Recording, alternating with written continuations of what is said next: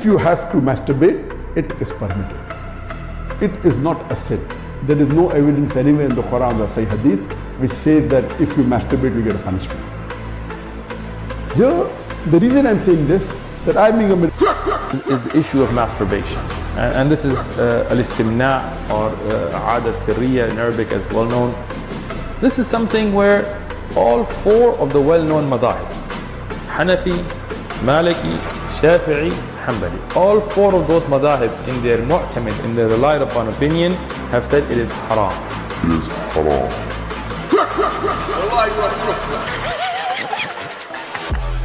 It is permitted. It is haram. It is permitted. It is haram. Permitted. Haram. Permitted. Haram. Permitted. Haram. On the manhaj, off the manhaj. On the manhaj, off the manhaj. What is the Islamic perspective on masturbation? Is it permissible or not? So on the whole, we should establish a general principle based on which people can make their own decision about this. So if there is no such compelling evidence either from the scripture or from reason, then the thing is permissible. So now those who have said that masturbation is prohibited, they might cite something from a reason. They may say, well, okay, masturbation causes blindness, which is ridiculous today. So we don't have any such medical or reasonable reason. The thing is permissible. Is permissible. Permissible. Haram. Permissible. Haram. Permitted. Haram. Permissible. Islamic ruling of masturbation, stimulating oneself in order to satisfy the sexual desire or stimulate themselves to, which would lead to a sexual discharge. So this indicates that any other means, such as self-stimulation or whatever, is not permissible. Is permissible. Is not permissible. Is permissible. Not permissible. Permitted. Haram. So what's the ruling on masturbation? Akhi, masturbation is prohibited. Of self-stimulation or masturbation, is it permissible in Islam or is this act sinful? It's not from the nobility of deeds, but just because it's not noble doesn't mean it is haram, right? So that's the point we have to mention here, that things might not be noble, that doesn't mean it is haram. So there is no sin at all in this act. Prohibited. Permitted. Is not permissible. Permissible. Haram. Permitted. Prohibited. Is permissible. Is not permissible. Doesn't mean it is haram. Haram. Yaar, don't do it, yaar. Don't do it, man. And you are a fraudster. And we will call up each and every single one of you out. Wallahi, we will call you out. What a brainwash ummah we are today.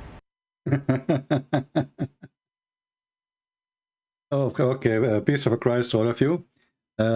Thank you for Sheikh Umad for this video. He is the one who made it. It's his channel. You can go and visit his channel. And don't forget to subscribe. He has very nice videos. You can watch them there.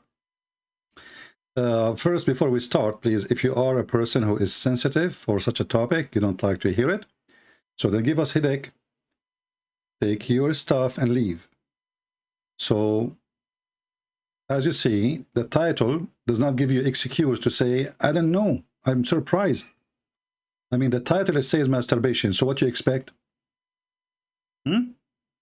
So don't tell us later, that's really not nice. You see the title? It's about masturbation. So this is not about video making salad, not about how to make a pizza, because some people, they play dumb and they are like, oh, what is that? This is rude, this is bad. You, yeah, okay, you know, just leave. Come now, before we start. Now, this potato Sheikh Uthman, he made a videos. He is saying that Zakir Naik is he's not a qualified. Zakir Naik is not a qualified, but he is a qualified. Anyway, if you speak Arabic, by the way, go and see Sheikh Uthman reading Arabic, and you will die laughing. He put this verse in the screen, and then he start reading what it says. Oh, sorry, the hadith, what it says in the hadith. And I was dying laughing from his stupid Arabic. And hey, Sheikh Uthman, I have an offer for you. This is just a special for you. You like to have a debate, me and you, just in Arabic? I am sure you will not understand a word. Yeah, potato, ketchup boy. By the way, how the ketchup doing? So this potato, he says that people, they are asking, Zakir Naik, and Zakir Naik simply is not a qualified. Simply, Zakir Naik really is not, he's an idiot. But Sheikh Uthman is the one who knows. This is the guy who said there's many Messiah. If we ask the Muslims in Islam how many Messiah there is only two. There's false Messiah and real Messiah. That's why his prophet, he called the false Messiah the Masih ad-Dajjal. This is how stupid this dummy is. And then he have to make 10 videos to explain his stupidity to the Muslim, not to us. Because Muslim, they are all over him. And now he is claiming that Zakir Naik, brother, is not a qualified. Comparative religion, work that he's done with the Virdas and Bible number, chapter number, verse number, amazing work. But people take him fiqh questions that he's really not qualified to answer. He's not qualified. Zakir Naik isn't a qualified. Sheikh Uthman is a qualified.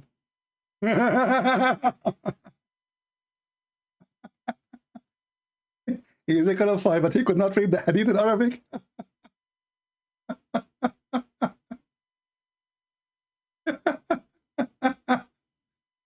He put this hadith in front of us on the screen, and he start reading.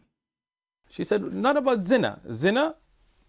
Read. Where? I don't know what moment he start reading. Where he read the sea. Imam al-Hakim, he says, هذا حديث صحيح على شرط صحيحين. What? هذا حديث صحيح على شرط صحيحين? What is that? This is Arabic? هذا حديث صحيح. You idiot. على شرط الصحيحين. Potato. Go and learn some Arabic. Join our classroom. We will teach you. Now let us show you how stupid this religion. When Muslim they raise such a topic, this is telling you how low this cult is. Masturbation.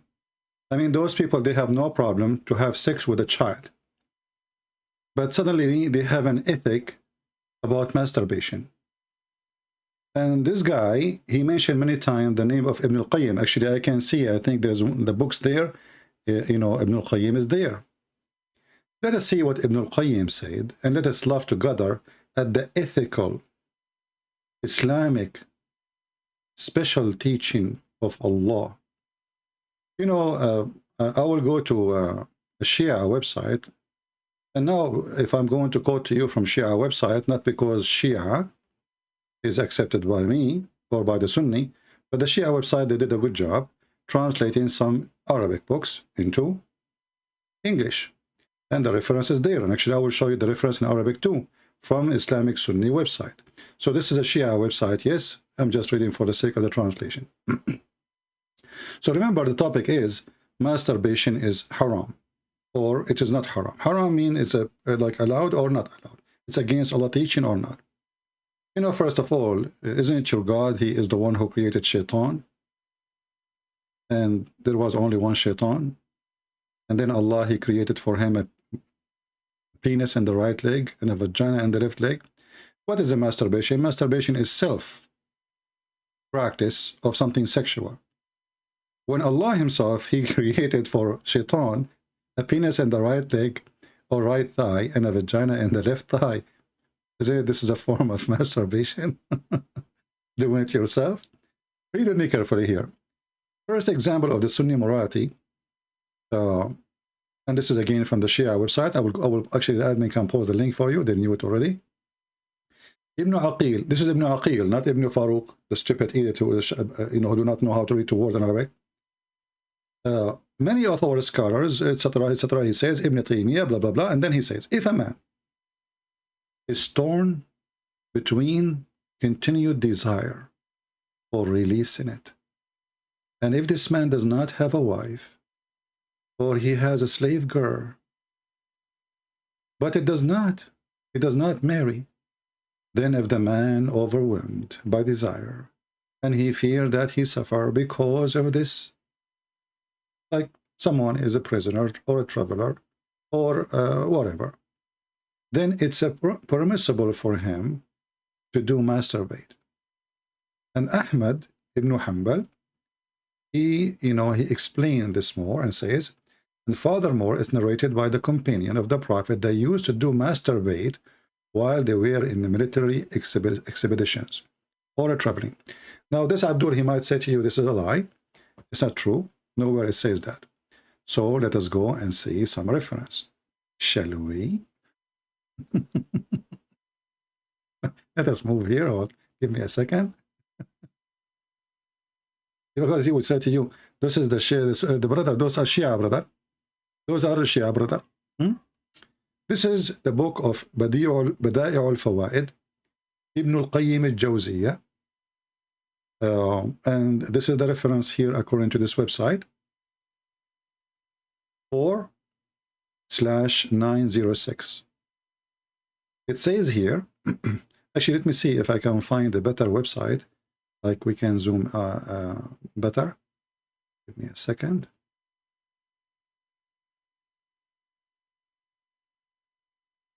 So we can love more.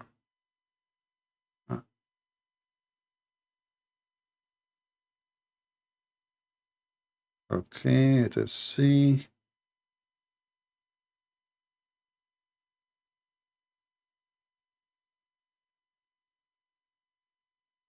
You see, I wasn't like I did not prepare for this topic, but I just opened some, right away. I do not need to prepare for it. This is why it will take us a little bit of time just to find the exact. I have the reference in front of me, but I don't like the page. The way it's made when you translate is not going to show the whole thing if I zoom out. So let us do this.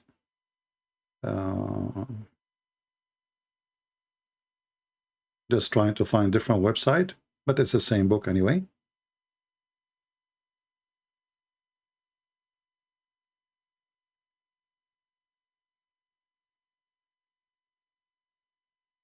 Okay. I found the same website again. Let's see this one.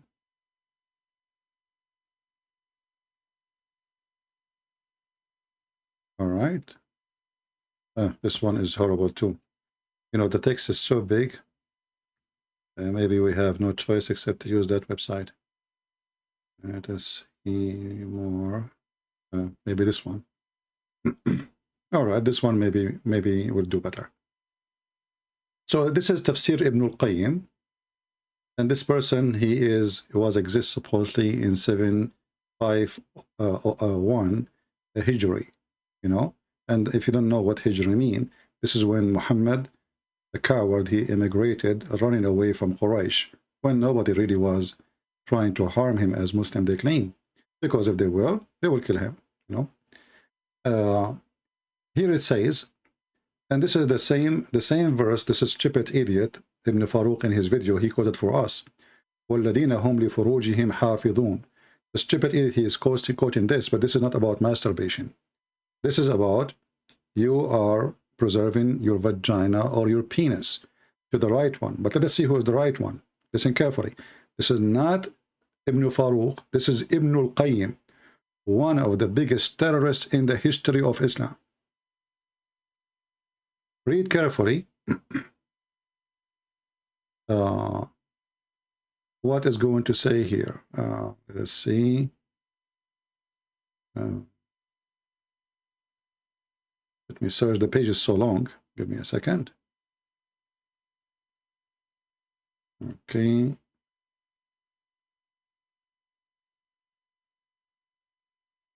Some website, they post the whole book in one page, and that make it hard to find the thing you are looking for. Let's see here. Oh man, if you click outside, you go outside of the page.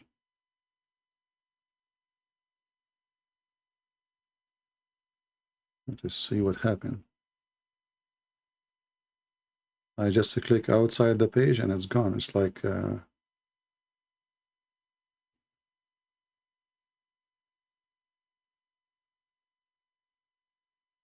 it will look like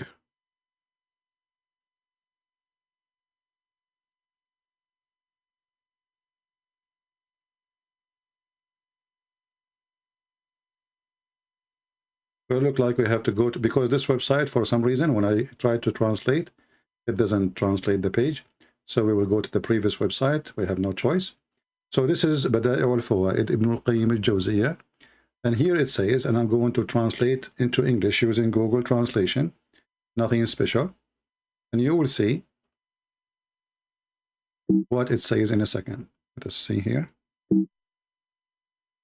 And actually, let me copy the link so I can post it for you. And you can do the same from your side.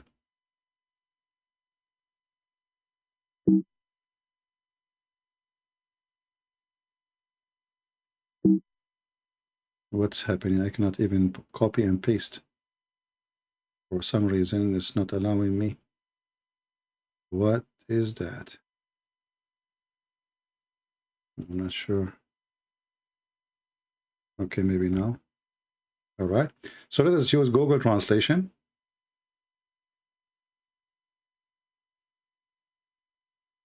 It's not allowing me to use Google Translation. Let us try again. Click out of the page. Here we go. Now it's working. So read how they lie to you, those liars who they are either stupid, they do not know their religion, or they are lying in purpose as usual. Here it says that a person, he can even have he can use the hand of little child in order to masturbate. Read carefully. In this chapter was narrated by the authority of Ahmad about a man who feared that his bladder would rupture from sexual, like, you know, his testicles is full of water, his watermelon, and that and he don't have you know, like he have no choice. So what he will do, you know, he's horny, and according to my knowledge, Ibn al-Qayyim, he said, if you do that during Ramadan, that will not destroy his fasting. And if you do not have a wife, or actually, if you don't want to have sex with his wife, which means even if you have a wife, he can use the hand of his wife or a young child slave. A young child slave to masturbate with her hand. Let me zoom in so you can see.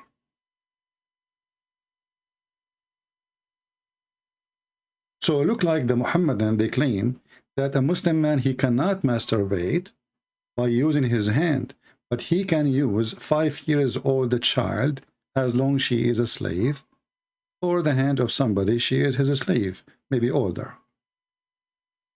And here you see the filth of this religion and how low it is.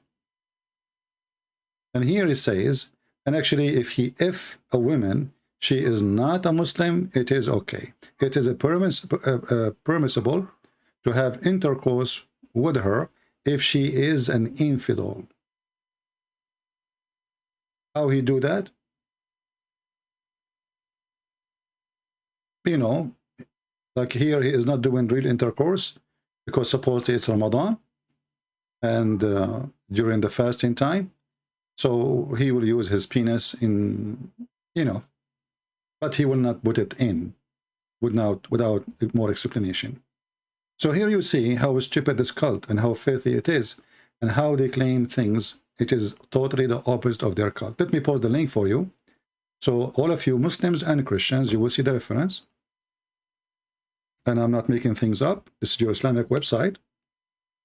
And I challenge you, all of you, all the Muslims who will come watch the video, I challenge you to say that Ibn al-Qayyim is not a scholar, and he is not one of your bigot fat boys, and he is a real ketchup, not like this guy. And I challenge you to say, I am lying, and it does not say that CP. All right? Now, so using the hand of little child to do masturbate is okay, but according to them, using your hand is not right. That is science. I mean, how nice it is. Using your hand, wrong. Using the hand of a child. It says there in Arabic, it's a child, even in English translation. طفلة طفلة له أمة طفلة. Go right now and search in Google what this word means. طفلة. طفلة mean little tiny child. Even there it says أو صغيرة. صغيرة even younger than طفلة. Maybe she is 2 years old.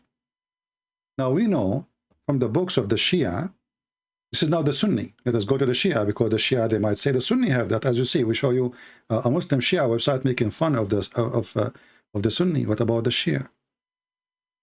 This is the Shia.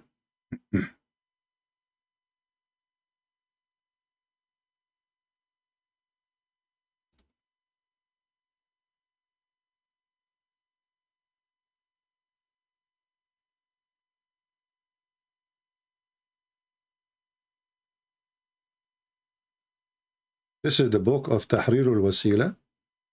I will show it to you.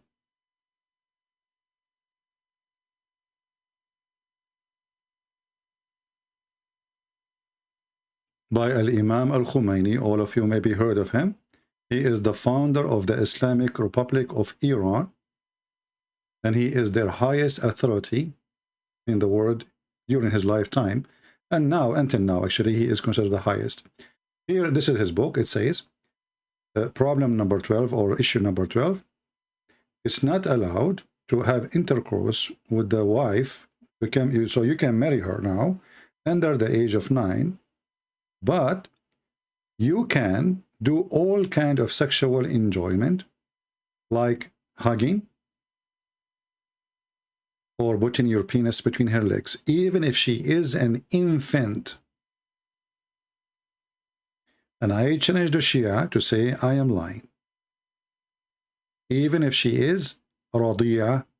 Actually, I have a video debate in Paltalk. You can search it. Having sex with the infant. The Muslim doctor, he was saying, so what? Allah, he allowed me, but I did not do it. Allah, he allowed him. But he himself, he did not do it.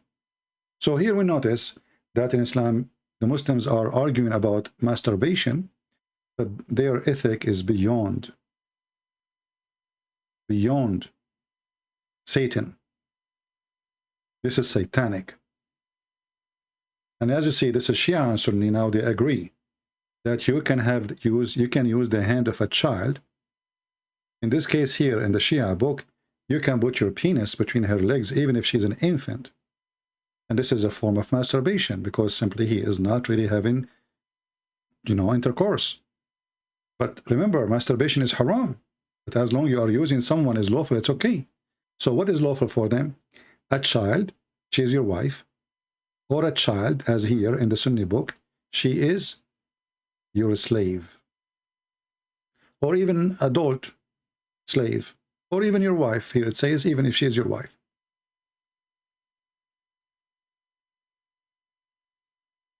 So when those people, they speak about what is forbidden and what is not forbidden, how low this cult can go, how filthy this garbage religion can go. And this religion, they say to you, like I saw once an interview by what his name, apostate prophet, with a woman. She is covering herself with the burqa, and so why she convert to Islam. And she said Islam, like Christianity and Judaism, they fail with the what the word she will use, modesty. So what kind of a woman she accept such a kind of modesty unless she is, I don't want to use the word, you choose the one. Do you see how filthy this cult is? Modesty. So this is modesty in Islam. And those are the biggest of them, teaching them how to have sex and masturbate. And actually, I remember now, there's a hadith mentioned by Aisha that when Muhammad, he wanted to have Aisha in his house, Aisha, she was very, small. As we know from the hadith says that Aisha, she was 6 years old.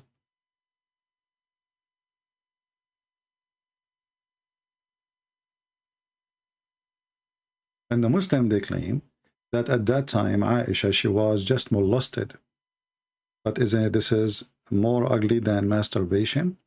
So the Prophet, he did not have intercourse with her, but he did molest her. When Aisha, she was moved to the house of Muhammad, before she moved her, the mother of Aisha, she asked for a few days so she can feed up Aisha, because Aisha was so tiny and so skinny, to the point she was afraid that she might die if he slept over her. So what the mother of Aisha, she did, let me try to find the hadith, because I don't remember exactly the exact details. You know, I did not, I mean, this hadith is something I just remember from like maybe 20 years ago. Let me try to find it. Give me a second.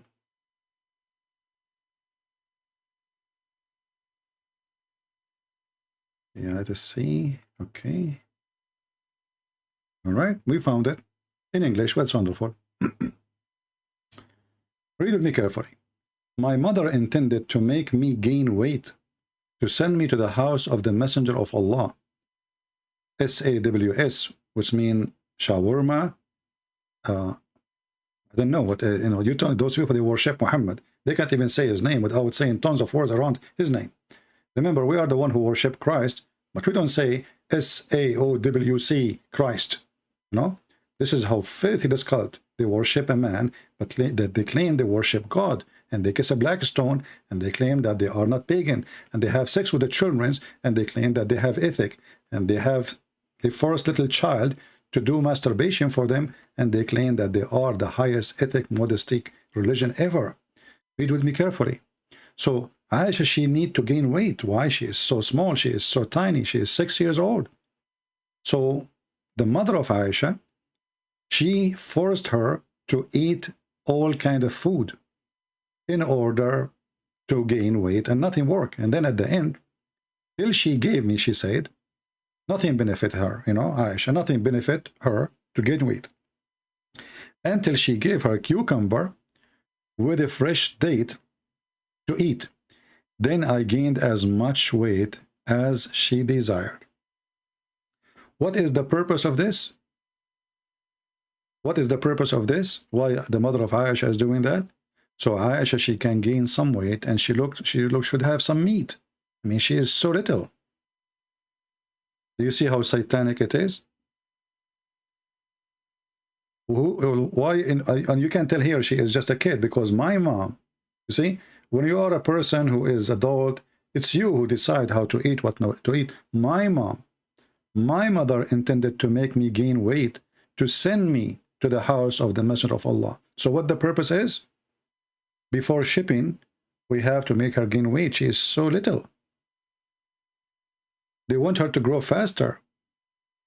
Do you see it? This is Muhammad. And this is the faith of such a man.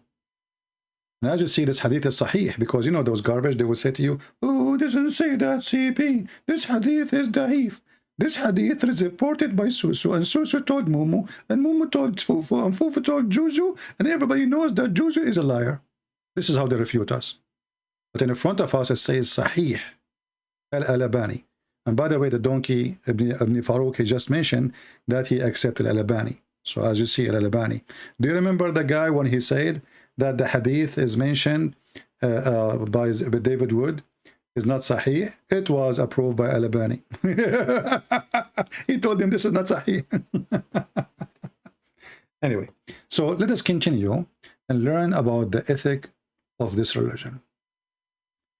There is many ethical teaching in Islam, a lot of ethical teaching, and I'm afraid if I teach you more, you will become so corrupt. So let us see what we will teach you here. I will try, you know, actually I don't want to keep it long. And by the way, tomorrow I might come live on air, and the reason I came now, there is somebody we asked to come and repair something in the house. And suddenly he says, tomorrow I have time. I was waiting for him for long. And suddenly he says, tomorrow I have time in the, you know, in the morning. So I don't know if he will come. Usually he lied too, like Muhammad. You know? So we might come in the morning, but I decided to go now in case I could not make it tomorrow. So just to let you know. All right. So let us go and see the more morality of the Muhammadan. If women she have, let us go here.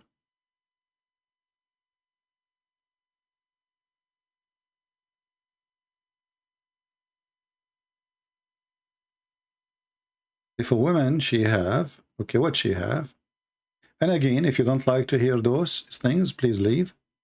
You know, this is a topic not for everybody. Many of you are very like angels. I am not. If you're an angel, please leave.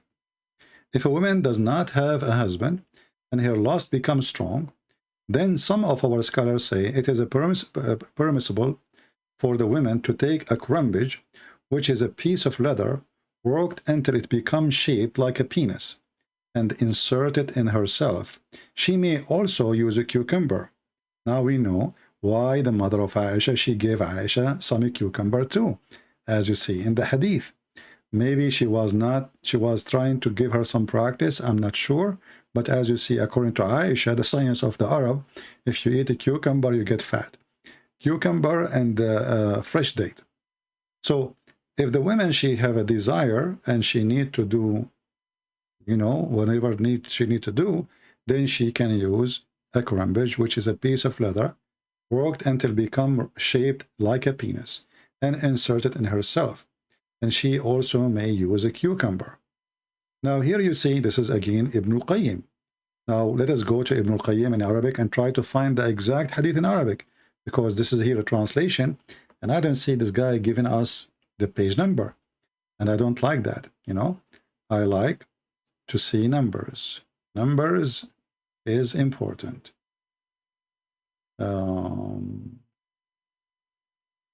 Let us see.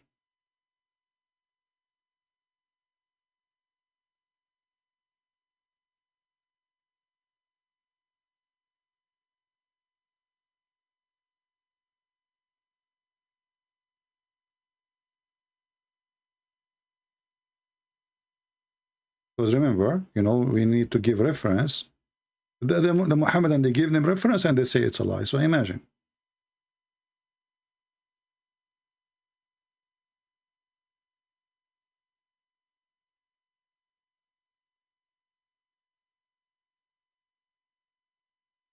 Let us see.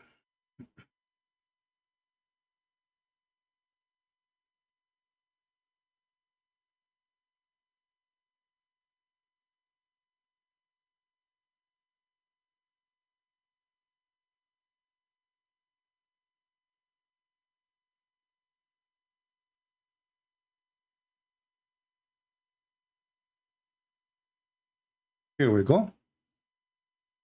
This is the book of Ibn al-Qayyim.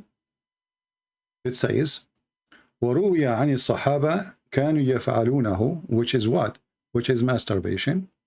And if a woman, she don't have husband, and she became so horny, some of our companions, they said, she is allowed to enter into her vagina a crumbage, which is something made from leather, sex toy, as made in the image or the look of a penis, and she inserted on it.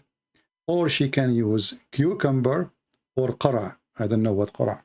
I don't know what translate the qara. The qara is the same as a cucumber, but it's yellow. You know what I mean? I'm sure you know what I'm talking about. It's like a cucumber, but it's have a yellow or white look from outside.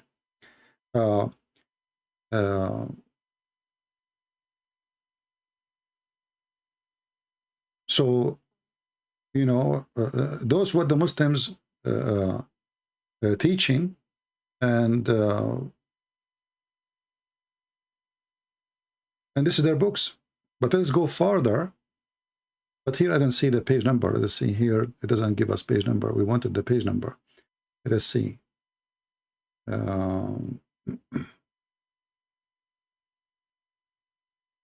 Okay, where is the page number?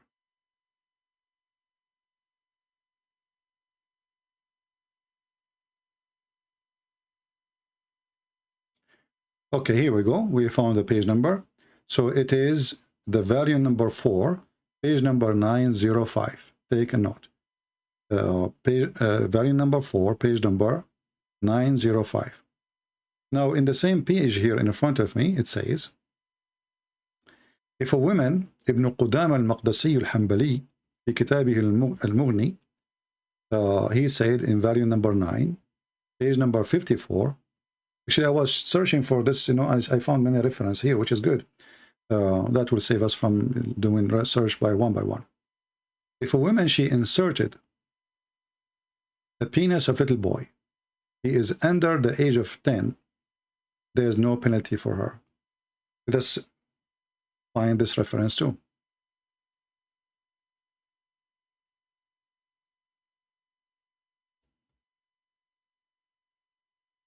And here we go. This is volume number 10, page number 152. Al-Mughni, Abdullah ibn Qudama, and this is the book.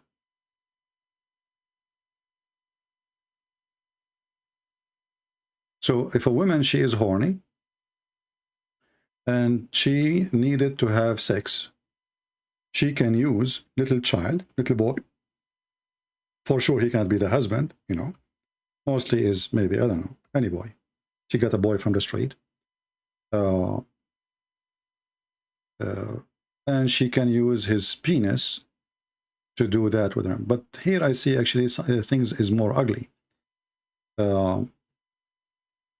Here in the top it says, and doing intercourse in the anus is fahisha, which means very bad, you know, which is like against Allah teaching, all right? But this is doing that in the anus of men.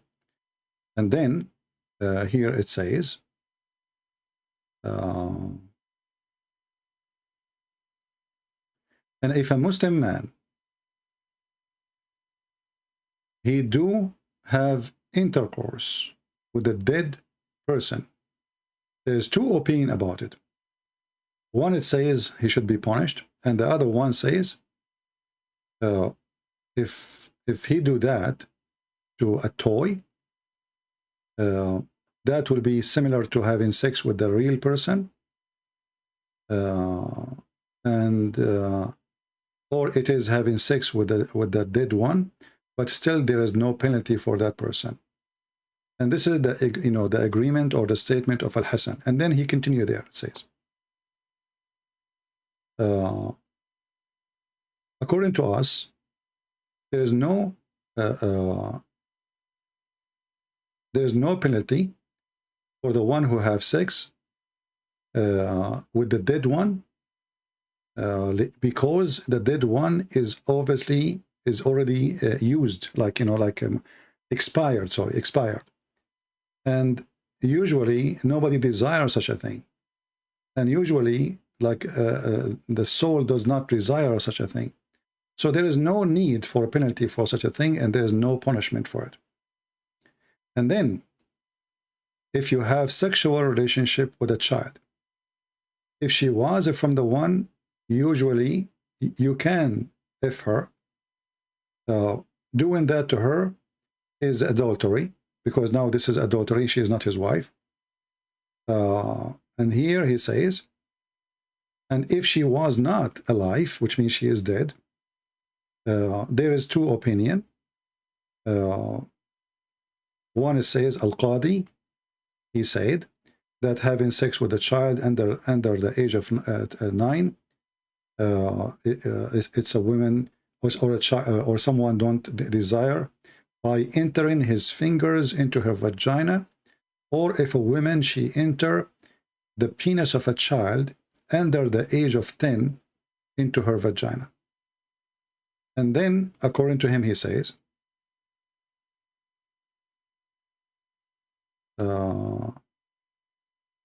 the penalty only happened if that person is in the age of intercourse, which means if there is no age of intercourse, then there is no penalty. So imagine here what the Muslims are talking about. And again, this is Al-Mughni, volume number 10, page number 152. And I'm going to use Google translation. And actually, even the Arabic is stupid to, you know, they are using very old Arabic. It's hard to translate, but maybe Google translation would do a good job. We hope so. So here it says, there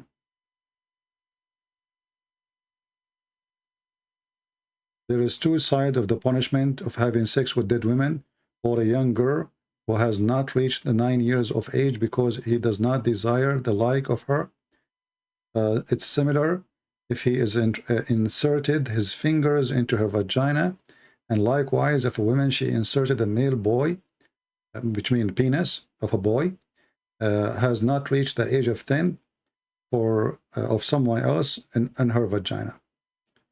This is Islam. Let us continue.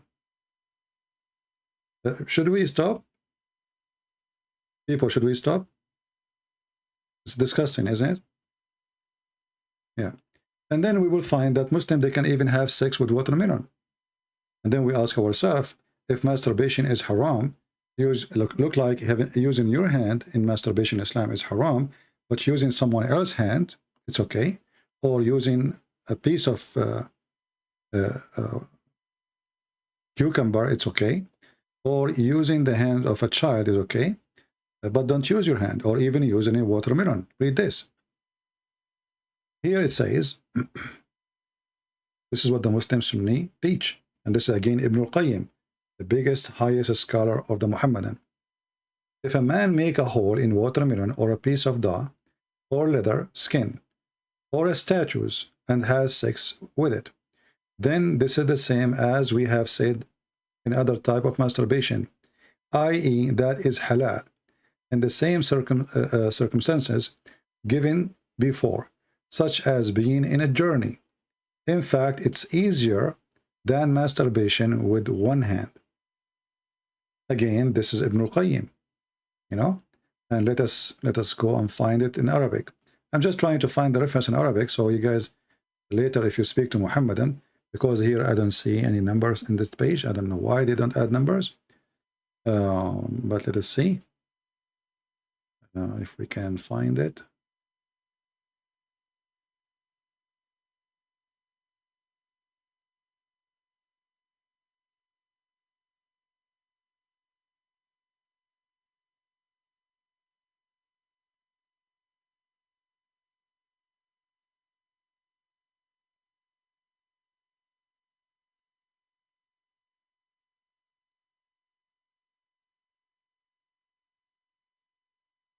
I don't like to mention something without giving reference.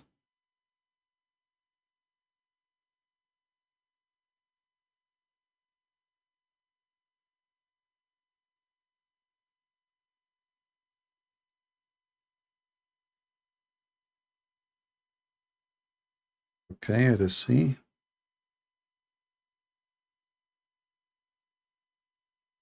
Actually, I think this is the same page we mentioned before. The very number 4, page number 09, 904, no, 905. Yeah, let us see.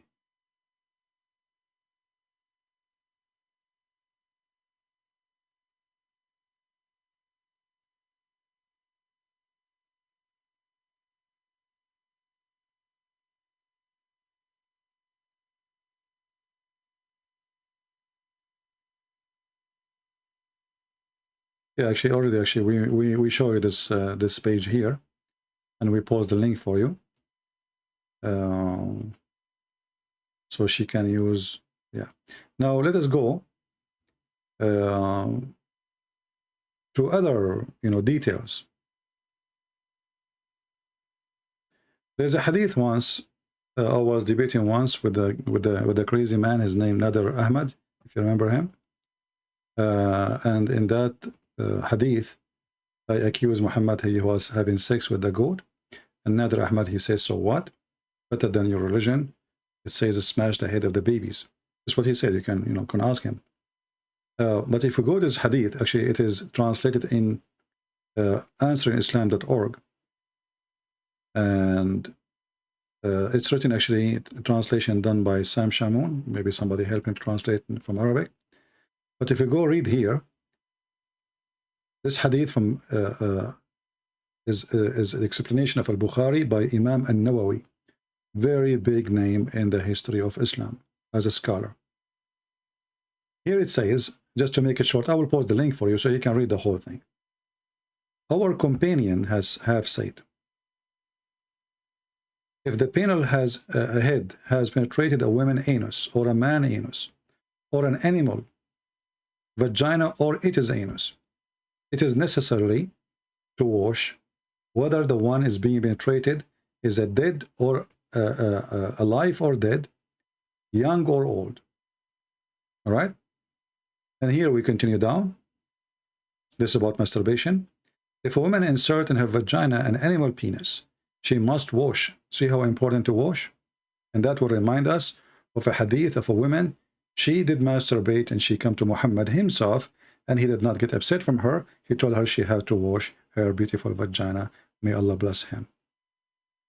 So she said here, or he said here, so if a woman, she insert in her vagina an animal penis, she must wash.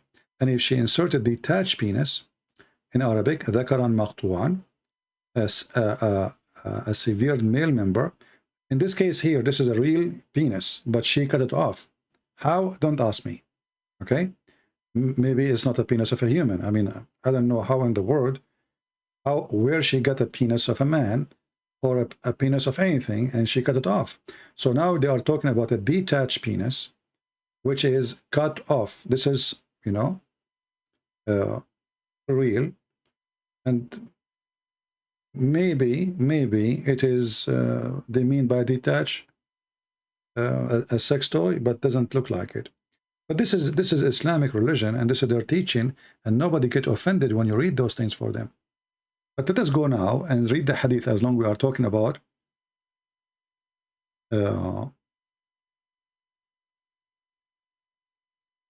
masturbating. This is the hadith about a woman. She came to Muhammad. Her name is Salim, sorry. She came to Muhammad, and she have a discharge by touching herself. The Muslim, they say to you, it says a wet dream. It says there a wet dream. In fact, the wet dream here is a woman, she is imagining a man having sex with her, and she touched herself. Isn't it, this is a masturbation? It is a masturbation. And this can be during sleep, or it can be during being awake. Do you see anything Muhammad saying this is not right, don't do that? Absolutely not. All what he said, and he claimed something very stupid, he said that she should wash her vagina if she see the discharge. And he claimed that if the women have discharge first, the baby will be a child girl, and if the man have discharge, the child, the newborn child, if the sex happen, is going to be a boy. But in this scenario here, we are talking about what? About a woman, she don't have a man in the bed with her, and she have discharge. Now, the Muslims, they might say to you, well, this is in the dream, you cannot control it. This is not in the dream, even though it's possible to be in the dream. How we know it's not in the dream? Because the wife of Muhammad, she said to Muhammad, do women أتحتلم المرأة? You see? The Muslim, they try to translate the word tahtalim as a dream, coming from the word hulm. In fact, the word hulm is a person who come to the age of able to have orgasm. If you go in the Quran, actually, there's a verse about it. I just remember.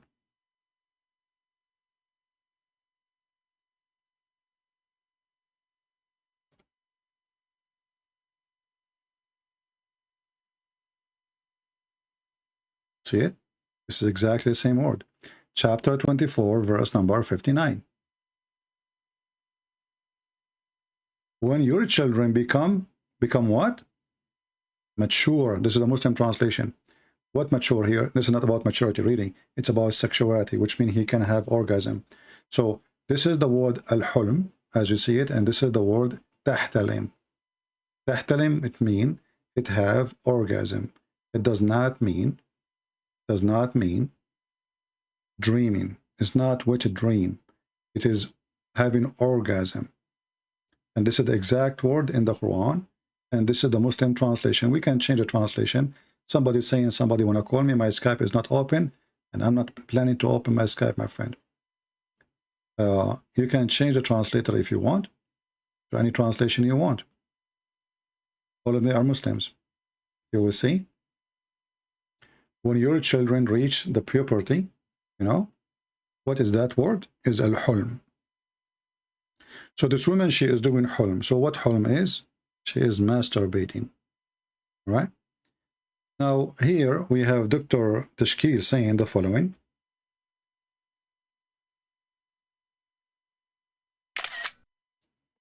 Read with me carefully and try not to laugh. This Muslim, he is being upset and he is giving us a refutation. He says Allah is not ashamed. I agree.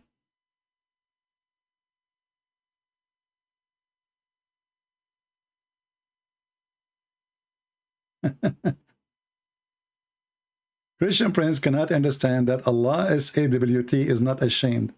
Our friend, you have no shame. You have sex with the children, you have sex with animals, you have sex with God, you have sex in heaven, you have sex with your mother in heaven, you have sex with your daughter. The Quran says whatever you wish. So we agree, finally we agree, me and Mr. Dr. Tashkil, that Allah is not ashamed. He have zero shame. A God who have a shame, he will not describe for you how long your penis is. What the purpose of that? And why it have to be so long? Because size does matter, for Allah is a sexual God. Allah is not ashamed, so he gave you permission to have sex with the children. Guys, I just told you, my Skype is not open. I will not open it. Doesn't matter who wanna call. I'm not in the mood to take calls. So, we decided to make this video so we can show you reference, not to have a conversation with anybody. Christian Prince can't understand, my friend. Can you explain to me how you explain to your wife that she can enter a cucumber in her vagina? As you see, there's no shame in Islam. You know? So the women, she wear a burqa, but inside behind the burqa, there's a cucumber. Cutting a penis? Having sex with dead animal? Or alive? Dead man? Young child or adult or old? Islam have no shame. I agree. Now where is the shame? There's no shame. What do you want more?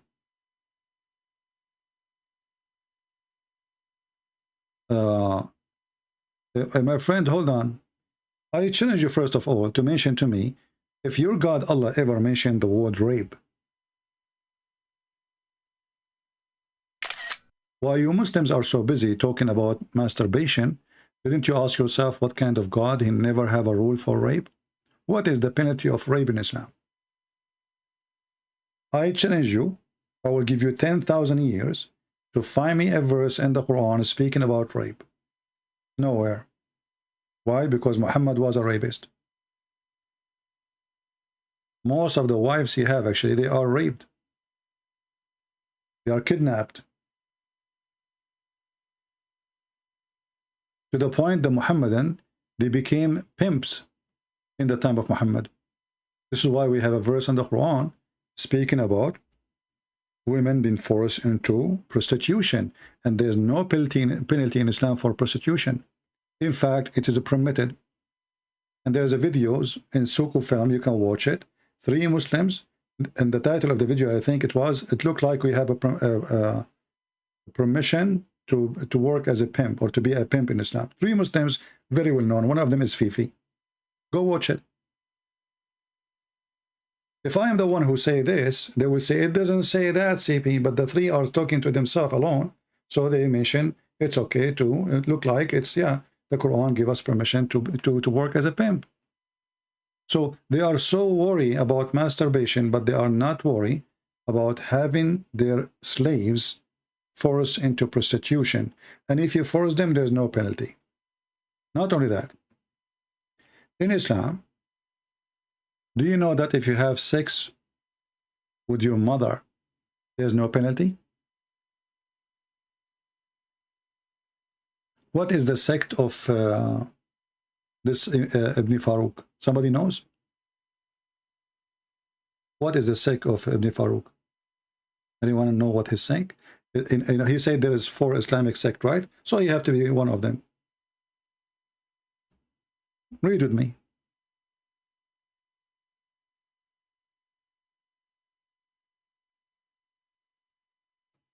What is the penalty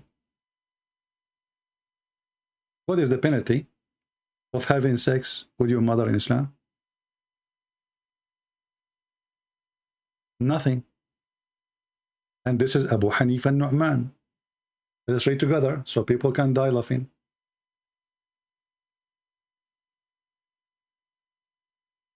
This is Ibn Hazm, volume number 11, page number 253. And here it says, and I will use Google translation again. And let us highlight the words so people can laugh. That's such a garbage.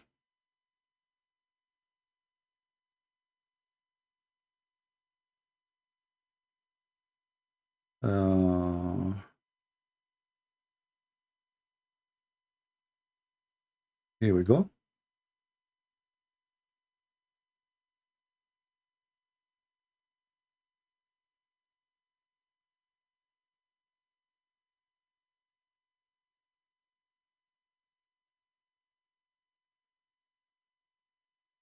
ولا حد على من تزوج أمه التي ولدته وابنته وأخته وجدته وعمته وخالته وبنت أخيه وبنت أخته عالما بقراباتهن منه عالما بتحريمهن. What does that mean? There is no penalty if a Muslim man he have sex with his mother. He married his mother. تزوج, not if her, he married her. The mother she gave birth to him, or his daughter, or his sister, or his grandmother, or his auntie from the other, like from his father's side, or from his mother's side, or the daughter of his brother, or the daughter of his sister, which means his niece. And he knew that they are relative to him. Let us use Google translation and see. Maybe I'm lying.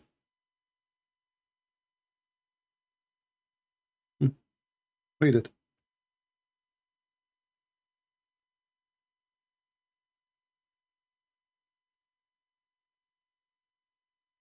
There is no punishment for him. Who? The one who do the following. The translation is not really good, you know. The one who marry his mother, who gave birth to him, and the one who marry his daughter or his sister or her niece. I mean, translation is horrible.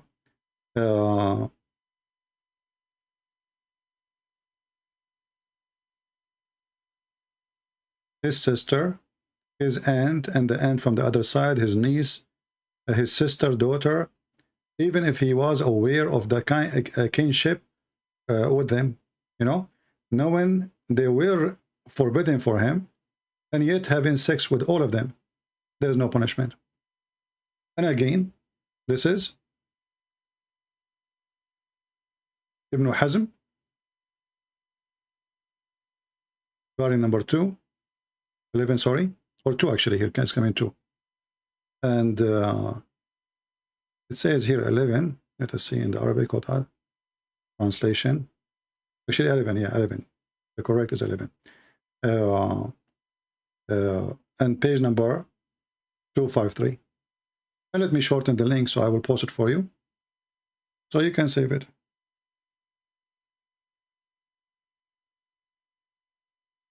What about having sex during Hajj with an animal? No penalty. And it does not even disturb your Hajj.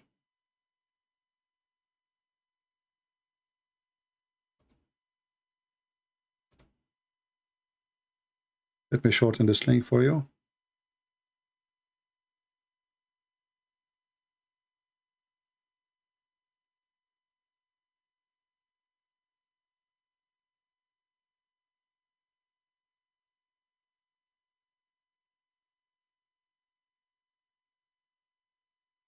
And I will post it. Here we go. I don't know if that will work. I don't know. It look weird, this link. I don't know if it work. It work? Maybe it doesn't. Let me see different.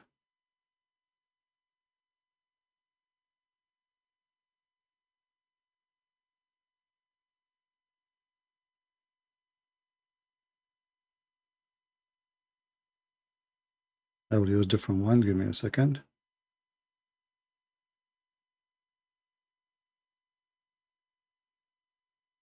Oh. You open those websites, they have advertising. All right, shorten. Okay, now it's going to work.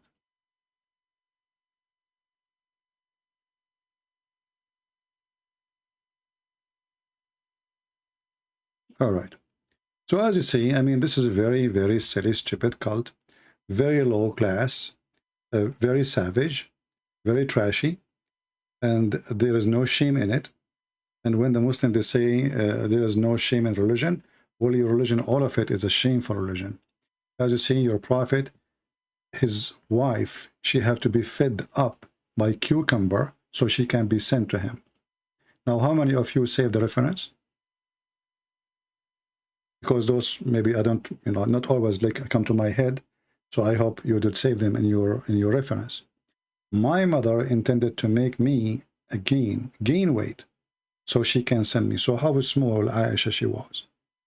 She is little child. Not only she confirmed she was 6, she confirmed that she is so little, so tiny. They have sex with watermelon. They have sex with the goat. The Muslim, they will say to you that the Prophet, he forbid. What is the verse in the Quran? Those hadith written long after Muhammad's death. Muhammad trying to copy the Bible. Allah forgot to mention it in the Quran. How come Allah, he forbid something very silly compared to having sex with an animal?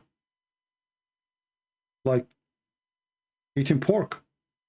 But Allah never mentioned that it's forbidden for you to have sexual relationship with something is not a human. Do you know that there is Muslim, they have fatwas that a Muslim, it's okay for him to have sex with his dead wife because she is halal? His dead wife. So if the woman, she died and they did not bury her yet and she is at home and the guy, he is horny, he can still have sex with her.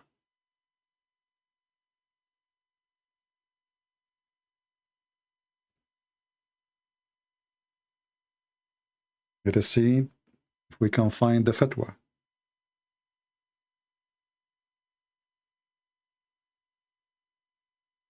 And again, the Muslim, they will say to you, well, there's no shame in Islam, and we agree.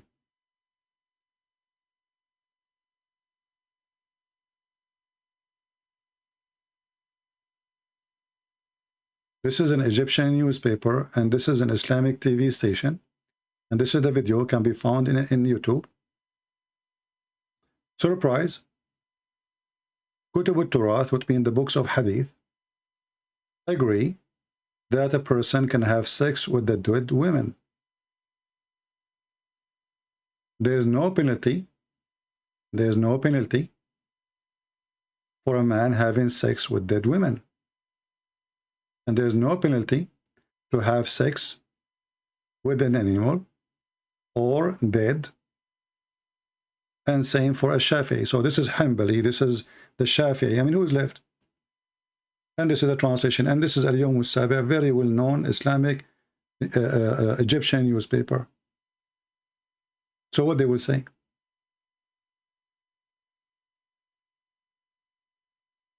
We can use Google Translation.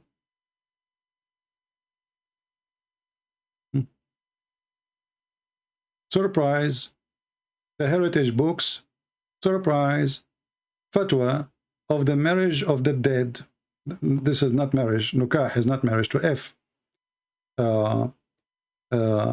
The Egyptian, blah, blah, blah, the Mufti, the highest authority, you know, in Egypt. The translation is very coming very funny. It says here, no one is allowed. But in fact, in Arabic, it says, there's no penalty for doing such a thing. Let me switch to Arabic. And actually here it says, in front of you, you know, if you see here, the book of Hanabils, there's no punishment for having sex with the dead or animals. The Shafi'i, same. If you have intercourse with the women, if she is dead or alive. Here the translation is coming wrong, where it says it's not allowed. It says allowed. Like, we can switch to Arabic.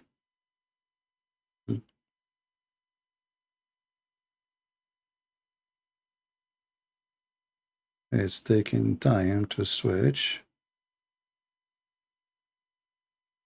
Let us see. I have too many browsers open and that's slowing my computer. All right, here we go. And this is again the Arabic title.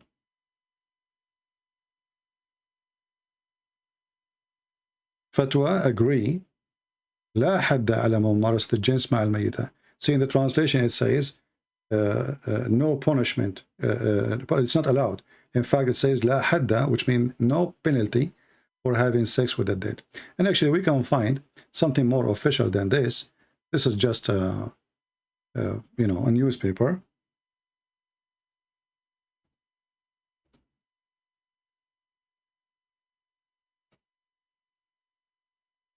I mean, how low this cult, this, you know, with Christ, we gain back our humanity.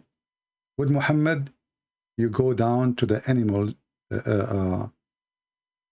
field, you know. Muhammad will make you an animal.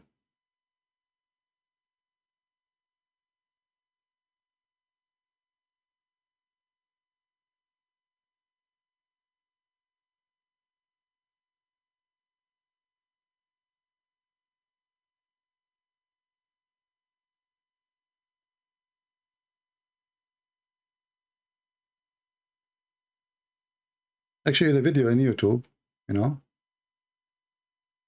the video with the sheikh is on YouTube. People can search it, can find it. But anyway, this is how low this cult is. Today we don't have many people here because it's not the time we go live usually. I hope we cover a good part of it. Now, anyone have a question? And again, people, you know, people who send me messages or emails in Patreon, save your questions to here. I cannot answer everybody in Patreon for many reasons. Sending you text back, it takes time. My English is not perfect. Talking for me is way easier than typing email. And the top of that, the reference I have to give you, it is in Arabic, and which means I have to translate the reference to.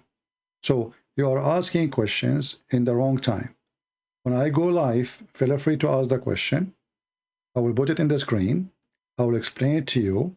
I will share the link, and that will make it perfect. And not only you, you get the benefit, everybody, not only one person.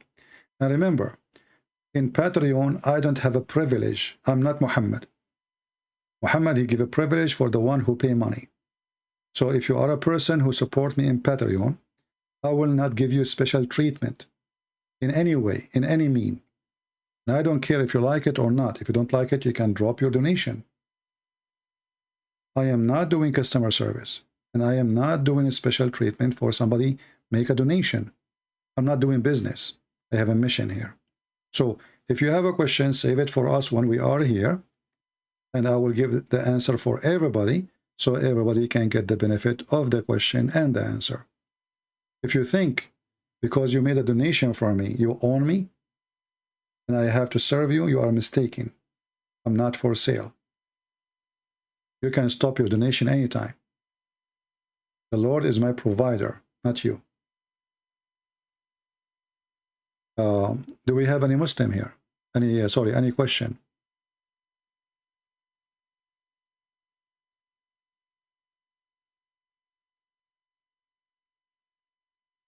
Yusuf saying, Islam is beautiful. It make your kids practice before they become immoral. My friend, your kids practice what? Your son will say to his brother, F your mother. Why? Because the other person, he have different mother. I remember when I was a child, I went to a house of a Muslim boy, and we were playing together. And then the kid, he said to his brother, F your mother. I look at him and I say, but isn't he is your brother? He said, yeah, but from other women. So this is what they practice, my friend. Muslim family is the most divided, corrupted families ever, because having multiple wives destroy the family from inside out, not only outside. Everything. You don't have a family. You don't have even a marriage. I remember actually once I went with a child. He said, we want to go and buy some like ice cream or something like that. So he want to go and ask his dad if he can give him some, you know, coins to go and buy. And I have money with me. He don't have money. He said, let's go to my dad. So his dad is sitting outside in the store. He owns a store. And he came to his dad and he said to him, I want to buy ice cream. He said, you are the son of who? I could not believe it that he is asking his son, you are the son of who? He knew that he is his son, but he do not remember he is a son from which wife. So when you tell me your kids practice what? What you practice exactly? Can you tell me what you practice? Islam teach you how to cheat. Islam teach you how to lie. Isn't it your prophet, he says a Muslim, he can lie to his wife and the wife, she can lie to her husband? So is your son practicing? Are you, Mr. Yusuf, practicing? And you will notice Yusuf, he is ignoring everything I said, and he focused on something else right now. He's talking about Aisha. Yeah, Aisha, she was fed by cucumber, so she can gain weight, Mr. Yusuf. Are you telling your daughter to eat cucumber so she can get a little bit fat, so you can ship her out of the house at the age of 6? Is your children practicing that already? Are you going to give your daughter to the neighbor at the age of 6? Are you sick, Yusuf? Islam make our kids practice. Practice what? Practice sickness. This is your religion. And now we understand why cucumber is expensive in the Middle East.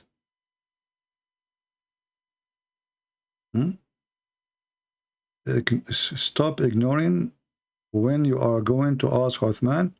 We are asking Uthman every day. And as long as you are proud about Uthman, well, how come, okay, let us see what Uthman, he said, how come Uthman don't dare to let me call him and speak to him? Who is the one who refused? It's him. Christian Prince, if you are a man, come to me. I don't go anywhere. I will go all the way to San Diego. I will not even spend a penny. I will donate them for someone is poor, you know, because people, they don't cannot afford even to eat. It's the thing we can do by beating him in person. I can do it right now. Give me his Skype. I will call him right now. He's a potato, son of Muta. He don't dare. And this is your Uthman, the one you are agree about. He is the one who said that your prophet is not Abrahamic. And I agree. Finally, we got a Muslim. We can hold him from his testicles if he have any. And now we can squeeze them each time. Look, let me squeeze them. Here we go. When the Muslim, they lie to us and they say Muhammad was Abrahamic. Who I'm going to use? My helper. Who is my helper? The ketchup boy. Here we go.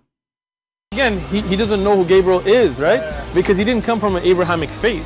The people of Mecca were pagan. Quran is mentioned that this book was from other than God. Because he didn't come from know who Gabriel is. But I mean, again, he doesn't know who Gabriel is, right? Because he didn't come from an Abrahamic faith. The people of Mecca were pagan. So this is the guy you want me to talk to? We laugh. You don't even know how to read the... Go and see the video here. How he read the hadith. Go and laugh. This is a guy who called himself Sheikh. He do not know how to read Arabic. A Sheikh who do not know Arabic.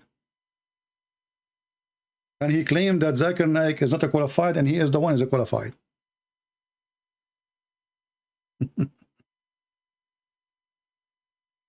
Do we have any brave Muslim? Huh? Who is a brave Muslim have anything to say? You always say the Arabic text have more info than English. And you suggest to deal with the Arabic text to expose lies. My friend, there's no way to expose lies of Muslims unless you get an honest translation. And honest translation never exists. I never saw any. You know? So the only way, if you really want to do a good job, is to learn Arabic. Do you remember the guy who converted to Islam for more than 60 years? He called himself a brother Ishmael. He used to have a channel, it's called Convert to Islam. Do you remember him? Who remember him? Actually, I made videos when he was a Muslim against him. You remember him? Let me find you his channel.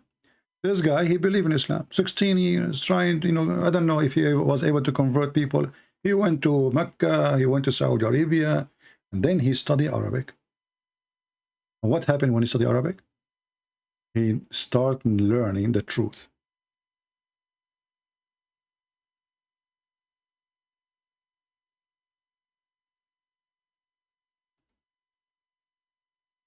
His channel name, it used to be Convert to Islam. Then this person, he changed his channel from Convert to Islam to Don't Convert to Islam.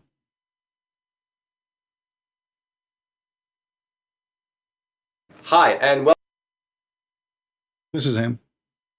And I have videos made against what he is saying, if anyone of you remember.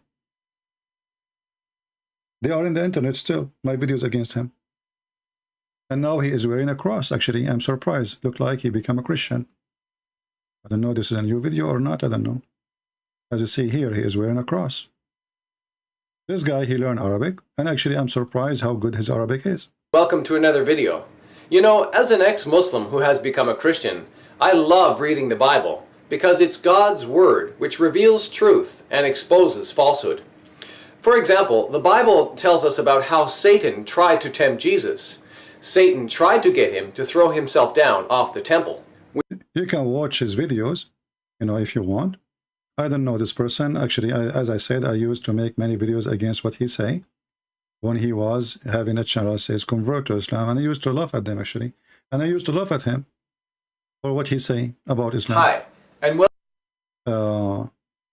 but what happened? Here we go. This is a video from him. It says, why I left Islam. Hello, peace be upon you. Assalamu alaikum. My name is Brother Ismail. I've been a Muslim for 16 years.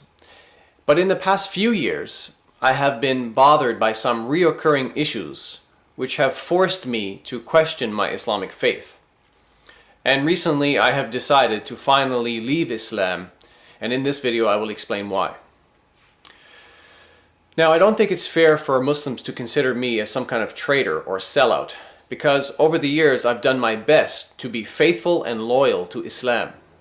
I did not play games with Islam, and I took my Islamic faith very seriously. And whenever I found any Islamic teaching difficult, problematic, or controversial, I always did my best to research the issue for myself and for my fellow Muslims to resolve. Anyway, you can watch his videos, and you will see the guy, he learned really good Arabic. I was really surprised about his reading. For you are allowed such women after making sure they are not pregnant.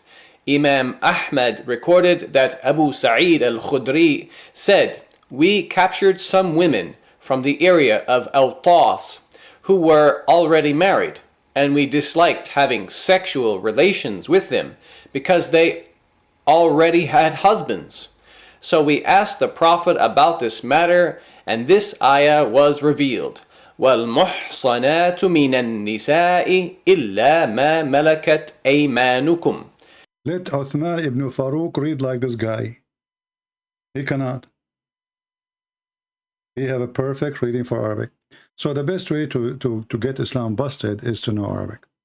When you are, for sure, not everyone who knows Arabic, he knows Islam. This is based on your interest. But how much time you give it, how much time you study, you do. But the key is the language. If I am a person who knew Hebrew, that will double my knowledge in the Bible too. If I know Aramaic, the same will do. Knowing language is the key of knowledge.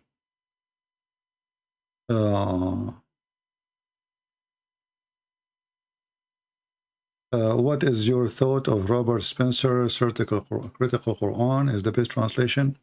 I cannot judge it. I never touch it. I don't know what it is. But do Spencer speak Arabic? Do Robert Spencer speak Arabic? I'm not sure. Because translation, it's not easy. It's not an easy job. And even if you speak Arabic, he speaks very good English for sure. I have no doubt about that. But I'm not sure how good is Arabic. Any question? If you have a question, please ask me. Yeah, one of you sent me a message says, this is a different topic now. One of you said that the Catholic worship Mary. You see, there's many dummy and they are stupid liars and we laugh at you. There's no Catholic, no Orthodox, no Protestant worship Mary. That's a lie. There's some of you, even they claim to be Christian, they say that the Catholic, they pray to Mary. That is another lie. The Catholic, they ask Mary to pray for them. They don't pray to Mary. If you are a donkey or a donkey, I cannot make you a horse.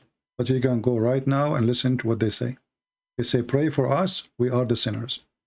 So if you are a donkey, you are a donkey. What I cannot fix you. I cannot make you a horse, my friend.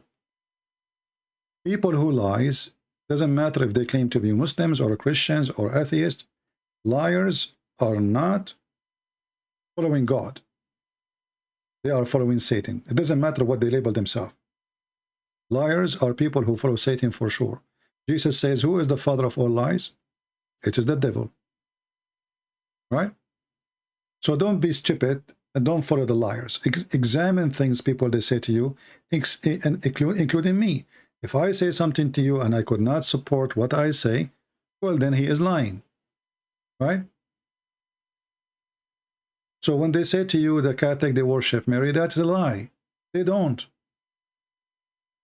When they say to you that the Catholic, they ask the dead ones to pray for them, or they pray to the dead one, that's stupid to say. The dead they are talking about is not dead, at least for them. Isn't it the Bible says when Jesus was resurrected, thousands of saints resurrected with him? So they pray, asking the saint to pray for them. They are not praying to the saints. People are foolish, and they are driven by hatred and ignorance. I am not a Catholic, by the way. I don't agree with many things they do. Many things. But still, I believe Catholic are Christians and even maybe better Christian than us. Remember, it's not the name what make you good Christian or not. It is what you do. The Lord, he said, from their fruit you shall know them. So there's a Catholic. He is a believer. He practice. He do everything he can do to follow the Lord, the Messiah. And there's a Catholic, he don't care. He's a Catholic by name. And same for Protestants, same for Orthodox, and same for all of us. There's people, they are by name, and there's people, they are really believers. The truth is, whoever believes in Jesus, he will go to heaven. Not the Catholic, not the Protestant, not the Orthodox. Those who label themselves by names, I consider them a bunch of fools. I don't mind if somebody says, well, I'm a Catholic, okay, no problem, just to tell me how, what kind of system of a school he follow. But if you think because you are a Catholic or Protestant or Orthodox, you go to heaven, you are a fool. You go to heaven only because of Jesus. Only. Jesus said, I am the way. There's no other way except by me. Nobody can enter the kingdom of my Father except by me. How that can be? Whoever believes in me and I will live. It is the Messiah, my friend, who is our Lord.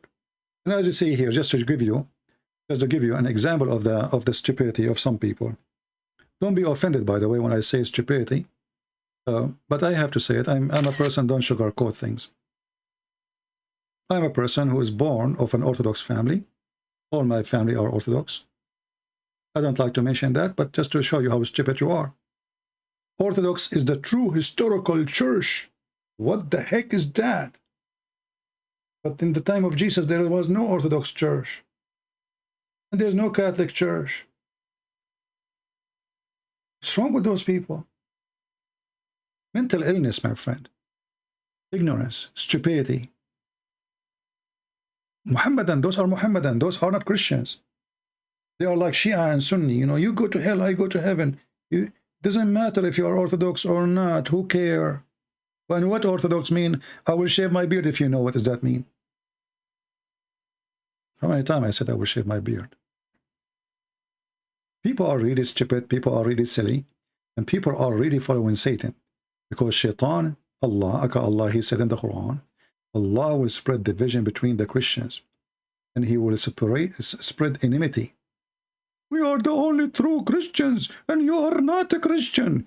Paul was not Orthodox, neither Peter, neither John, none of them was Orthodox or Catholic or Protestant. Stop being stupid.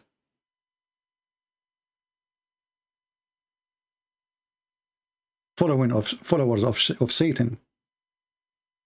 Look what the Quran said. The Quran said Allah will spread hatred and enmity between the Christians until the day of judgment. And those who do that, they are following Allah, not Jesus. They are the tools of Allah. They are controlled by Allah. They are satanic.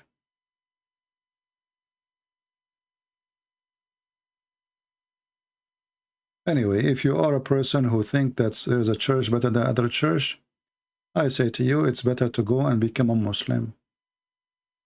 And may Allah make your penis long. Penis people. His penis is better than your penis. We have, you know, I mean, I don't know what to say.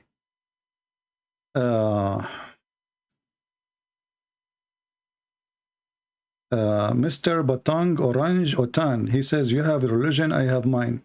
That is very stupid for you to say, my friend, because first of all, the verse you are quoting for me from the Quran is proving to me that your prophet is a certified donkey. Why? Shall we go and read the verse? Let's go. In that verse, or that chapter, if we can quote a chapter, Al-Kafirun, your prophet, he claimed that the people of Quraysh, they will never worship what he worshiped. But later, all of them, they convert to Islam.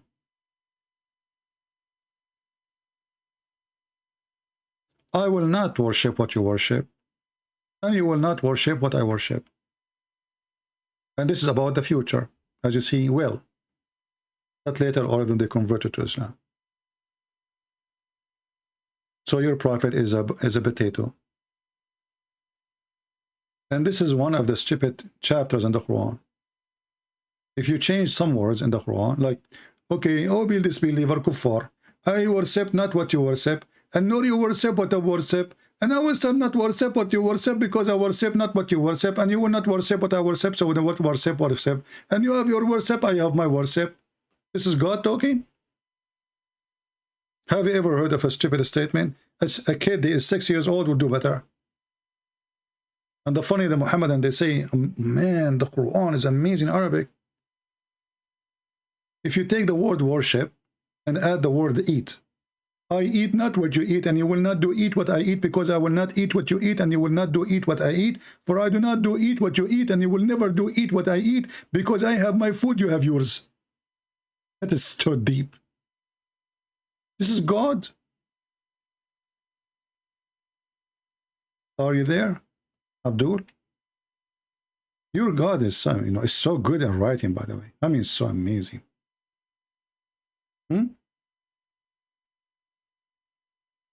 That's so deep. Look at this verse as an example, just to show you how deep the Islam is. No blame is there upon the blind, nor blame upon the lame, nor blame upon the sick, nor on yourself if you eat in your houses. Like, what the heck? That's deep. That is philosophy. Finally, we have a God, he agree that it's okay if we eat in our houses. Because look like in the time of Muhammad, people used to eat only in McDonald's. This is God, he sat in his office, and now he is thinking deeply. Let me tell them something new today. No blame, brother. If you are blind, you eat at home. Okay, well, the blind, before he used to eat where? Huh? I mean, before Islam, the blind, he used where he was allowed to eat. I mean, the guy is blind. And if you are lame, like if you have a broken leg or you cannot walk, or if you are sick, okay, or yourself, so nobody left. The blind, the sick, the one who cannot walk, and yourself. If you eat in your, what the point? What the heck? Or the house of your father. Oh, that's some. I'm so glad that Allah finally told us and guide us that we can eat in the house of our father. That's deep. I thought I cannot. Or the house of your mother. Wow. Hey, good news, brother. Finally, you can eat in your mother home. No problem. No problem, no problem.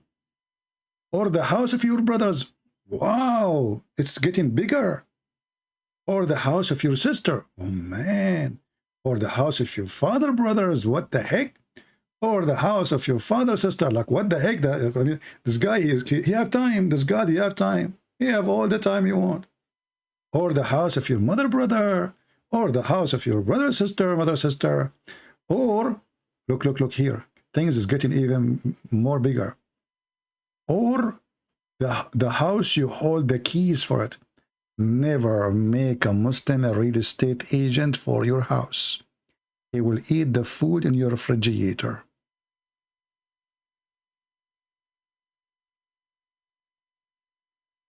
Do you see it? This is God, eh? This is a verse coming from God.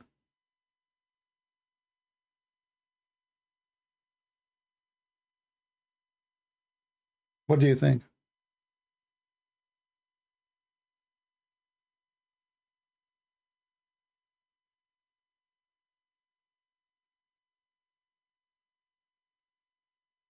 And Abdul?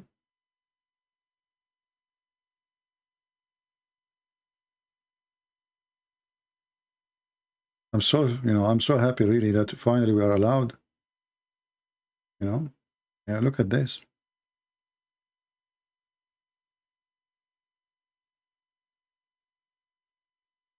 Any question? Can you explain the contradiction used in his video? What contradiction? I don't know what. I did not watch all his videos. I don't have time for his videos. I just open and see this, this stupidity. I look at the title. I watch 30 seconds of his video, and that's what I use, and I'm done. Do you think really I watch the one? I find that videos like Zakir Naik is more entertaining because I learn from him how to speak English. Like brother and sister. Printed lying to you. And he said to you that the Prophet, he didn't allow that to have a masturbation. In fact, it's permissible. Islam is a religion, teach you a lot of good things. As an example, Islam focus in something very serious and very important in your life. Like, can we have a hamster at home?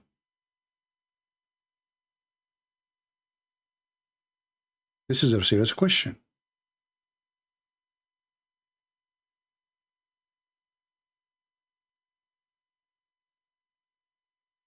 Allah Prophet, he have answer for everything. Can we have a hamster? We as a Muhammadan, we need to learn if having a hamster at home is okay or not. Because we don't want to go to hell because of a hamster. Brother, you don't want to go to hell because of a hamster. Can we keep hamsters as pets? The Prophet ﷺ instructed us to kill 5 types of animals, whether we find them in the hill area, which is out of the haram, or inside the haram. And he also ordered us in different hadith. Before we continue, somebody is saying here, all religion today is sect. That's not true. Christianity is not a religion first. Secondly, Christianity have 0 sect because we follow Jesus only, and those who follow sect, they are not Christians. If they think of sect as salvation, they are no Christian. Christianity is not a sect. Christianity is a Christ. That's why it's called a Christianity. We belong to Christ. So stop being stupid and don't come to me. Otherwise, I will send you free shipping and hand it to Allah. So let us see now the answer about the hamster. It's very important. I want you to focus with me. I know many men, they lost their marriage because of a hamster. I know a person, he lost his presidency. He was going to be elected. His name is Trump. The hamster, he ate a lot of vote. So this is a very dangerous creature. True story, by the way. Animals, whether we find them in the hill area, which is out of the haram, or inside the haram. And he also ordered us in different hadith to kill mice, because a mouse is a type of an animal that is evil by nature. And it carries a lot of diseases, and the plague is one of them, among others. and it's known to be destructive and with evil intent. Even it may take a piece of thread. You see the evil intent? This is in the case of law. If you study law, this is a premeditated murder. You see, did you hear what he said? Intent. You have an intent to do evil. Like the mice, he said he put his tail in his lips, in his mouth. He's thinking, you know, let me burn the house. Okay. Evil intent. The mice, you have an evil intent. You do it on purpose, brother. And even it may,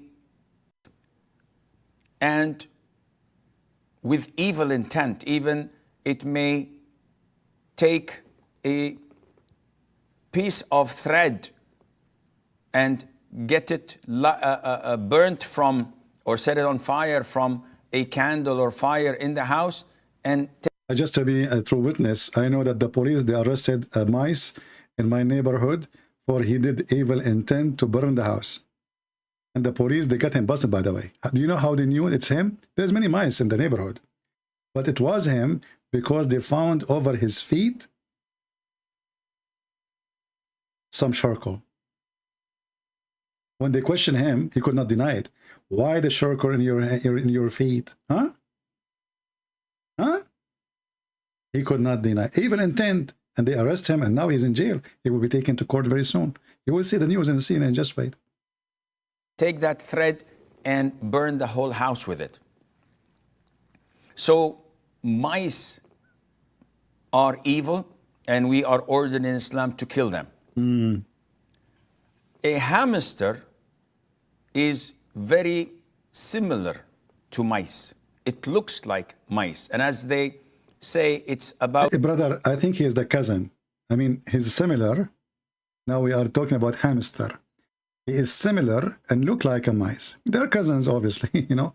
I think the father, I think what happened, the mother of the mice, she was cheating her husband, Mr. Rat, you know. And like she mixed with different ethnic group. And then they have hamster. And obviously is coming from hamster in... you know, in England, you know, and so obviously it's an immigrant from England. Okay, this hamster. Okay, what happened? What happened?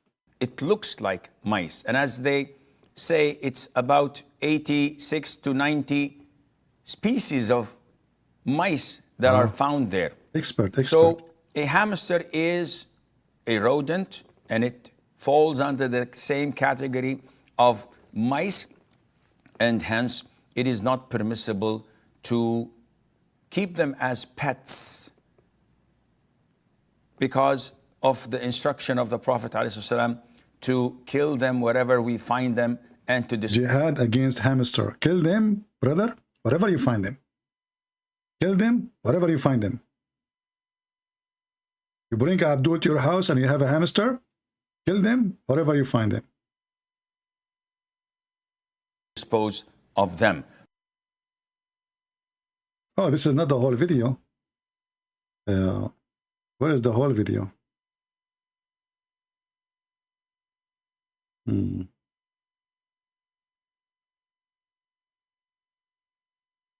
Anyway, the person who keep repeating the same question 1,000 times, I will block you. We saw it. We are not blind. And are you stupid or what? Do we have any Muhammadan want to say anything? Any question? Anyone? Who is a Christian have a question?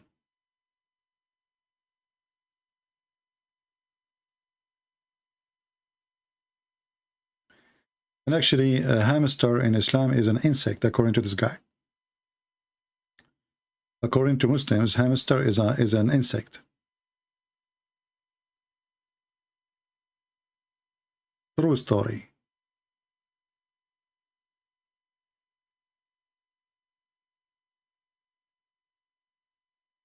Any question? See, now we are asking who have a question. I don't see anything. When we go to Patreon, we will see people sending me emails. Says, Christian Prince, I have a question. Can you give me the reference?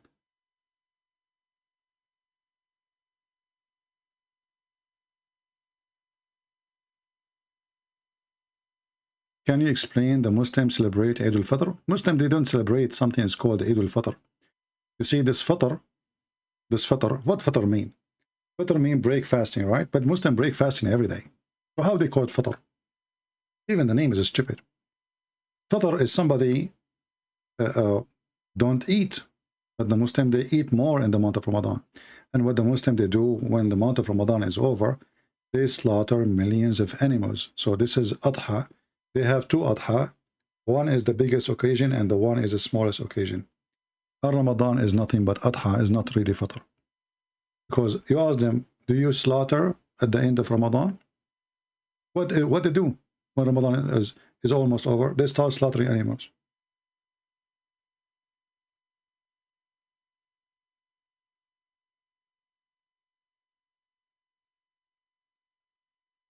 Millions of animals will be killed at the end of Ramadan.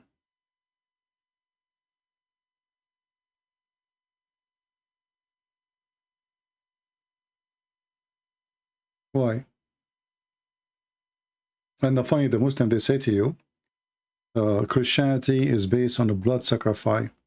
When the first one who asked to do blood sacrifice, it was Allah in according to Islam. He asked even the children of Adam to do that.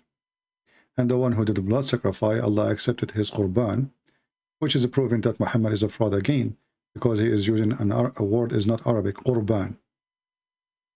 What qurban means? Blood sacrifice.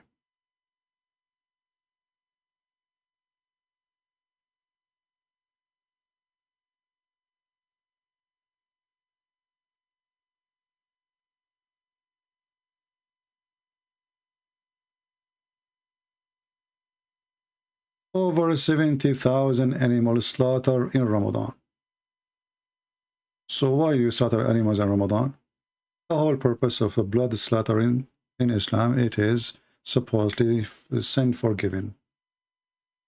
And the Muslims, they claim that they are not the one who believe in a blood sacrifice in order to forgive your sin. And they claim that this is a pagan practice, but in fact they are the one who practice it in all their occasion.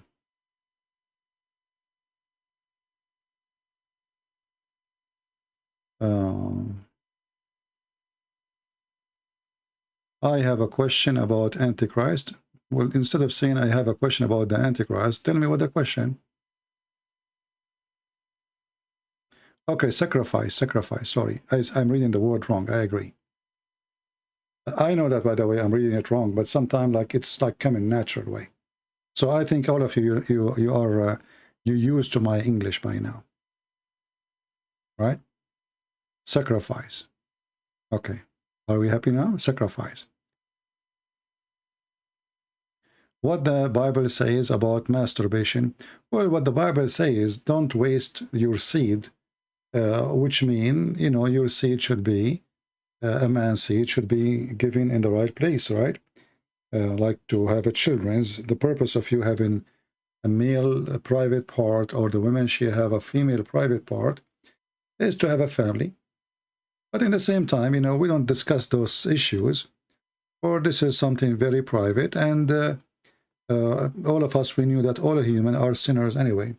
And it's a form of hypocrisy when people, they speak about how noble they are, that they don't do masturbation.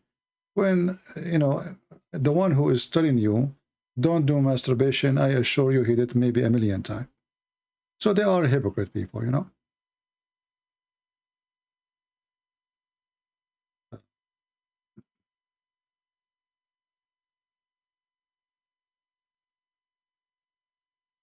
Please address the 99 names of Allah. We cannot find the 99 names of Allah in the Quran. That is a lie. You ask the Muslim where we can find them, you will not find them. They do not exist.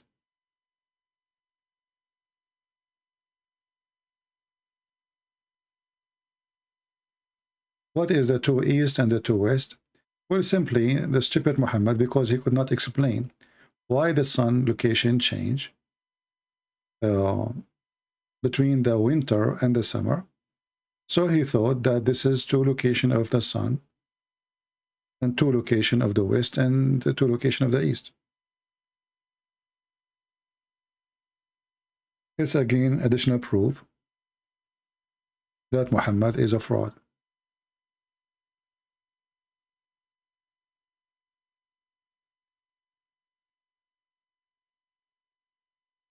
As you see, the Lord of the two East and the two West. And the Muslim, they try to explain to you in the translation here, they put between two brackets, places of sunrise during early summer and early winter. But that will not make it to East and to West. Anything else?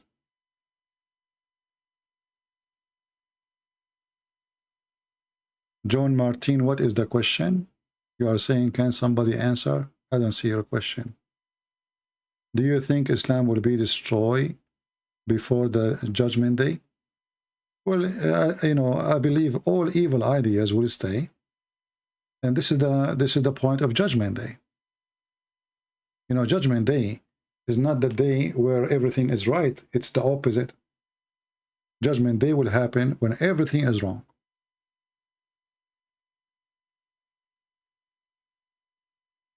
So the more we go wrong as a human, as a mankind, the more judgment day will come close to us. Judgment day is not a preset date. It is based in our sin. The more sin we do, the faster the judgment day will come. When, you know, the story in the Bible about destroying the city, you know, and he asked the Lord, what if there are 70 believers, 70 righteous people? Are you going to destroy the town? He said no. So God will not destroy the world until there is nobody left in righteousness. Or a few who will be taken, and like it's not worth it. Let us say a very little number compared to the major number.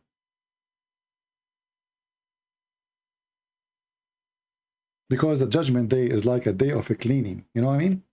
Like this place becomes so filthy. That's it. No more. It cannot be taken no more, you know? That is the judgment day. It's not just because there is some dirt. Any question? Your question, Carolina, what is your question?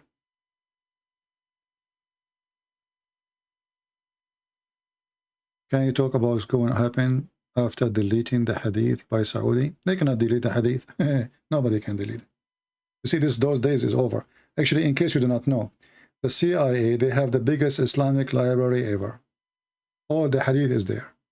All the Islamic books. I was surprised myself to see that the CIA, they have all the Islamic books. So as you see, everybody have the books. It's on the internet. The second you put something in the internet, nobody can take it. Is it haram to use a golden ring? Well, Muhammad, he have a stolen golden ring from a Jew. And after he killed the man, he took his ring. And then he started getting busy with his ring. And then people start talking about him. So Muhammad, he told them, it's forbidden to wear a golden ring. Because people, they start making rumor about how he worshiped gold. But Muhammad himself, he wear a golden ring. So how it's haram and he himself, he wear it? It is Satan. It's true that Satan is tied up during Ramadan. Well, this is what Muhammad, he claimed, that Satans are tied up by chains in the month of Ramadan. But then if this is true, so why Muslims commit crimes and murders and sin more in Ramadan than other months? Muhammad, he says stupid things as usual.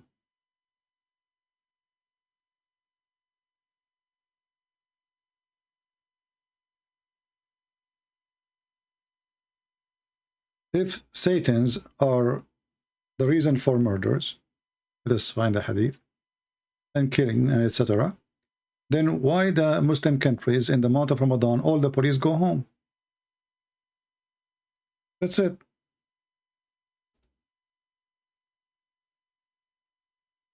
But according to studies in Islamic countries,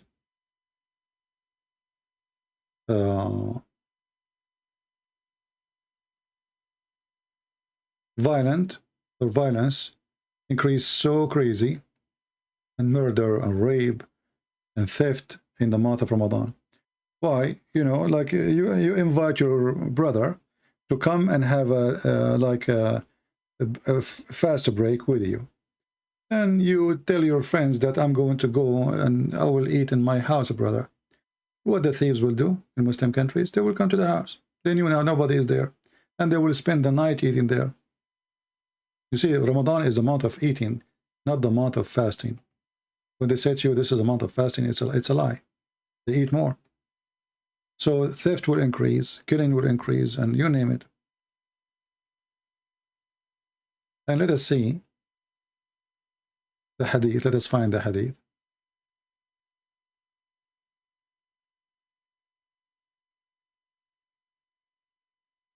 Yeah, here we go. This is the one you mentioned. Any other question?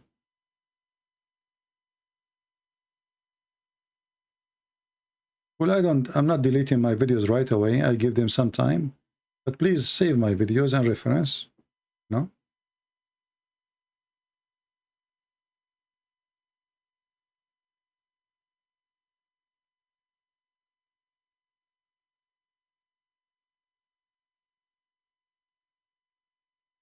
Okay. Raping children.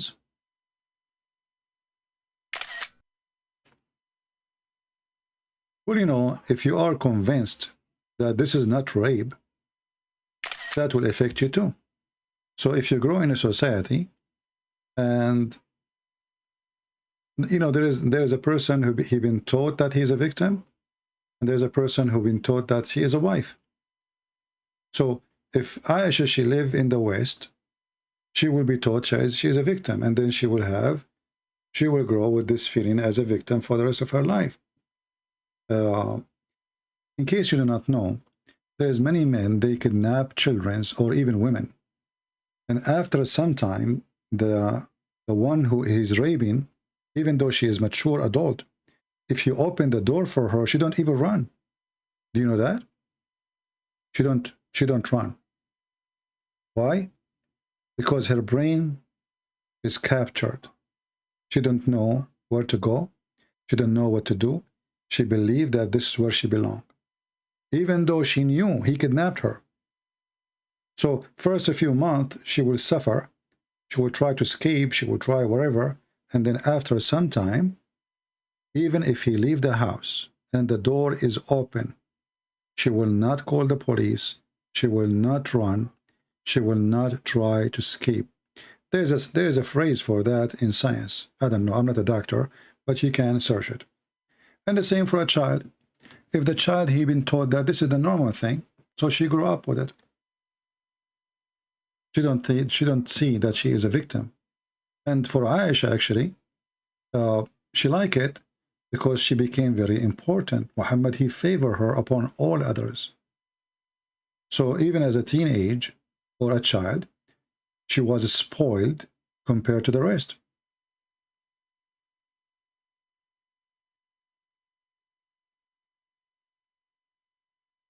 Well, I don't know. I mean, I'm not saying that that can be inside her brain, her personality. I never met her. We are talking about a woman we never met. Or what we know is what is written there. And Muslims, you know, they don't claim that Aisha is a scholar, but they take as what she's saying about Muhammad saying seriously. That's all. Otherwise, nobody consider her as a scholar. The Prophet said, this is what important about Aisha. That the Prophet said. That's it. Anything else is not important about her.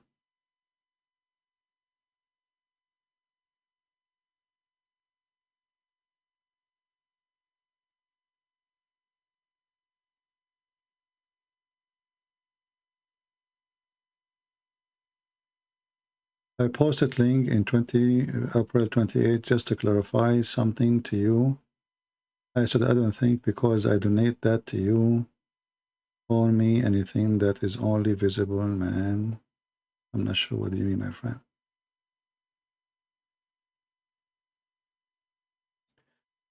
Any question? Can you show us the hadith where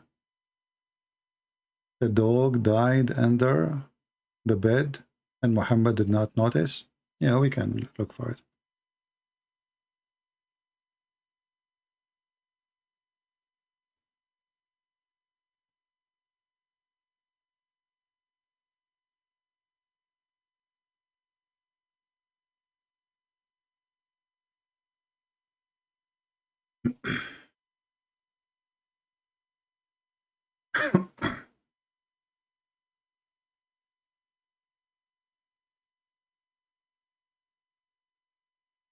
um,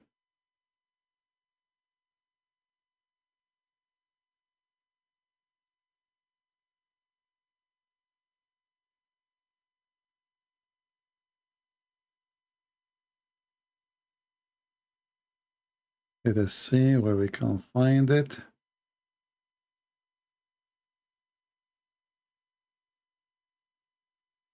There's a hadith mentioned that the dog is under the bed, and there's a hadith mentioned that he was dead.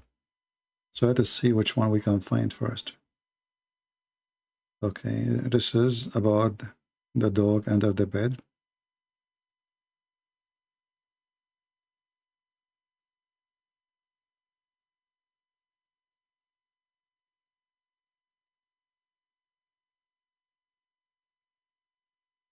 Okay.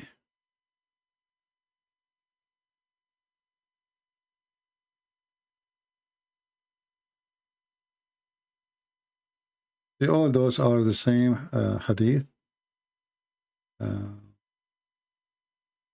Let us see different hadith.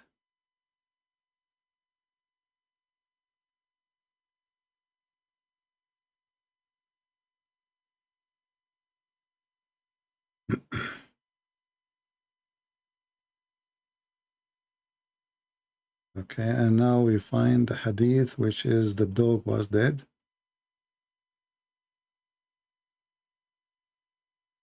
Here we go. Oh, we cannot find it in English. Let's see a different one.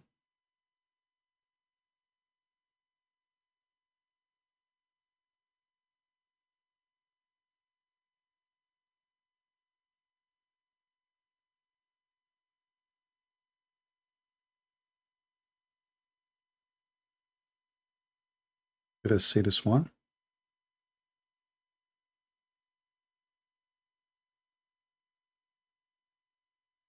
I'm just trying to find a reference which can help you in English.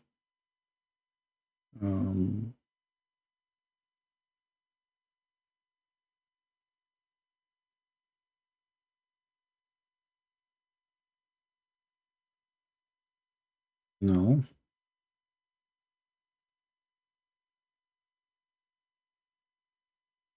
Let us try another one. See, I'm trying one after one. I have all the hadith, but I'm just trying to find the one is really translated in English. Until now, we fail. But maybe now we can find it in Arabic, and then, because if we could not find it in English, what we can do?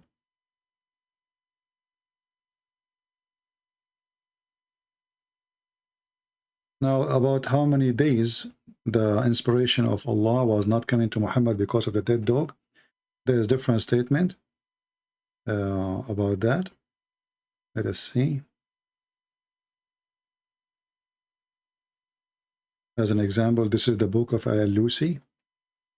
وَمَا وَدَّعَكَ رَبُّكَ وَمَا قَلَى. This is a verse in the Quran, in the chapter of Al-Duha, chapter 93. And here it says, we will use Google translation because we could not find pre-translated. Let us see where it is.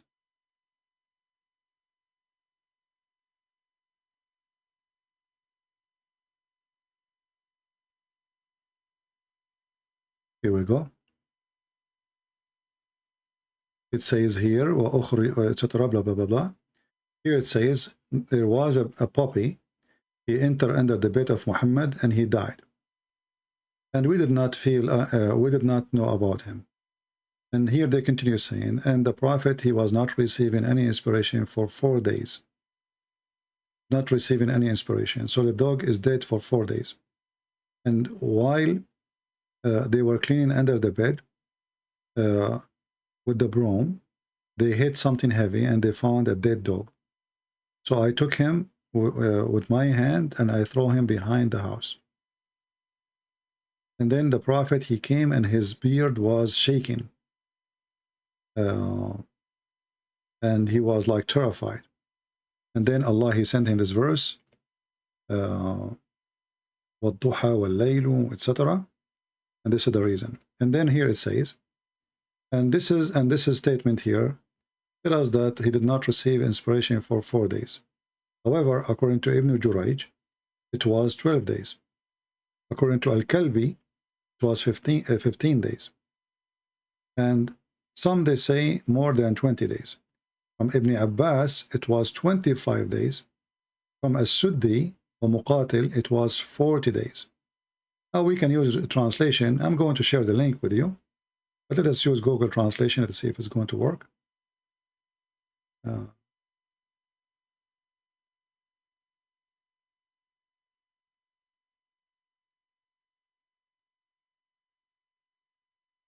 All right. Now you see the translation. And here they are telling you how many days. Ibn Jurayj, he says 12. Kelbi says 15. Some they say, more 20 something, 25. Some they say Suddi and others, blah, blah, blah. They said until we see Ibn Abbas, which is the most important opinion. He says 40 days. Okay. Let me give you the link. And for sure, there's many books and many references. I'm just giving you one. One will do anyway.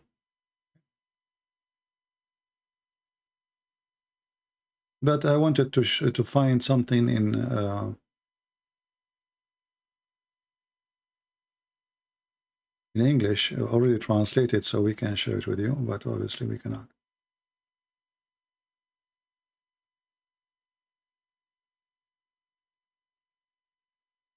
Let us see Google link shortage.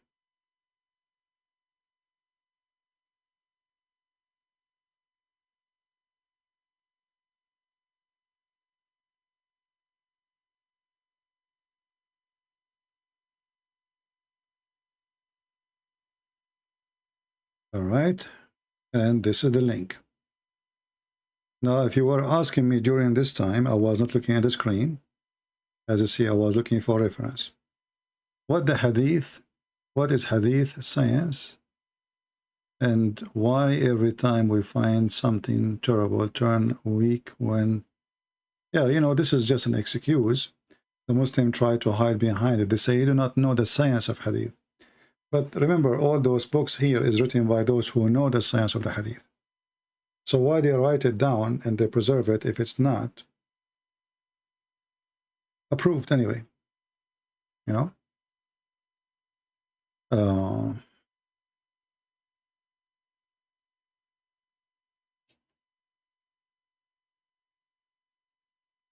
Let us see.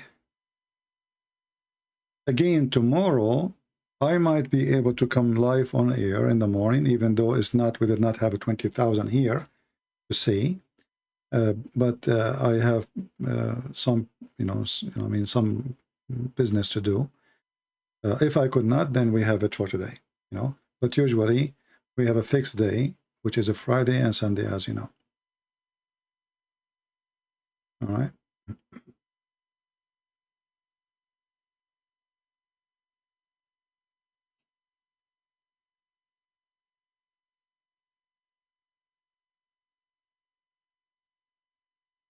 All right. Somebody saying, does Allah have loin? According to Al-Bukhari 65, 4879. Well, no, this hadith is speaking about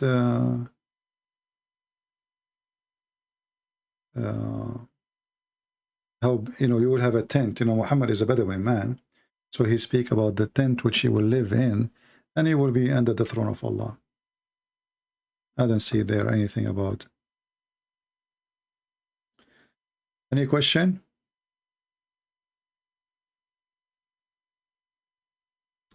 Can you show us a reference about Muhammad wearing golden jewelry? Sure.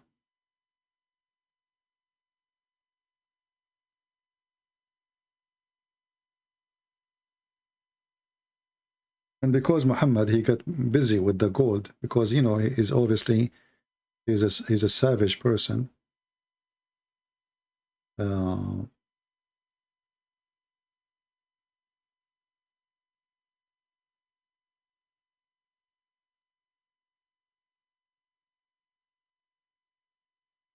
After he start wearing it and he start looking at it, you know, like going crazy looking at it, and then people start talking about him,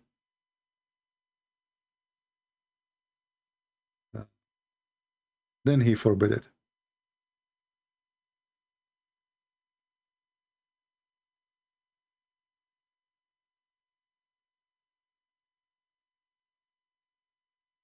Let us find the hadith.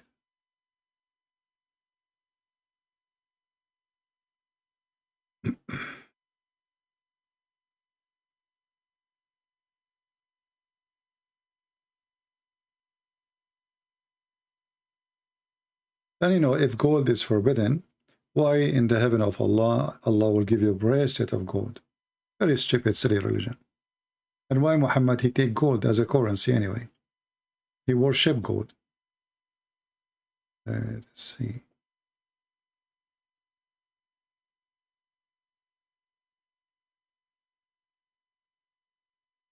And Muhammad, actually, he was so worried about his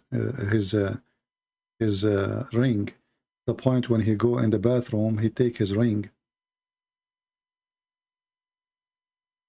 because he think gold can change, can be affected.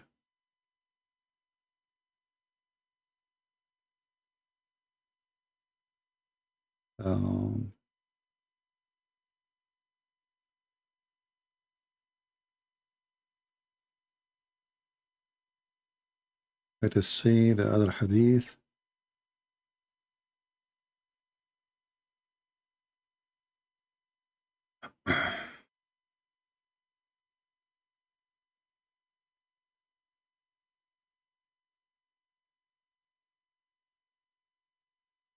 And Muhammad, he switched from gold to silver. Is that different? Still the same.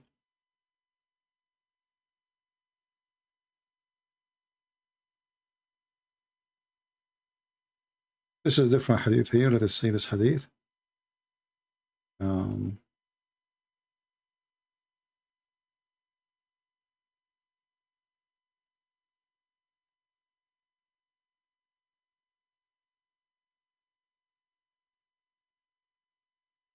This is a different one. Here it says,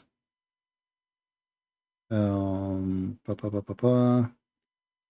reported that Messenger of Allah, he got fashioned a signet ring of gold, but he kept its stone in the inner side of his palm as he wore it, so the people following an example. Okay. And this is Sahih al-Bukhari. Allah Apostle had a gold ring made for himself, and he used to wear it with the stone toward the inner of the part of his hand. And this is the same hadith again. And I see all of them, they are Sahih. There's many hadith about rings, you know. But as you see, Islam focus in silly, stupid things. And the Muslim, the purpose, Muslim, they will say to you that Muhammad is not a person who is interested in gold. But Muhammad, he killed people to take their gold. Actually, there's a Jew. He tortured him so he can find out where his gold is. And he take the fifth of the booty. Thank you, princess. Anything else? See, I'm sitting with you asking who have a question, because I see many of you complain. You are not answering us. In fact, every time we go live on air, we do nothing except answering. And this is why my video goes really long. Should I do the same as like David would? You go, make a video, post it for you, you make a comment. Nobody called, nobody answer, nobody question. And I find that doesn't matter what you do. People complain, don't they?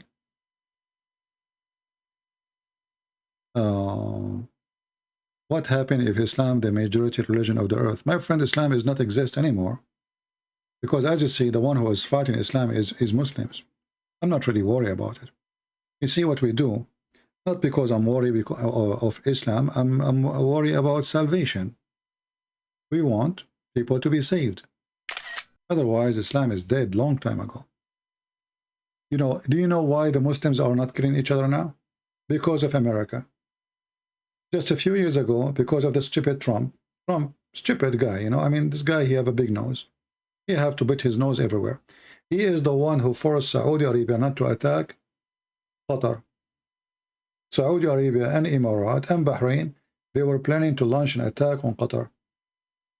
Who is the one who stopped the war between Muslims? George Bush. Saddam Hussein attacked Kuwait, and he was going to attack Syria, and he was going to attack Saudi Arabia, and he was going to attack Jordan. Who is the one who put his nose there? The American, as usual. You know? As usual. Right now, the Iranian, they want to attack Saudi Arabia. Who is the one who's stopping that war from happening? The American. It's very simple. I mean, just take the American away, you will see the Middle East and the Muslim, they will kill each other. Pakistan want to fight India. Who is the one stopping the war? The American. This is the truth. You know? Just take America away, and then you will find all those Muslim countries are killing each other. Does Allah really exist? Well, Satan is exist, therefore Allah is exist, because Allah is a satanic idea anyway.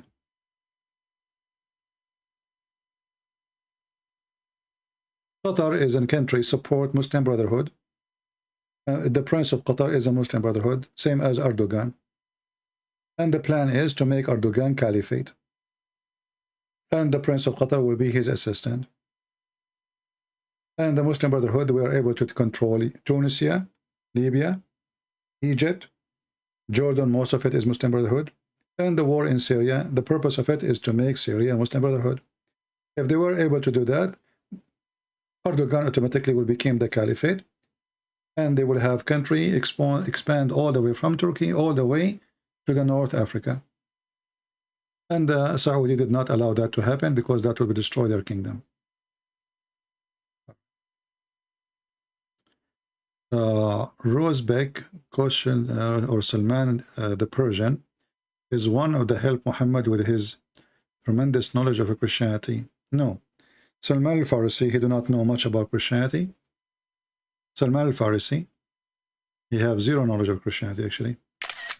Muhammad, he do not need Salman al-Farisi to teach him about Christianity, but Salman al-Farisi, he taught him about other religions. He taught him about Iran, the Persian. Muhammad, he lived, there is around him, there is a Christian, so who need Salman al-Farisi? Waraq ibn Nawfal is the real father of Muhammad.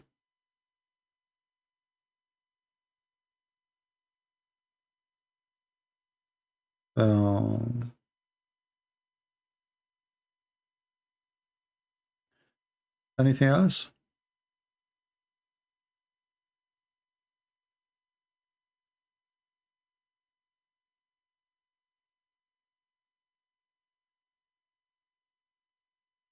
The fifth of the boot, you mean?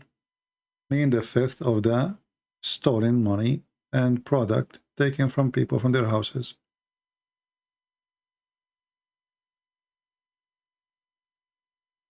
It's not a booty. What do you think of the new owner of Twitter? I don't know. And why I want to care? You see, those things are important. Twitter is important for you. If it is important, for me it's not. I don't have account in Twitter. I don't have account in Instagram. I don't have account of any of them. And even YouTube, you know, if YouTube does not have the ability to share videos, I will not care for it. It's just a way, it's a tool. But for me, I don't care about Twitter. Twitter actually is a dead area for me. They allow you to post few words. You know, that's it. You can't even make a video. So Twitter is useless for me. I don't care for it.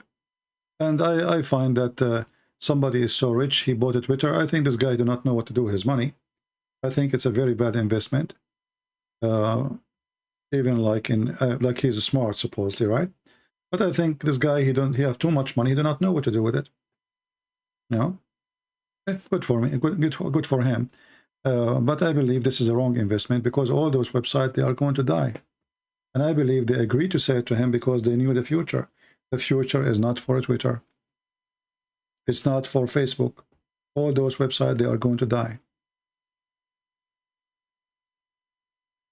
You see, every era have an era. As an example, there's a certain time where videotape was #1. So if somebody opened a store to rent videotape, right? He thought he was going to have a business forever. Then CDs come. Videotape is not working. We switched to CD. Then the internet came. Then who needs CDs? You have internet. Then Netflix came. Then Amazon came. Then YouTube killed all of them. And something else will kill YouTube. Just think about it. Have the Quran they have in the museum, how many chapter total is it? I don't know which one you are talking about because there's many Qurans and they are different. As an example, there's a Quran of Samarkand. The name is telling you it's found in Samarkand. It's different from the Quran found in Yemen. Different from the Quran found in Baghdad, you know? And all of them, they are not really that old anyway.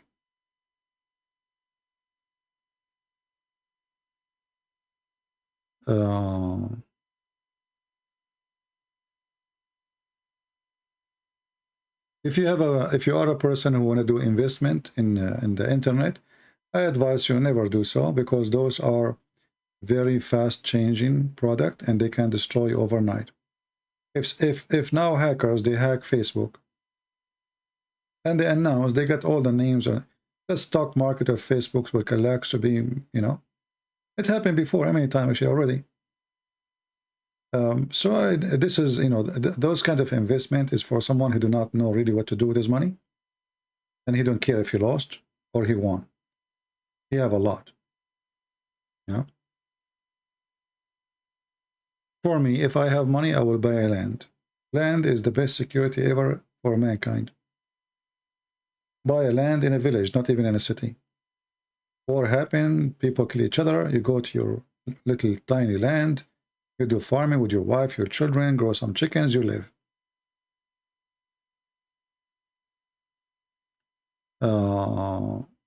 Why did our people let Muslims take over our land? I don't know where your land is, but we can blame somehow the priests and the bishops of Christians countries. They are very peaceful, and they, like an example in Egypt, when the Muslim invade, the Coptic, they try to revolt against the Muslims. The Pope at that time, he made like a fatwa, says the one who do take arm against the Muslim is not a Christian. We don't kill. We are not going to kill them. So we can blame churches. If there is any way we can do private call, no, I don't do private call, and I don't do private service.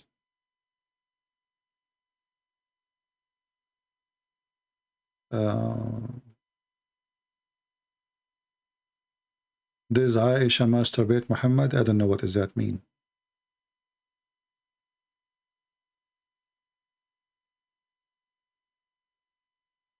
How I can help a woman friend that think Muhammad was the best man ever lived? Well, you know, every person, every individual is different. So let us say the woman, you know, she loved dogs. You know, do you love dogs? Do you have dog? Yeah, I have dog. Do you know that Muhammad hated dogs? That will make her think twice. Do you hate child molesters? Show her that Muhammad's child molester. Do you like a husband who lied to you? Muhammad taught Muslims they can lie. I mean, when you speak to a person, you have to study first the person. And if he is a friend, obviously you know a lot about this friend already. Use your knowledge to help her.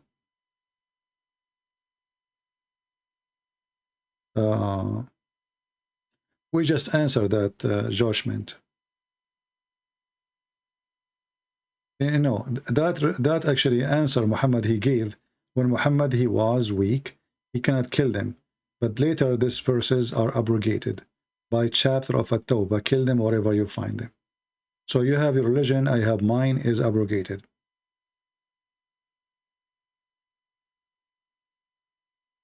I answer, Olivia. I don't care about Elon Musk. I don't know how good he is. And I don't care really for Twitter. Why I will care? Those who live in Twitter, they will die in Twitter.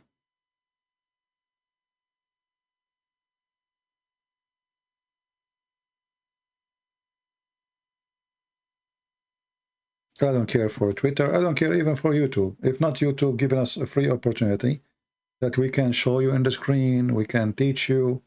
Who cares for this YouTube?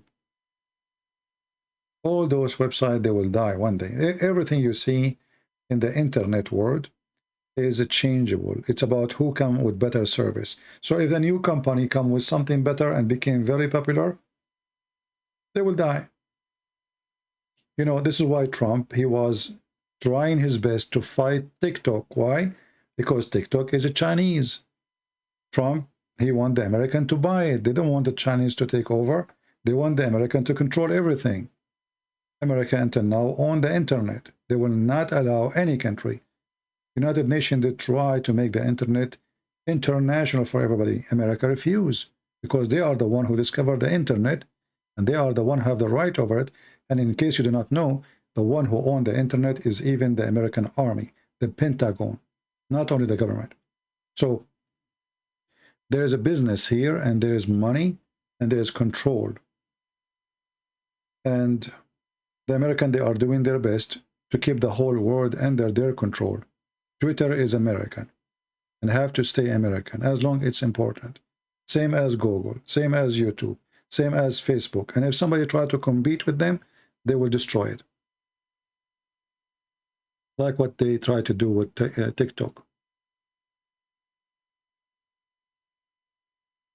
But I believe all of them, they are, you know, they are stupid. I mean, this TikTok, if I have a children's, I will never let them use it.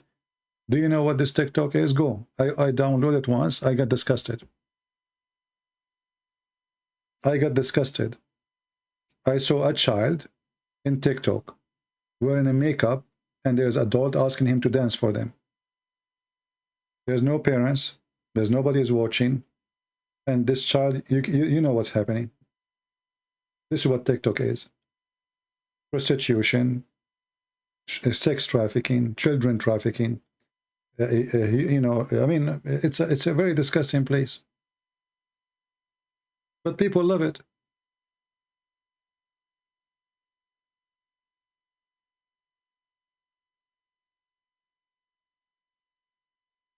Garbage in, garbage out. You know, when I don't have like a service like cable TV or anything. So if I want to see something for entertainment, I like searching YouTube, let us say a movie. But YouTube, you know, show me videos like I like to watch because I like camping, I like hunting, I like guns, you know, whatever. So YouTube show you videos like top, like let's say view. I look at my video after I speak for 6 hours, 7 hours, 8 hours, losing my voice. We have 20,000, 30,000, 40,000.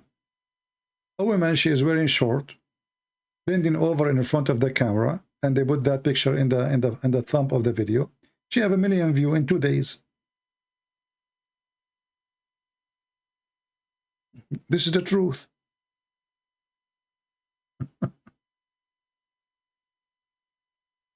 You know, this is what this TikTok and this is what work.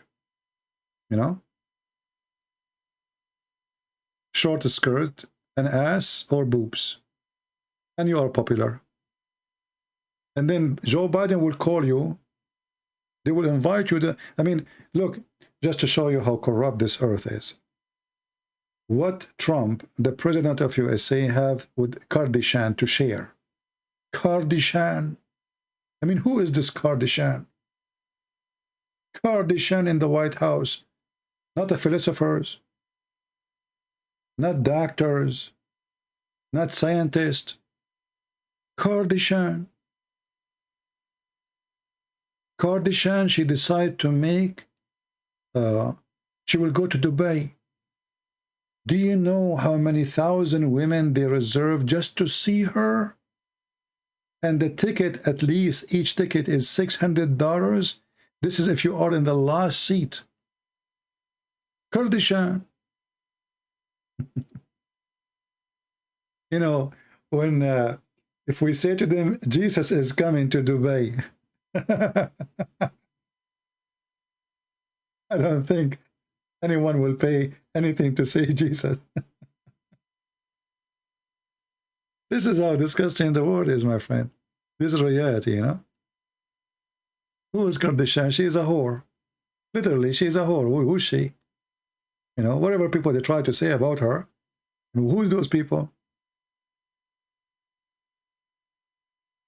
Bring a Muslim woman dancer, belly dancer from the Middle East. People, they fight over the ticket. You know, they literally, they shoot each other over a ticket, and there's a black market for them. You know, I mean, the whole is preserved even before the 2 months before the party. All right.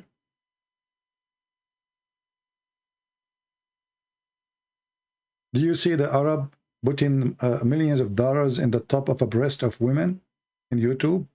A belly dancer? Go watch them. They throw money like rain, you know, over their breast. We spend our life teaching, and when a person, he gave us $1, he make a drama about it.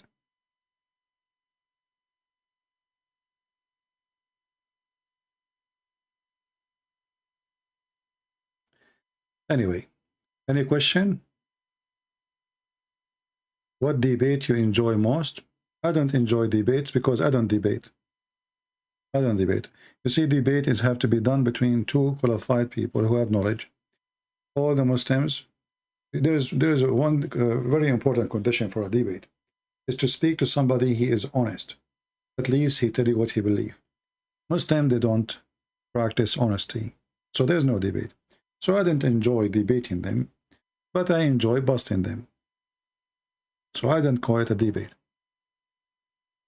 We don't debate Muslim, we get them busted, just to make it simple for you.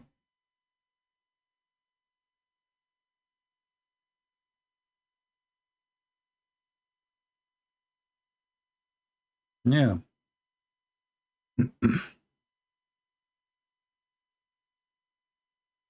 Is Antichrist coming from Islam? No. Antichrist, I believe it must be from a Jewish background. But Antichrist, Muhammad is Antichrist, but he is not the Antichrist. The Antichrist is different. There's Antichrist and there's the Antichrist.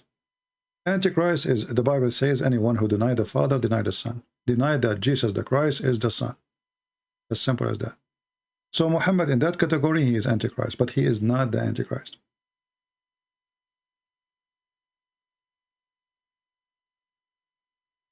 Is Kalamullah the same as Allah? Muslims, they say no, because the word of Allah is not the same, is not Allah. But the word of Allah isn't created, and that make it that they have two divine, and that is a problem for them. For us, the word of God is God.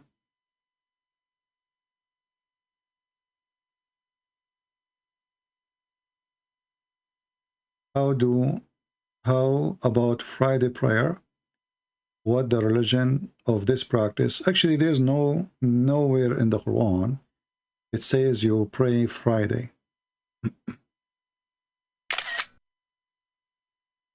You know, the Muslims, as usual, they are the last one to know what their religion teach. There's a hadith speaking about the Friday prayer, but the Quran never. Look what the Quran said. The Quran mentioned the day. It's called Al-Jum'ah or Al-Jam'ah. But if you read carefully the verse, you will see this is not about praying on Friday. Read carefully. Chapter 62, verse number 9. O who you believe, Muslims, when the call proclaimed for the Salat in the day of a Friday, come on to remember Allah.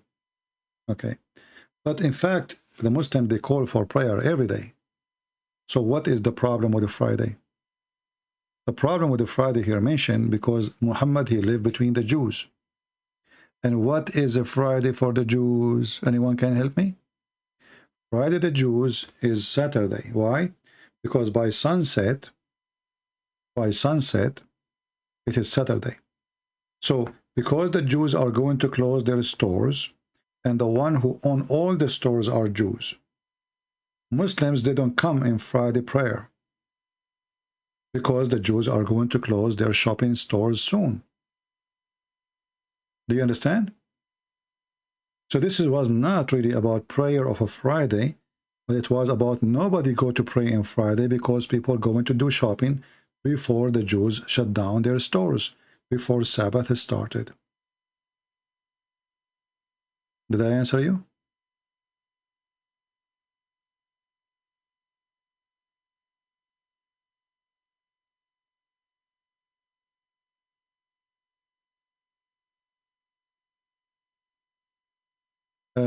Big man, he's saying, no, it's not. You are just being emotional and not responding. Marriage is not by age in Islam. Why you don't want to deal with the fact that Aisha was praising an abuser? My friend Aisha, she was not praising an abuser, but she have no choice to praise or not. In fact, Aisha, she was giving finger to Muhammad as soon as she can. Isn't it Aisha the one who said to Muhammad, أنت الذي تدعي أنك رسول الله? You are the one who claimed to be the messenger of Allah? Which means she just said to him, you are not.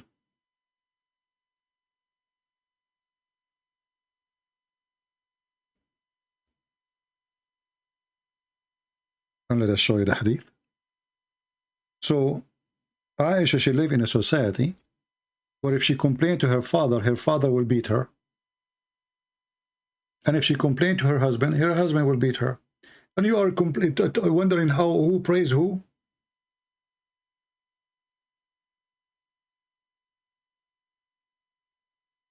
Always in order to know if I praise Hitler or not, if I am free to praise him or not to praise him. If Hitler is in control, can I do not to praise him?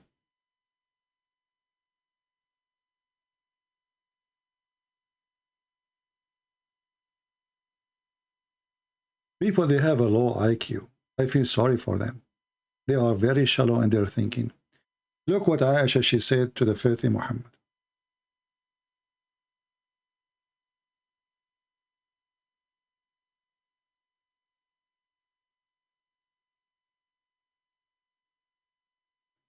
Let us see if there is the hadith.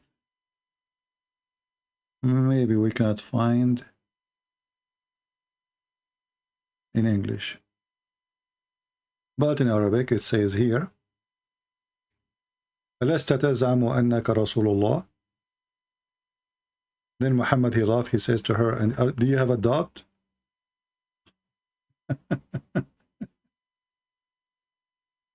Isn't it Abu Bakr, he did beat Aisha for that reason?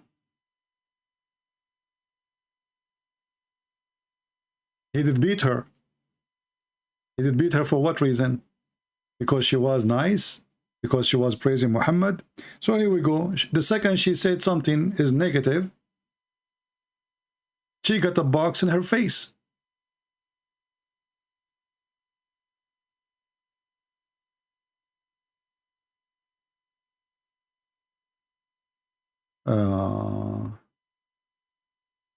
Let us see if we can find the hadith in English.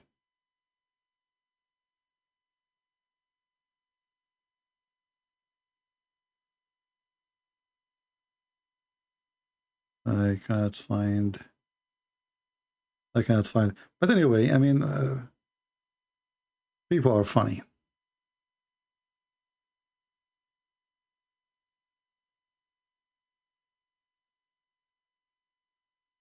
That's not true. Let us see if this is true or not. She was jealous. Okay. Let us see if this is true or not. Let us see if this is true or not.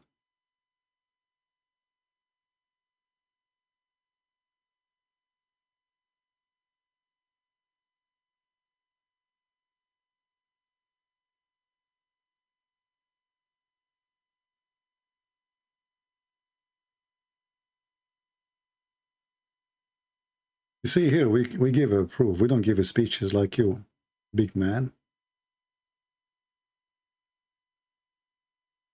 You are too small, my friend, because you have zero knowledge. You make speeches and your speeches is silly.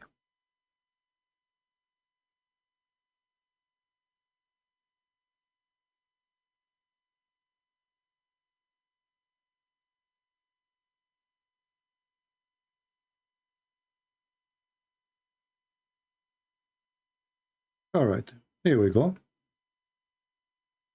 The book name, Ummuna Aisha, the mother Aisha, our mother.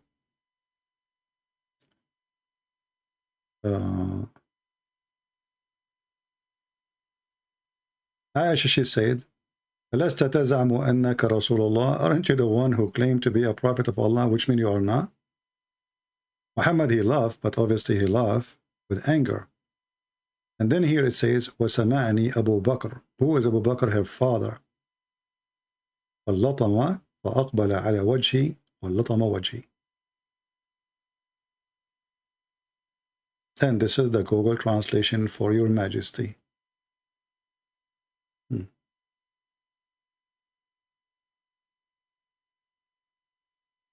claim to be a messenger of Allah. You are not even fair. Just what she said to him. Abu Bakr heard me, and he was very angry. And then he came, and the translation is not accurate. He came and he hit me on my face. Do you see it? He was zealous. Yeah, jealous. Yeah.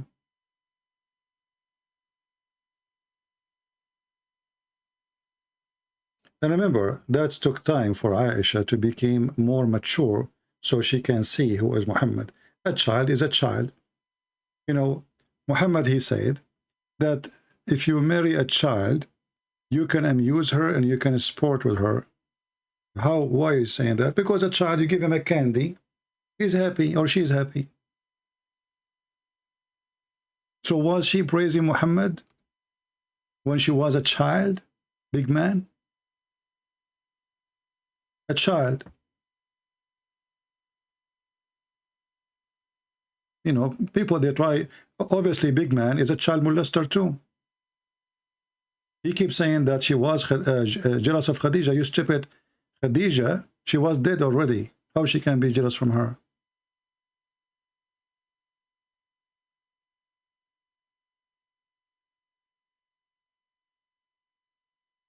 And when Aisha, she threw the food in the ground, well, this is telling us that she is a child too. You must be a child molester, big man. Like your prophet.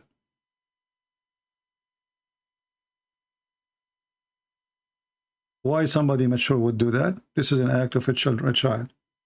You know? This is a childish behavior, like your behavior now. You are spending the last 2 hours, we spoke about it 2 hours ago, and you keep repeating the same stupid thing.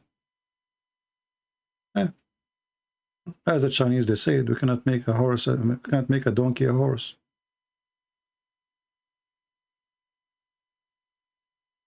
The woman, she said something, right away they did beat her. Right away. And I show you the reference. And she did not do anything. She just said to him, you claim to be a messenger of Allah. How come you are not fair?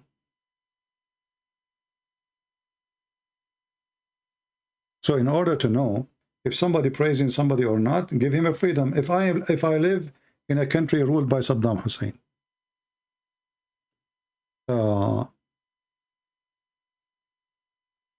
yeah, but this is a stupid hadith. You know, Aisha, she is jealous of Khadija when Khadija, she was not there.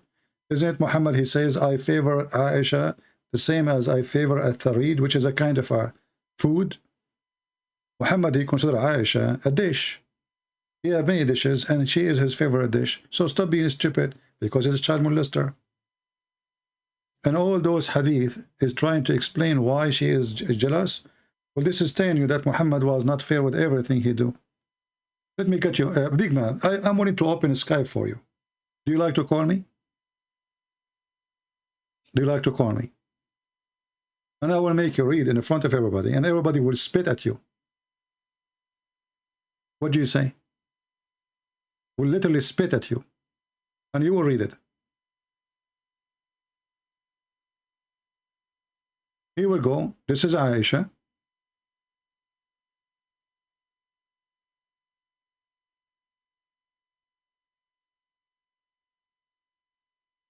Muhammad, he favored her because she is a child.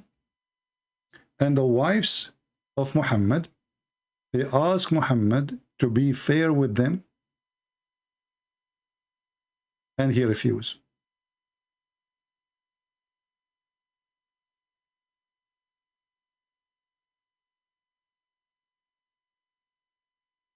Do you dare, big man, to read it? Chapter when a man loves one of his wives more than the others. Guys, do you see it? Do you see the name of the chapter? So who was, he was saying she was jealous, right? Well, if she is jealous, she is mentally ill anyway. Maybe because she was abused and she lost her mind. If the man, he favor her, and this is your hadith, right?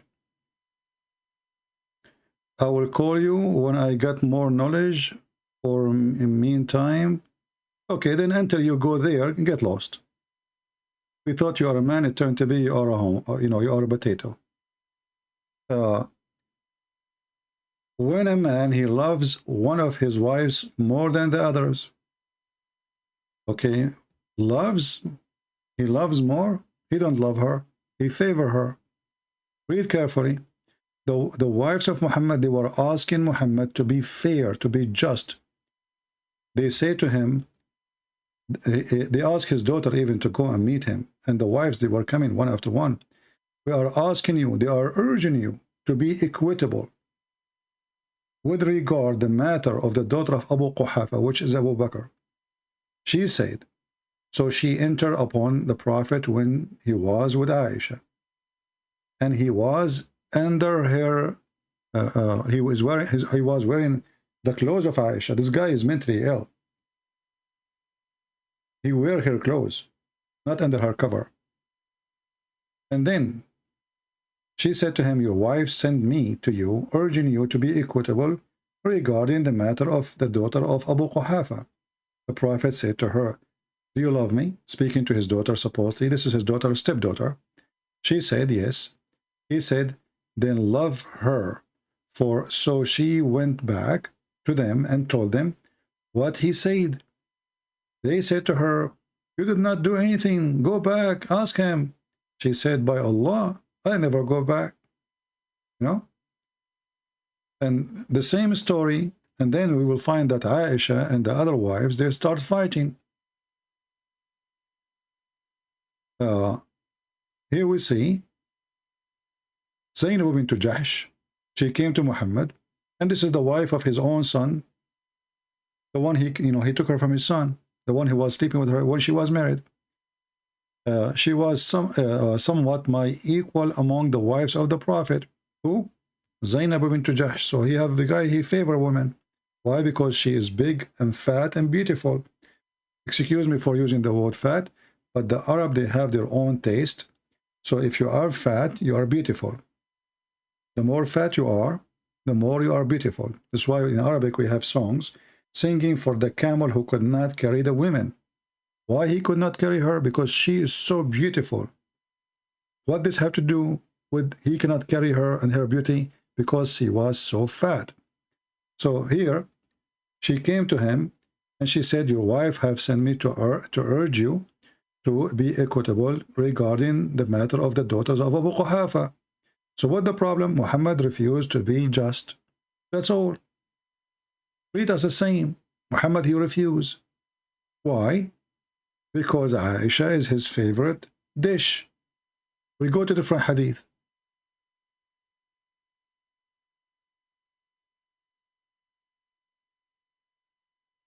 Aisha, she is like rice for Muhammad.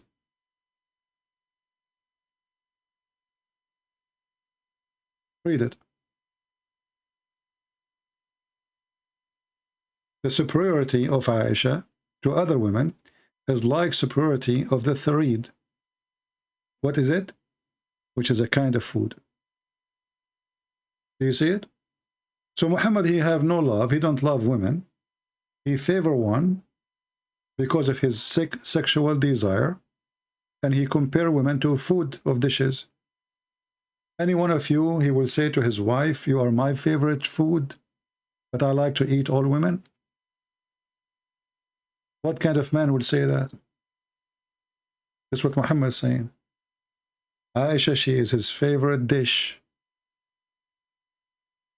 It's in the front of you. And he was not treating his wives equally. Why? Because she is just a child. He is a sicko.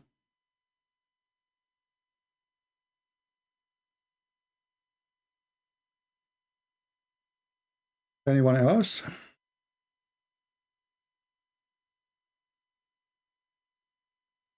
This is why the hadith, when the hadith describe Zainab, describe her as she was big and beautiful and white. So she have the major things of a beauty for the Arab. She is big, she is white, and that make her super beautiful.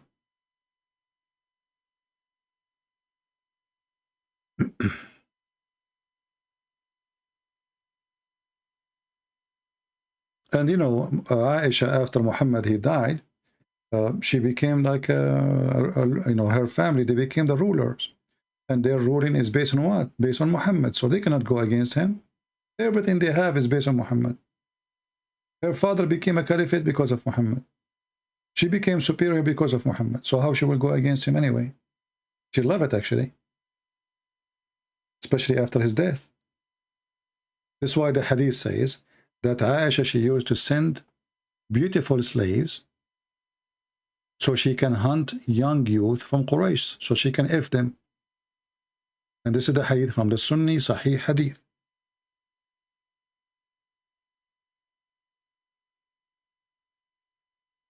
This is not Shia.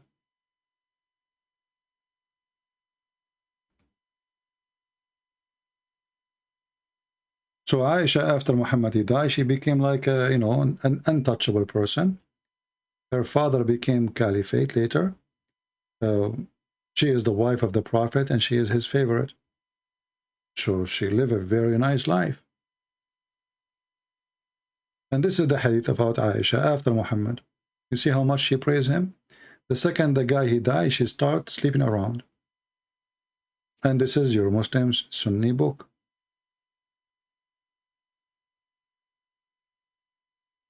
This is the book of Effin. What's the name of the book? Effin, Kitab al-Nikah. ما قالوا في الجارية تشوف ويطاف بها. What they said about showing a slave girl and going around with her. Or what does that mean?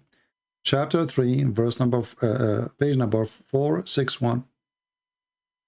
Here it says that Aisha, she decorated, which means she put the makeup on a girl. She's a slave, and she made her go around so young men, they will follow her so she can hunt some men of Quraysh. Translate to English. And this is the hadith number. What's said about a slave girl who been taken to be shown around? Hadith number 2591697, whatever it's called. And this is the page number, and this is the volume, and this is the name of the book. Abu Bakr told us, blah, blah, blah, blah, blah, blah, blah, blah, blah, blah, okay.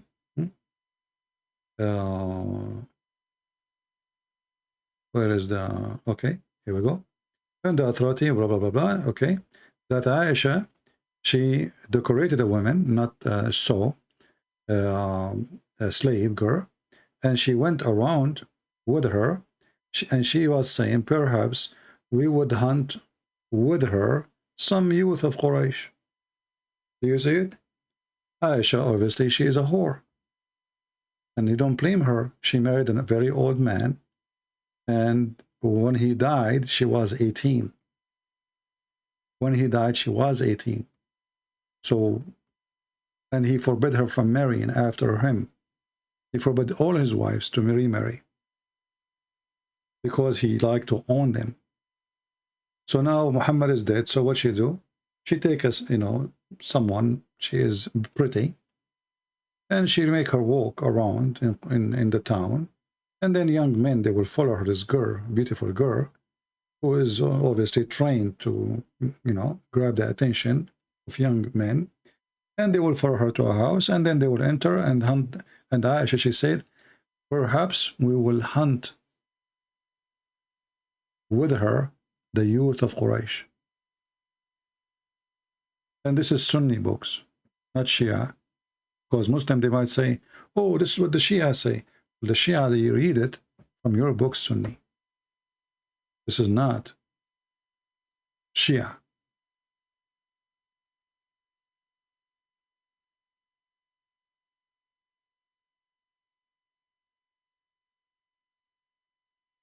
And like this guy, a big man, who claimed that Aisha, she was praising Muhammad. Well, the victim still is a victim, and the victim always, who have no choice, will praise. All of them, they are victims. Safiya, she is a victim. Do she dare to say anything about Muhammad? She will be killed. She will be killed immediately.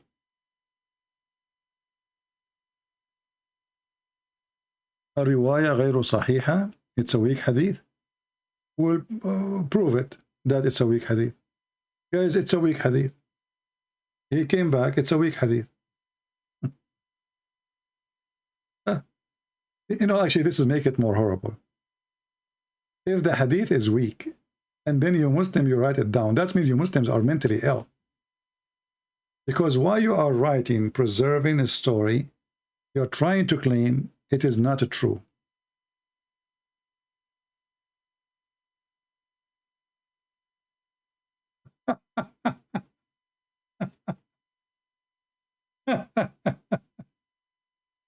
I mean, is that a proven to us that you are guilty or you are not? Just to show you how stupid this religion is. Muhammad, he told them, don't write any hadith. The Muslim, they wrote, the Prophet said, don't write any hadith. But he just told you, don't write any hadith, you donkey. Do you see how low IQ this religion is? There is stupid prophet, he knew that this will be used against him. He is a fraud. He don't want people to remember what he said. Otherwise, you tell me why he don't want them to write down what he said. Isn't Islam based on what Allah and what the Prophet said? Don't write it.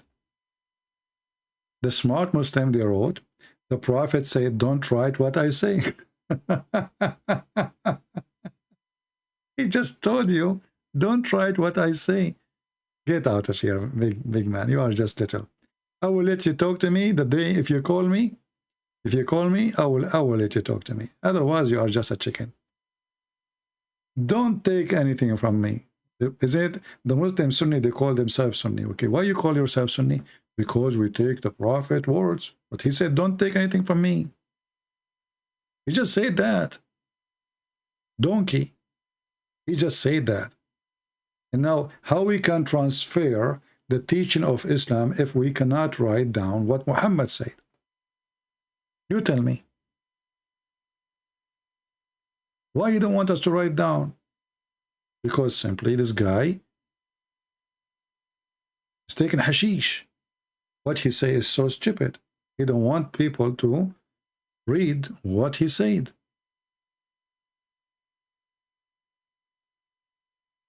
Like the black dog is the devil. So the Muslim today, they regret that their stupid ancestors, they wrote everything Muhammad he said and everything Aisha they said, and now they try to defend it by saying it is a lie. Who wrote the lie? We wrote the lie. Who? We, the Muslims. So you just actually shooting yourself in the foot, because now we cannot trust what Muslim they say. We cannot trust what Muslim religion is, because as you say, they claim that this is a lie. What they say about their prophet is a lie. The Muslim, they say that to you. What the Muslim, they say about their prophet, it is a lie.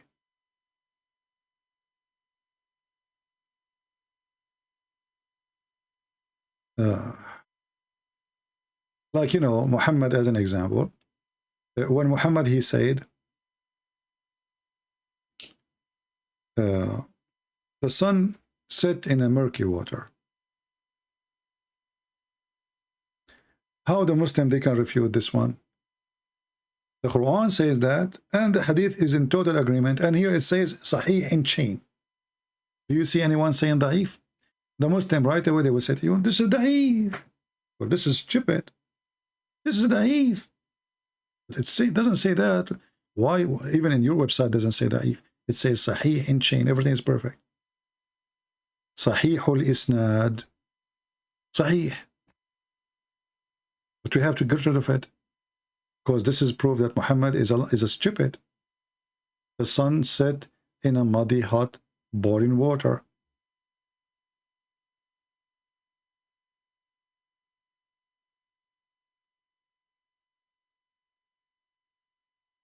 No, a man he want to learn. You see, I understand that people they can argue and keep argue, and don't worry about me blocking them, because they are coming back. You see what happened to those people.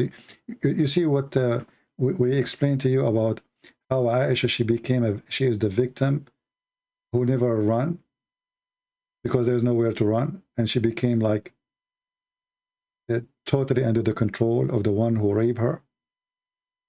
Those Muhammadan who refuse what I say, they see with their eyes that I'm sharing the truth, but when they see it, they feel they are being raped. Literally, it's in their brain. They suffer mentally, physically. They curse me. They call me names, but they come back. Do you know why they come back? Because they knew I am saying the truth. Otherwise, you tell me why a person, he think I'm lying, but he keep coming here every day. Why somebody, when I listen to somebody, is lying? Why he cannot leave? He cannot call me. He cannot refute me.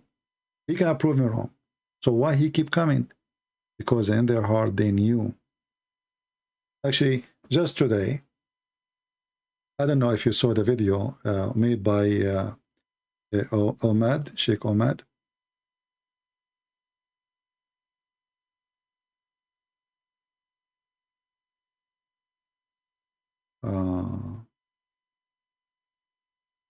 Let us see this one here.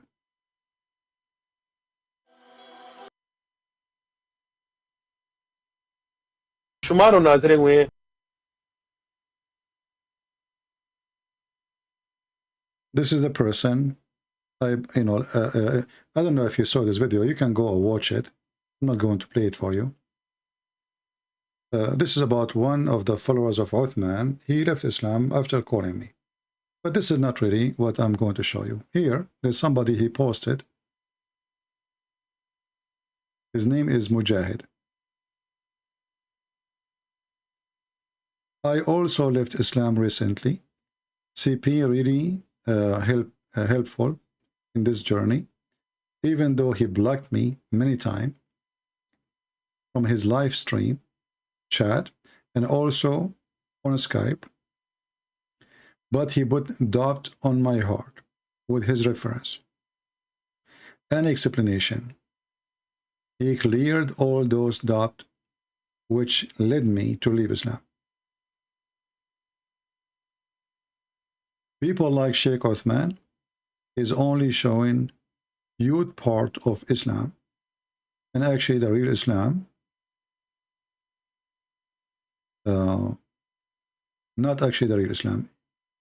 He even recently played with the hadith and fabricated just to make Islam correct, as this brother he mentioned in this video. I have seen Muslims. I have been Muslim 24 years, and it took me almost a year to realize about the truth, etc. So I blocked him. I blocked him according to him. I don't know who's this person. I blocked him in Skype. I blocked him in the chat because they become like annoying. You know, they will not debate me. They will not call me. They will send me text messages, just annoying messages, call me names. And, you know, okay, I'll block you. But then after some time, you might think that this person is That's it. Like, I blocked him. So what? He will not listen no more. He is upset. The truth is, he is upset because he is listening. You know what I mean? And actually, if you don't make a Muslim upset, that means you did not say anything to him. This is why I don't agree with the way some other Christians, they do debate Muslims. You know, they don't get them busted. You know, like the David Wood, they bring a guy, the guy 5 minutes for me, 5 minutes for you, and there's nobody busting anyone because there's no real debate, or let us say real argument. Right? And a Muslim always, he try to attack you and they try to bully you. As an example here, this person is calling me Christian princess. My friend, I am not the one who pee like a woman. That is your prophet. I'm not the man who dressed like a woman. That's your prophet. Call me. I can open sky for you, and I will show the difference. Your prophet wearing women clothes. He pissed like a woman. He never pissed like a man. And he put makeup. And he kissed men down their belly. And he hugged them naked. And he exposed his legs and his testicles to men. Do you dare to call me? And let us see who is the princess. Let us see who is the princess. Who is the one who Dahya al-Kalbi stay in his house all the night? And Dahya al-Kalbi was the most handsome boy in Quraysh. And even he claimed that the angel Jibreel, because people, they come to the house, they find Dahya al-Kalbi in the bedroom. He claimed that this is Jibreel. I can show you the reference. So who is the princess here?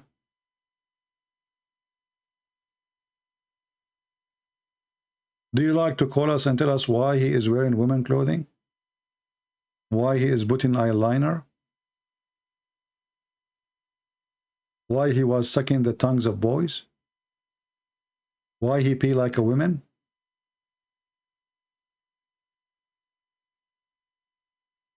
Everything your prophet he do is weird. Who is the princess? So you try to insult, we love. Okay, no problem. Calling me princess does not make me princess, but your prophet, obviously, everything wrong about him. Even he promised you to have sex with boys and men in heaven. Isn't it your prophet? He says there is a market in heaven. There's no buying nor selling except images of men and women. Who is the princess? The prophet who a man insulted him and he told him he wanted to F Aisha. And then when Muhammad, when the man he left, Aisha, she said to him, who is this? He said, Ahmaqun muta'. He is a fool we have to obey. Which means if he insists to F you, he will go with him. Who is the princess? A guy, he found his wife sleeping with the guy, and he have 3 witnesses, and still he don't dare to divorce her. Why? Because she is his favorite child to sleep with? 3 witnesses. Who is the princess? I mean, you have 3 decent Muslims, they come to you and they told you, we saw your wife with the guy, his name is Safwan.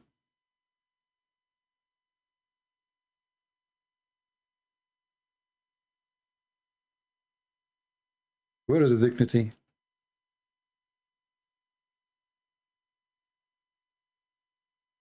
Even Muhammad, when he married Khadija, he married her by making the father of Khadija drunk. Who is the princess? The man he don't dare even to stand up against his father-in-law. So what they do? They make him drunk.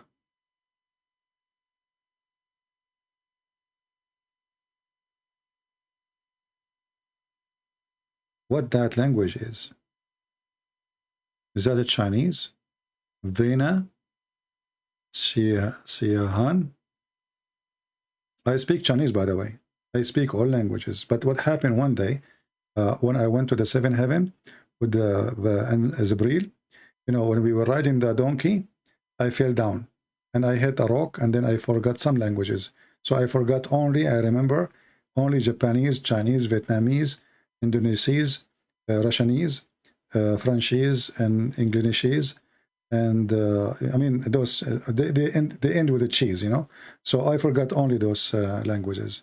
Otherwise, I remember all the rest, you know. But what you can do, I mean, this donkey, the flying donkey, was so fast, and you know, like, he did not even give me time to hold him from his neck. You know, his neck is so wide.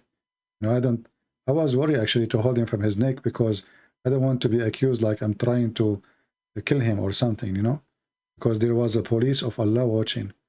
And I was like, you know what you can say, I was naive at that time. First time became prophet, first time. And first time I ran the donkey to heaven. So what do you expect? I mean, and I fell down, you know, I fell down in my bum. And, you know, we Arab, our knowledge is our bum. You know, this is why the prophet is very bummy. I mean, don't you see how heavy the knowledge is? Even when he poop knowledge.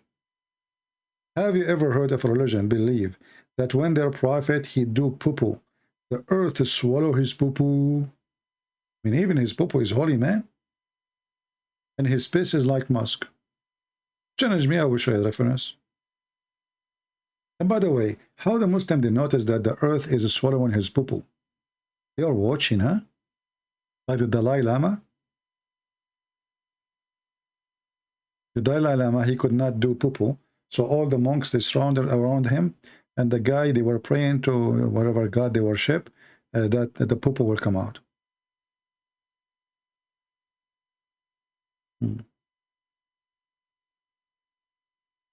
Any Muhammadan have a comment? Look now, everybody's speaking Japanese. Here we go. See, they are trying to show that I do not know what they are saying. You know, my friend, thanks to Prophet or Angel Gogol, I can read anything you say. Don't try to fool me. The Angel Gogol, he do miracle.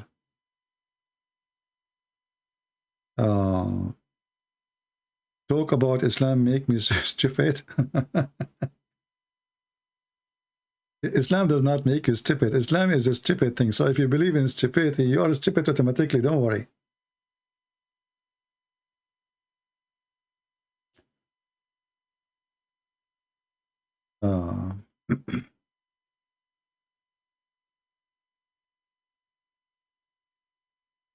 A question about the black stone during the time of Ishmael found it.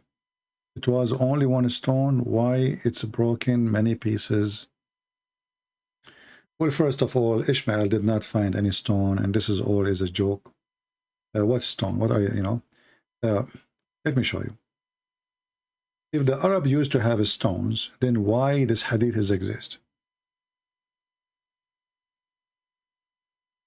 If it exists since the time of Ishmael, I want you to focus with me. This is Al-Bukhari, which means it's very authentic. The Muslim, they cannot say it's not true. We used to worship the stones, and when we found a better stone, then the first one, we would throw the first one. Do you understand now what I'm trying to say to you? If the black stone exists, and the Arab of Mecca, they used to worship it from the time of Ishmael. So what this guy is saying here? Do you see, do you learn how to analyze information, how to break down, and you got the conclusion?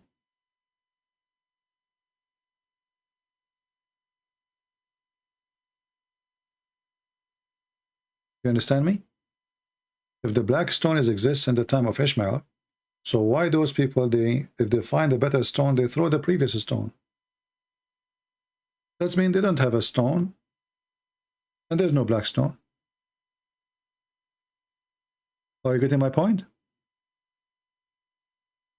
And this is a person who lived in the time of Muhammad.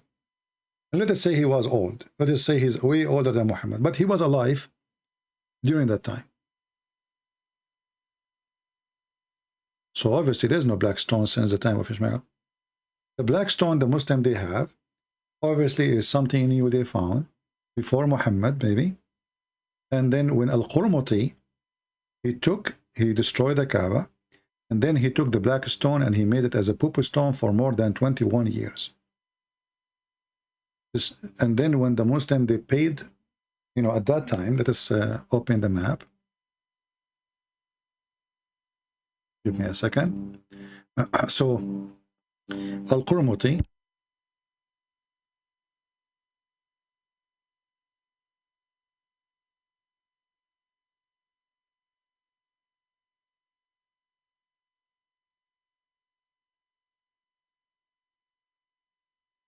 let us see here. I'm trying to find a map just to explain to you the situation and at that time.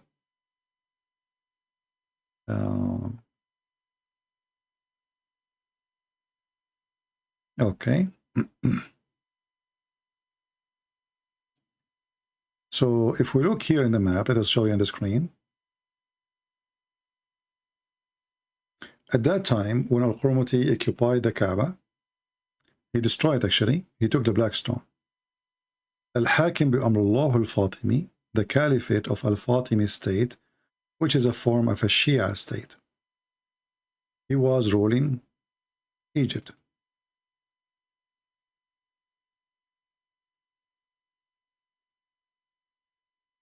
Then we go all the way to Al-Bahrain.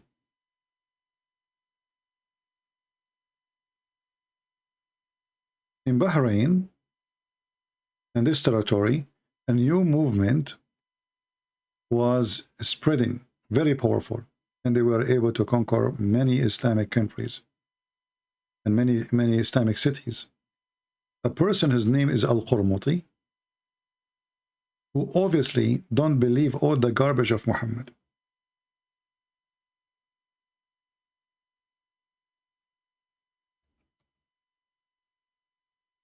He wanted to prove to the Muslims that the Kaaba is a stupid thing and the God of the Kaaba does not exist. So he went all the way to Mecca. He occupied all the land in his way, all the way to Mecca. And then he destroyed the Kaaba.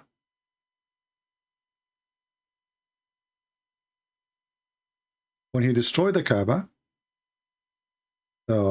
he was screaming in the middle of the Kaaba, saying, Allah, where is your birds? Remember in the Quran, there's a story of Allah sending birds to protect the Kaaba from the army of the Ethiopian, which is supposedly a Christian army, coming to conquer and to destroy the Kaaba.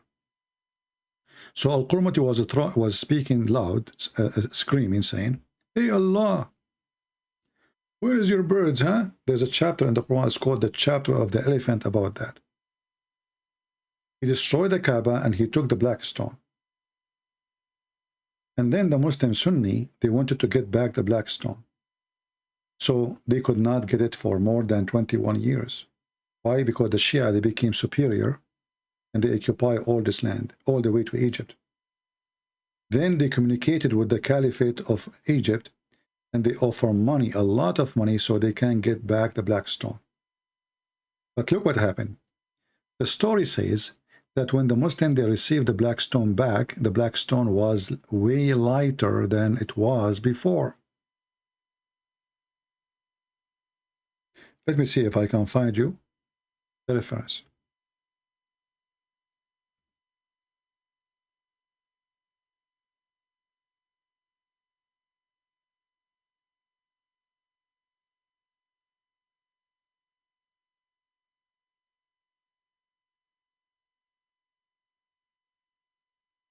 Why the black stone was or become way lighter? The Muslim, they say, well, because the black stone was happy to come back home. That's why it was way lighter.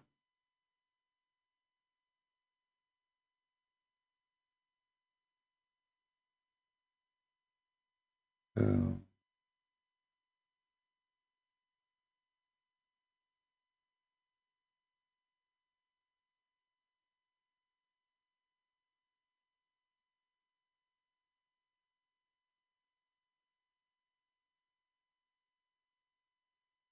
just trying to find some reference. Let's see if we can find something in English.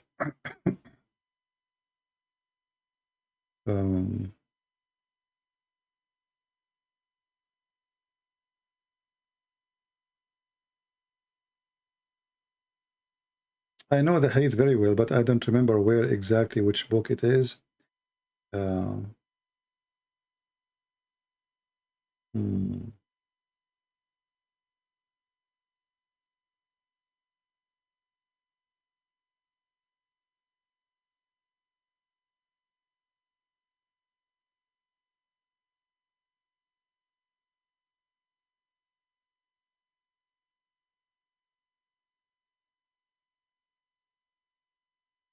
Let's see.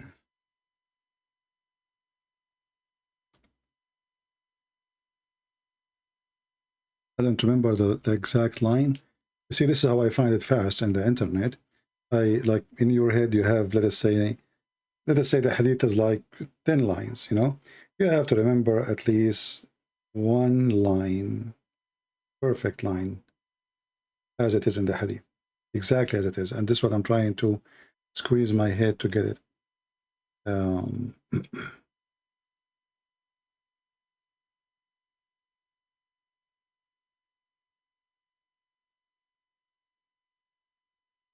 Let us see.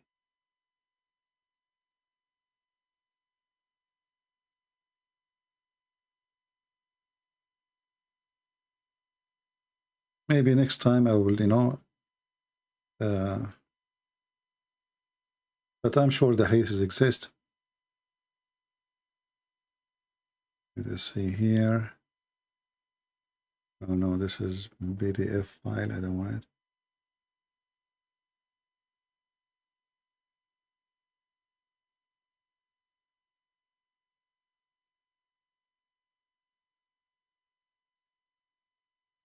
This is why it's important if, you know, when I mention something, if people save the reference. So next time we do not need to look for it, especially if it's a real reference.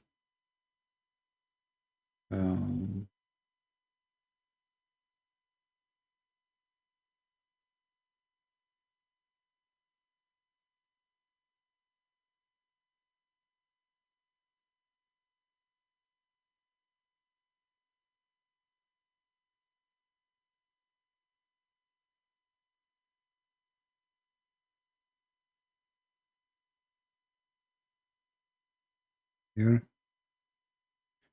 I know it's boring for you to wait to, but we can skip it for now. But I hate to mention something without showing the reference.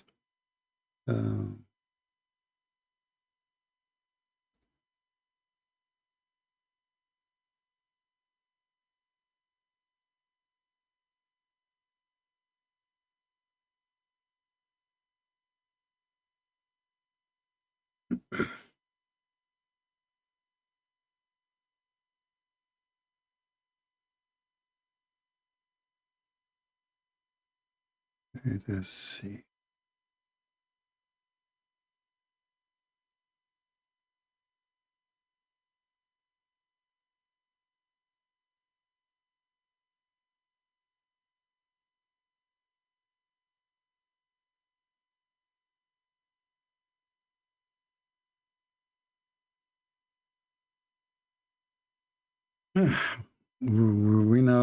We open a big book and I'm trying to find the hate in it. Oh boy, my eyes hurt. Let us see.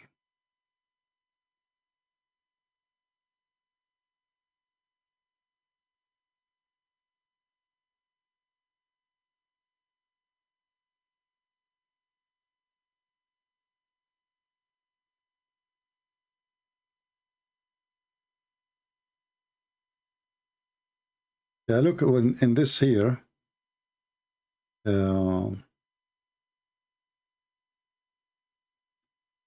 And this is from Ibn Ishaq, 151 Hijri. This is 151 after Muhammad migrated from Mecca. It says here,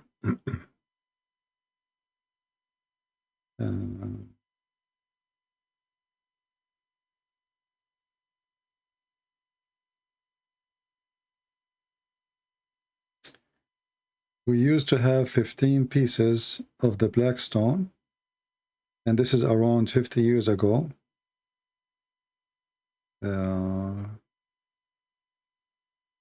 This is another historian writing this. Let's see here. And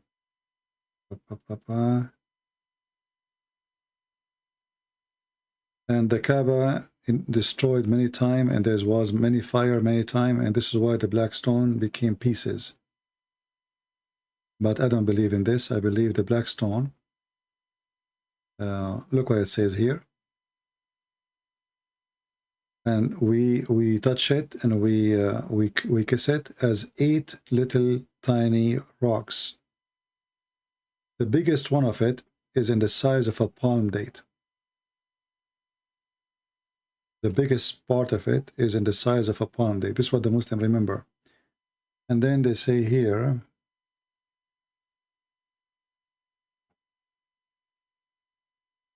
they claim that the Kaaba was destroyed in 1039, and this is even in the time of the Sultan of the Ottoman Sultan.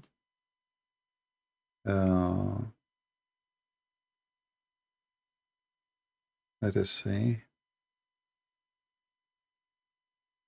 And here they say that the black stone was an arm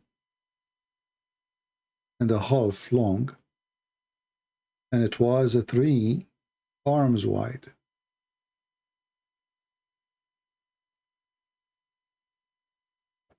So where they go? I mean, Muslims, they are trying their best to find out what happened. And here they are speaking about Al-Qurmuti. I believe what happened, Al-Qurmuti is the one who broke it into pieces, and he gave them pieces. And I don't think even those pieces, they belong to the black stone. I believe he gave them fake pieces. I don't know why he do that, but obviously he took the black stone for a reason. I think this guy, he was trying to direct the point of worship from Mecca for people to follow him. This guy was like a communist, you know. He is a revolutionary person. He don't believe in the stories of the Quran, even though he claimed to be a Muslim. But obviously he believed all the Quran is a fiction, and it's a stupid book. And the black stone, kissing black stone, is stupid too. And going around the Kaaba is more stupid.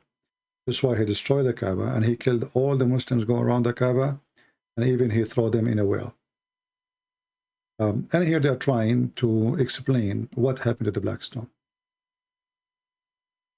Anyway, whatever reference they have, what we know for sure, it is pieces, you know, it is so small pieces. And here actually they are mentioning other incident of the black stone being stolen, not only by Al-Qurtubi, by other, Al-Qurmuti. Like here it says, mentioned by Imam Ibn Allan fi kitabihi Fadl al-Hajar al-Aswad, the blessing of the black stone, the name of the book, that in the year 990 of Hijrah, a man from Iraq, he is Iraqi but Ajami, which means he's a Persian, but yet he is living in Iraq, and he hit the black stone with a heavy piece of metal like steel, and he was when he did that, there was a person there, and he killed him. So they are trying to explain why the black stone it became small, you know. But I believe this is all is, you know, they are trying to explain. But anyway, what we understand from this, that when Muhammad, he claimed that the black stone is going to be witness in the day of judgment, that is a proving that Muhammad is a fraud, because as you see, nothing left of the black stone. It's not a stone no more, it's little stones. And as you see here in their book saying that the biggest rock, there's 8 rocks exist right now, and the biggest one of them is in the size of a palm date. This is how tiny it is. And this is the reference for the link I was reading from, with the names of the books.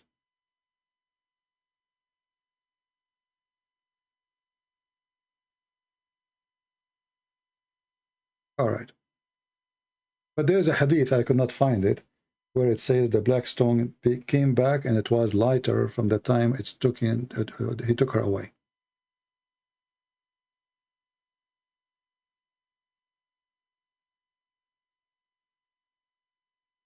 Prince of Peace, this is reference for what?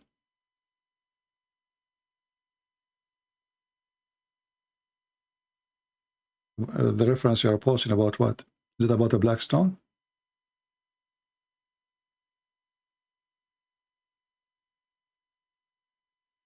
I'm not sure. I see a lot of people, they have different language now, like Asian languages. Do they understand what we are saying? I mean, you guys who are writing in Chinese or Japanese, do you understand what we are saying?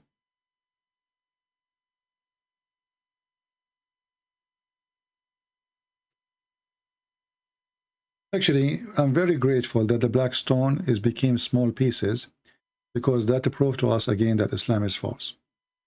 Or if the black stone is sent by Allah for a purpose, and now Allah could not protect and preserve his black stone. So what does God can do?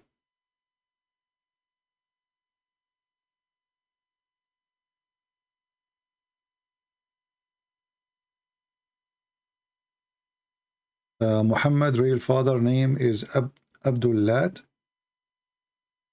Well, you see, if Muhammad father, his name is Abdullah, why his father will go to hell?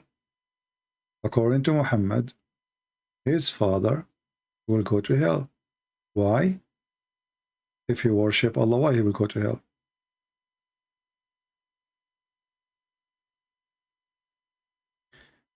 Abdullah, when a person in the Middle East, he is son of unknown, or let us say his name is unknown, they will say Abdullah, and a slave of Allah did that. Who we do not know, which means we do not know the name. So if Muhammad, his father, is known, and the grandfather of Muhammad, all his children, they are slaves of pagan gods, Abdul Manaf, Abdul Uzza, Abdullah. So how come the father of Muhammad, his name is Abdullah? And as you say, the grandfather of Muhammad is a pagan too. And how his name is Abdullah and he will go to hell? No?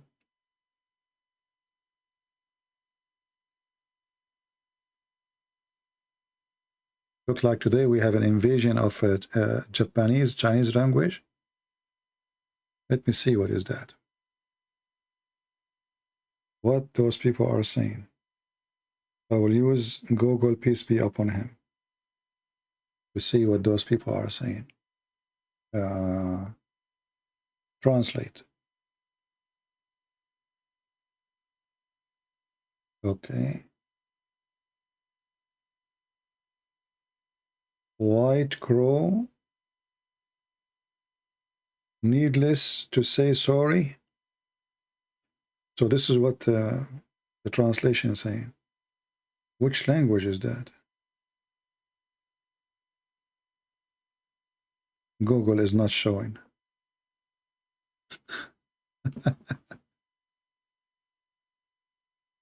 All right.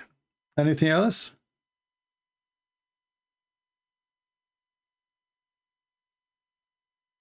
We don't care really who is the father of Muhammad. We care for him. I mean, you see, his father can be good, can be bad. His father did nothing wrong. I mean, I'm not against his father. Right? That will not change anything. But the Muslim books claim that Muhammad's father, obviously, he was a gigolo.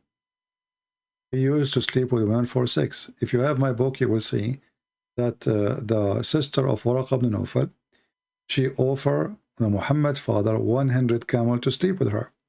Now I believe this story is kind of exaggeration. I mean, 100 camel is like giving today somebody like $3 million. That will make you really a rich person. So why a woman should want to give 100 camel to a man to sleep with her? It doesn't make any sense, right? Maybe she gave him a camel, maybe two, but that will make him a gigolo, you know, a man who sleep with women and get paid. And that was a practice, actually, the Arab, they do, you know.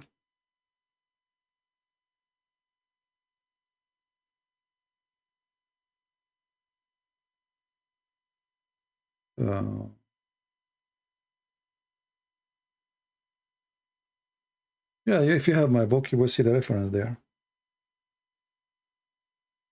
And I believe that the one who sent his sister, Waraq ibn Nawfal, he sent his sister to Muhammad's father because he was going to sleep with the mother of Muhammad. So he, you know,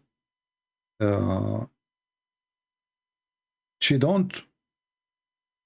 I don't think she cared for Muhammad's father, but it was her brother who is obviously sleeping with Muhammad's mother. He don't want this man to sleep with the mother of Muhammad. And this is why we find out that when Muhammad's father, supposed father, died, that Muhammad, he grew up with Waraqa. Anytime you look for Muhammad, you find him with Waraqa when he was a child. And even when the first time Muhammad, he received inspiration as he claimed, they took him to Waraqa. And even Muhammad, he tried to commit suicide when Waraqa died. Ask yourself, how much love between them? I mean, why the guy want to kill himself? If the guy is just a guy, you know, a guy from the town, he died. Why Muhammad want to kill himself?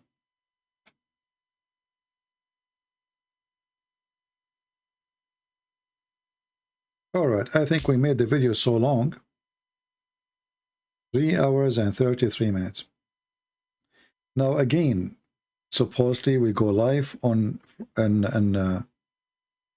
it's already Friday. Oh boy. And I said to myself, let us go live and make a video for an hour. I was saying we're supposed to go live on Friday. And look, the clock is already Friday. Oh boy. Time goes so fast. See it? It's Friday. Thank you, people. And then they will say to me, I mean, you go to Patreon. Patreon is really a very painful for me. I mean, people, they keep sending me email, and one after one. And, you know, and I keep posting on the front page, please, guys, for God's sake, ask me when I am live. And then I go back. After I just finish saying that sentence, I go to Patreon. I open Patreon. I find like 20, 30, 40 emails. Can you show us the reference? Please, can you speak about this? Can you tell us about that? Where we can find the reference you mentioned in that video? I mean, what I was doing in the video then? And then if you don't answer them, or if you say something, if you post in the front page saying, please don't send me email, they will say to you, you are not being kind. Christian Prince, we are not being lonely, okay? And we have friends, okay? And you are not being nice when you say that. You know, but what happened? And I don't live in Patreon. I don't live in the internet.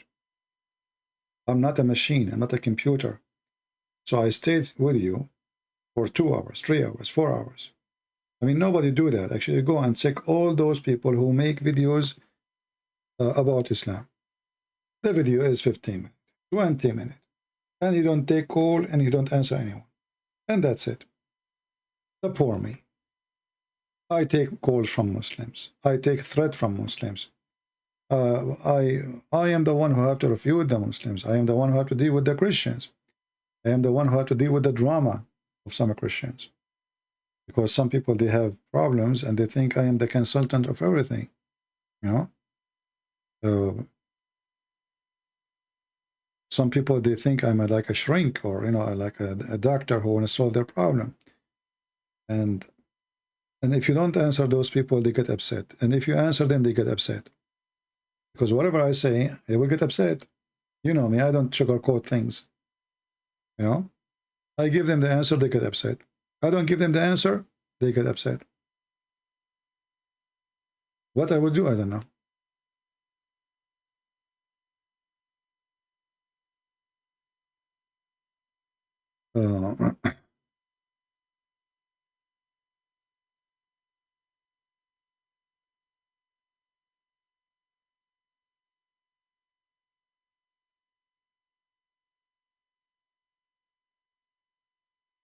Okay.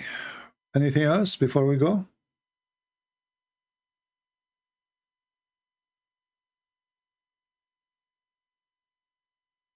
Anything else?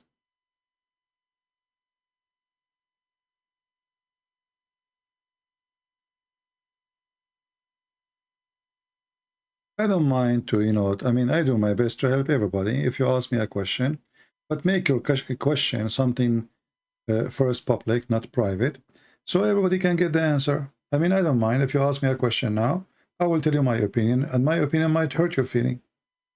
But don't be upset because I say to you, you don't like something you don't like to hear.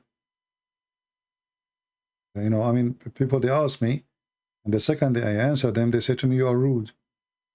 So why you ask me? Don't ask me if you like to hear something nice. You see, people who they are kind in their words to you, well, they are not telling you obviously how you look like. You know what I mean? Ali Akmeem, are you a Muslim, Mr. Ali?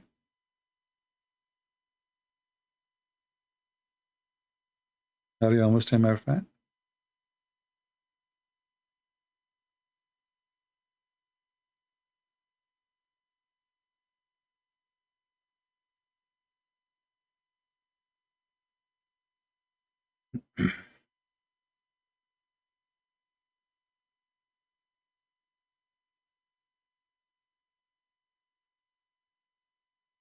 Okay, thank you guys for the kind words.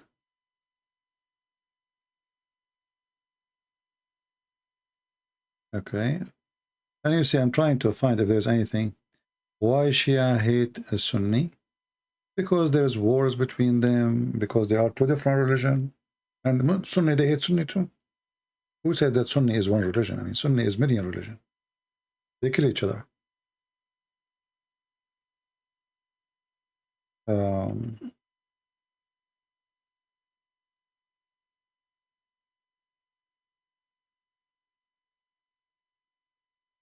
Is it wise to preach to the Muslims communities in person who don't have access to the internet?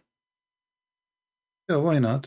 But they always remember, when you preach, there is many people, they go and they think preaching is just saying to them, Jesus loves you, and etc. But if you don't have knowledge, if you are a person who cannot answer questions, then your preach can work in the opposite direction. So before you go and preach, shouldn't you learn first what you are preaching? Don't go to fight with the devil. I'm not saying the Muslims are the devil. I'm saying the devil is wrong information, misled, misguidedness. So in order for you to be a person who can guide people, you should be a person who have knowledge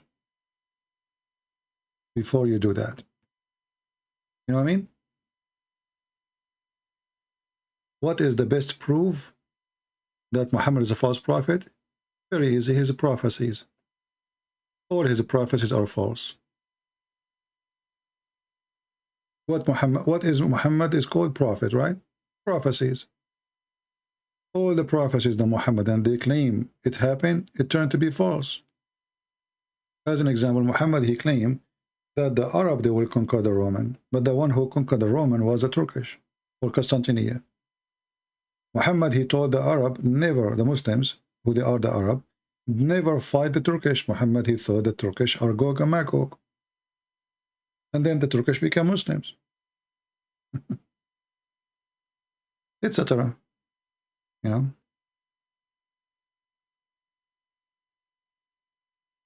Do you follow Father Zachariah Butros? No, I don't. I don't have time.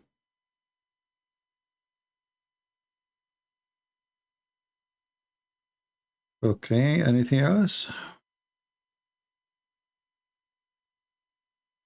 We go fishing in the morning. You want to go fishing? Shouldn't you have a water next to you first? Okay.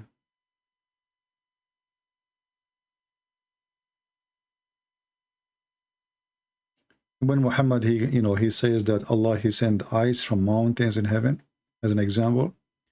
Well, this guy, he claimed that his God is talking, and he is saying that hail is coming from mountains in heaven.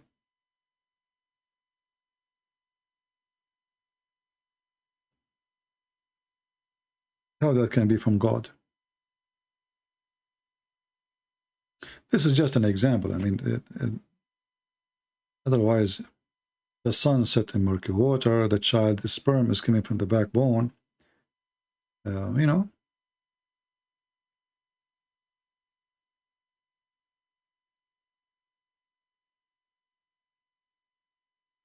Well, I don't like TikTok because, first of all, TikTok, you have to use your phone, right? I don't think you can use your computer. And TikTok is like something is messed up, and there's no control of it. I don't favor this. I download this app actually. I think for a day or two, and then I delete it immediately. And I believe it's a very dangerous application too. A lot of filth, a lot of garbage. You see, at least in YouTube, you control what you are seeing in the screen. I do not like this TikTok thing. But maybe you like to use it. You can use computer. No, I don't. What I saw, it was disgusting. I opened the app. I saw suddenly in front of me a video. I was flipping. You flip your phone, and I saw a child. He was putting makeup, and like 2,000 people, they are asking him to dance for them. He was like maybe 8 years old.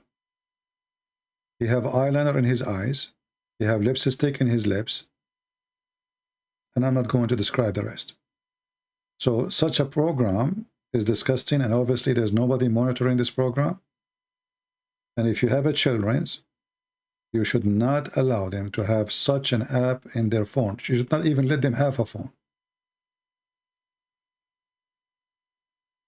I was disgusted.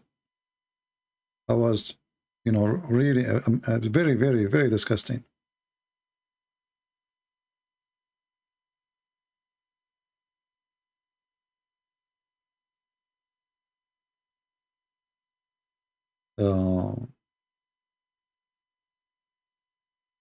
How come the Muslim remove unholy spirit from people? I am a Christian from Mumbai. Well, this is a fabrication, my friend, because Muhammad himself, according to Muslims, he was under black magic. So if Muhammad himself could not remove evil spirit from himself, how Muslims can do that? This is all fabrication. They bring a guy or a woman, they pay them, and they, but as you see, here we go. This is Muhammad under the black magic. We don't believe in black magic, so let us say he have a demon. Okay?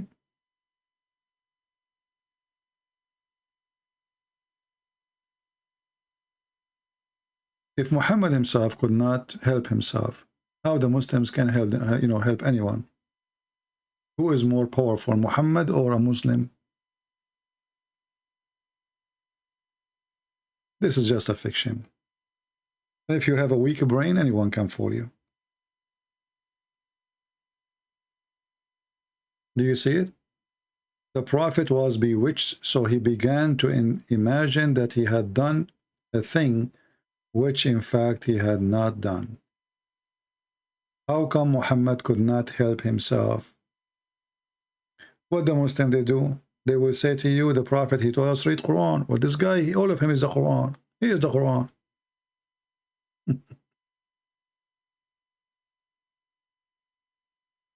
Well, you can help and post my videos on your TikTok if you have TikTok, but for me, I don't like the application. I'm an old-fashioned, maybe, I don't know. Did I answer your question? So don't make them fool you about Muslims. First of all, Muslim, by the way, don't believe in demon. Muslim believe in genie. How genie can go inside you? Genie is a physical being. Genie can have sex with women. Genie can have sex with men.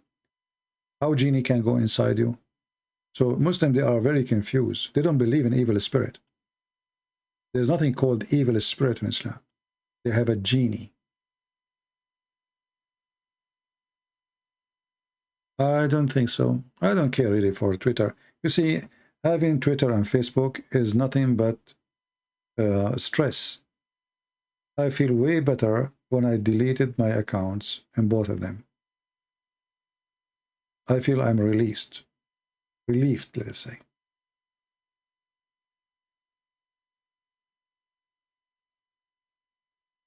So Muslims, they don't believe in evil spirit, and they believe in genie, and they claim that they can take somebody. They have tons of videos on YouTube about genie, and all of them, they are fraud.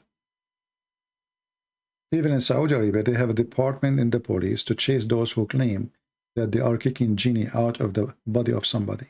Because every Muslim, he knew it's a fraud.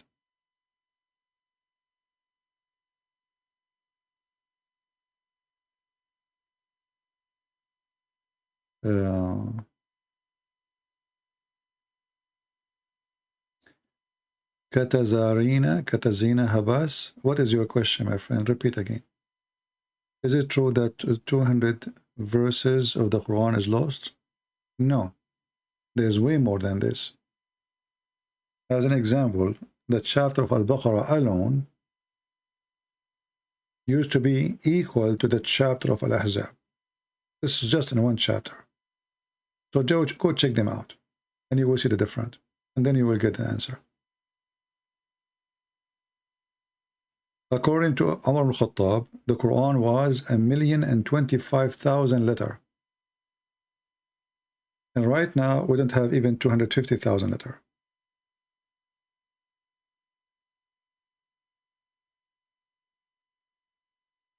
Okay. Where is the question of the person who says, read my question, please?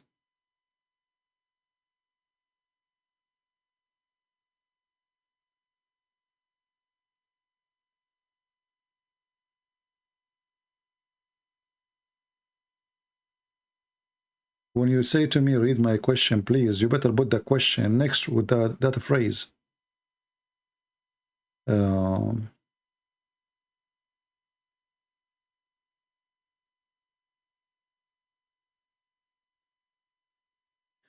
Was Muhammad called date palm? Yes, this is a hadith about Muhammad.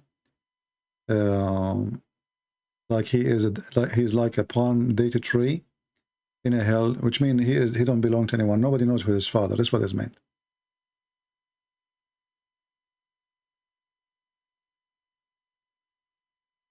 What is the most dangerous Islamic countries in this world? I believe the most dangerous, I think, Pakistan and Afghanistan. Like Arab are not really too much. You see, even they claim to be too much conservative, etc. But Muslims in the Middle East, they F Allah day and night. A guy fight with his wife, he F Allah. He F Muhammad. You know? You will notice that women in Indonesia, they dress Islamic way, but women in the Middle East, they don't. You know?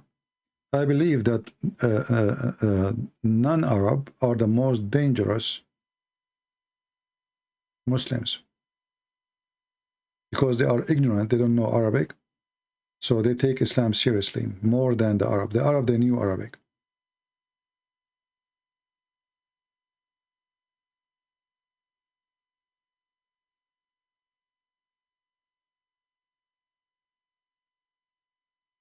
I mean, how somebody live in Indonesia, in a very hot country, wearing hijab and burqa and those stupid things.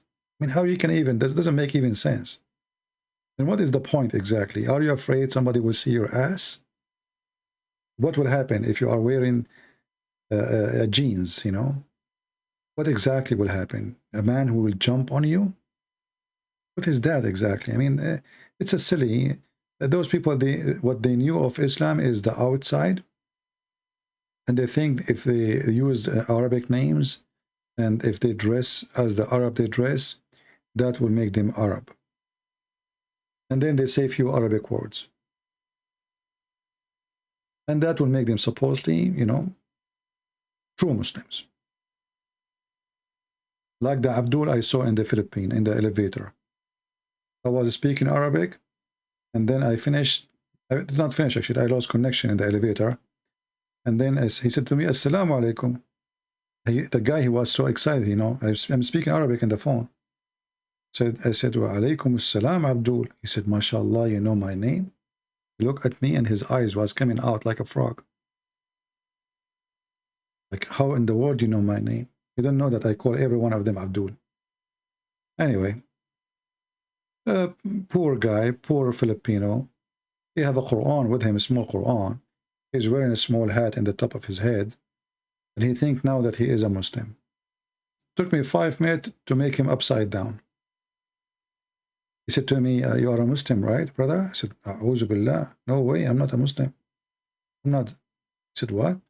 I'm not stupid. You should see his face. The guy was shocked, like he's speaking to an Arab, and the Arab, he says to him, no way.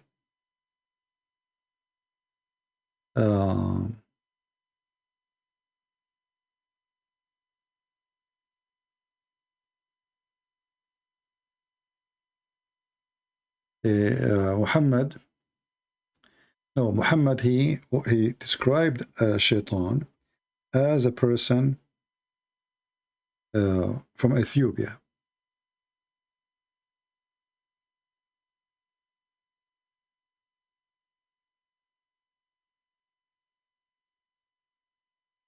This is the Shaitan. He is an Abyssinian with a small chunk.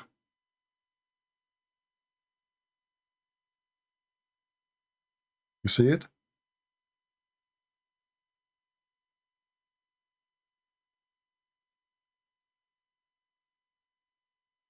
And in different hadith, Muhammad, he says, the most person Allah he hate is a black man.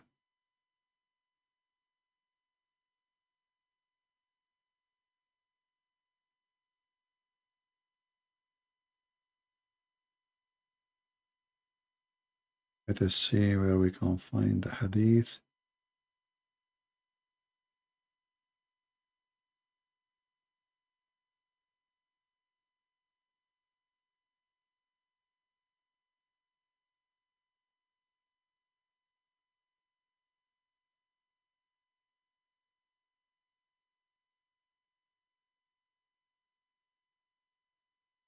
Let us see.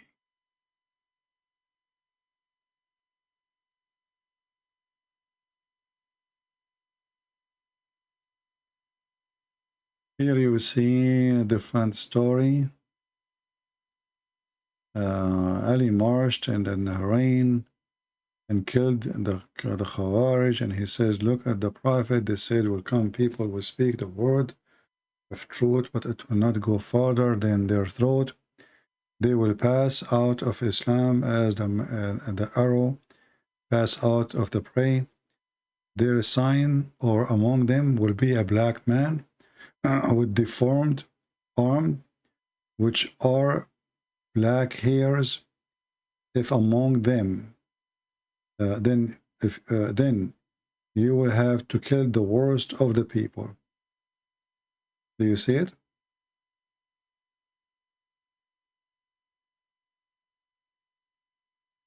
And here Muhammad, he described the worst of the people is a black man.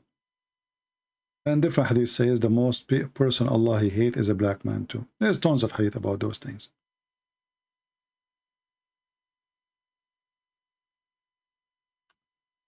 All right, any other question?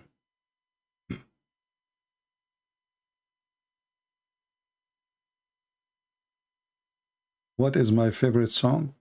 Yeah, those are the emails which I run away from them. Some people, they ask me questions, which is very funny.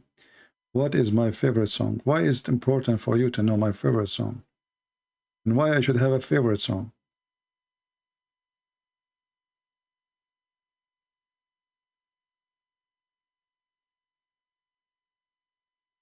What favorite song is?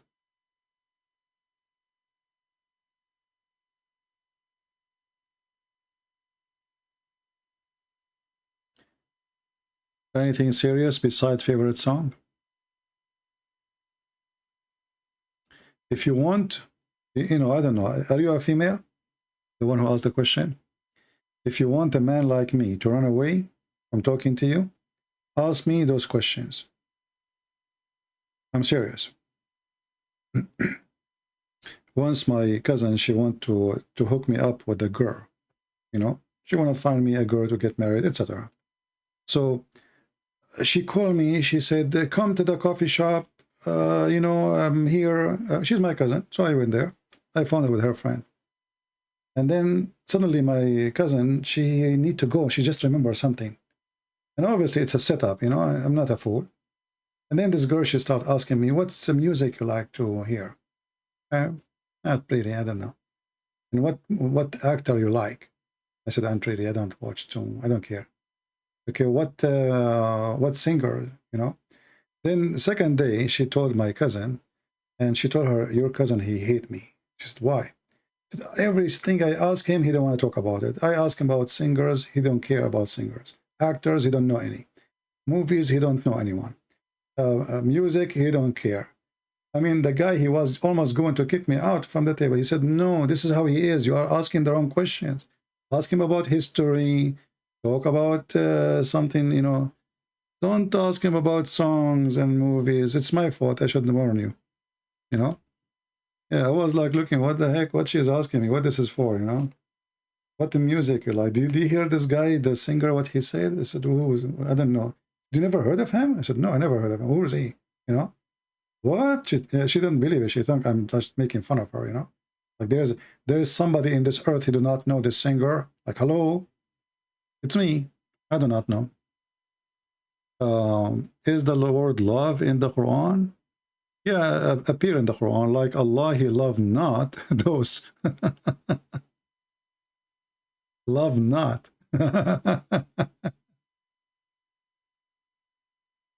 Yeah, no, the word love appear in the Quran, but always it have a negative, you know. So Allah love not, you know, and Allah love those who repent, as an example. Allah, he love not those who are kuffar. So like the love of Allah is very weird, you know.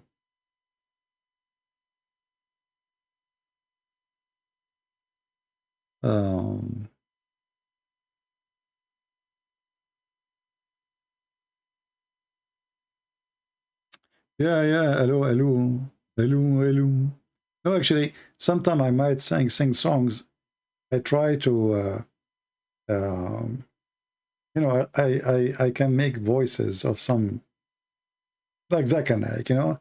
It's like, you know, like a hobby. So sometimes if I sing those songs, not because I like them really, but they are like, there's a singer in the Middle East. His name is Farid Atrash. This guy, he have a very unique way of singing, and when you sing, you think he's dying. He's squeezing his head. His head is between two hammers, you know. And the Middle Eastern, they love his songs.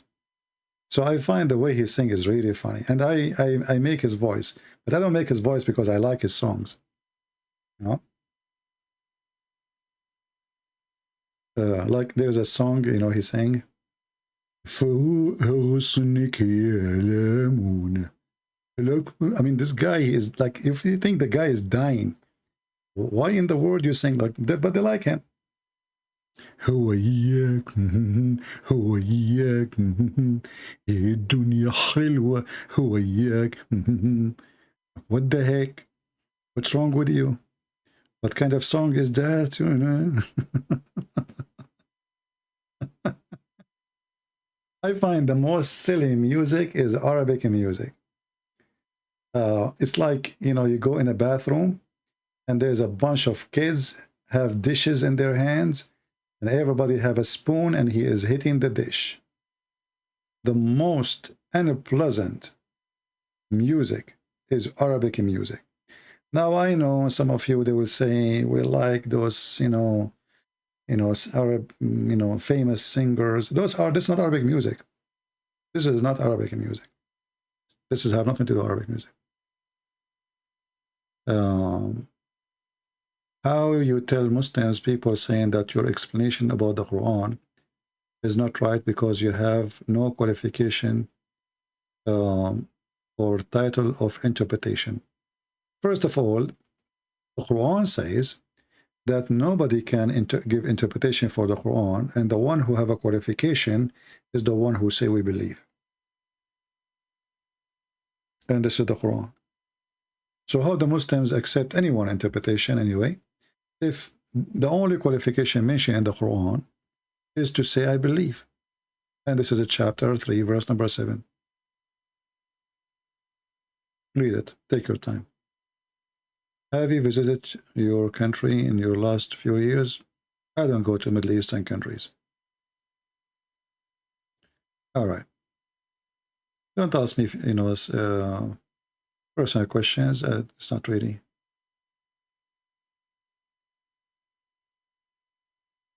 Okay.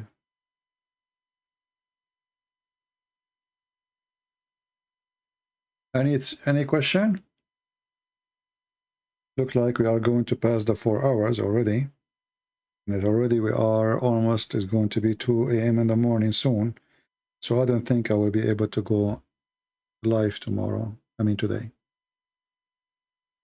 What song is not my favorite? This is a good question.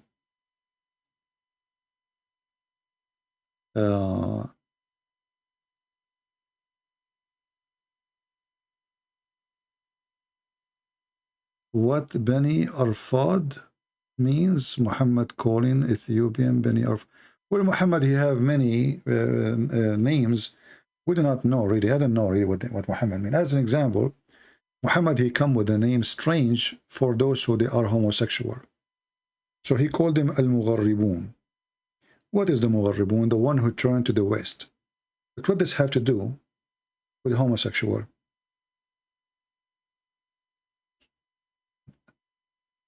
Even the Arab in his time, they ask him, what is Al-Mugharribun? What is that?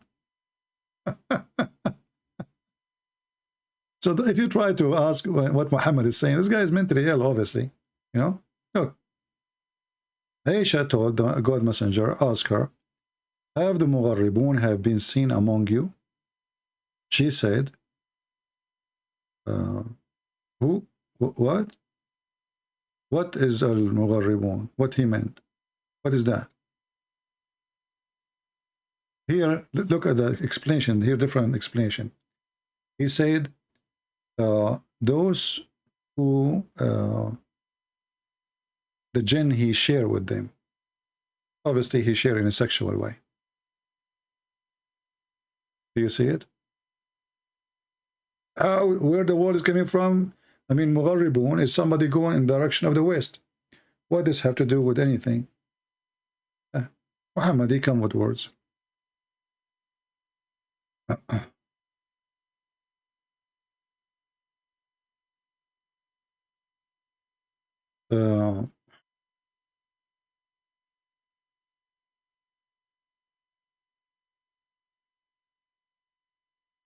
Anything else?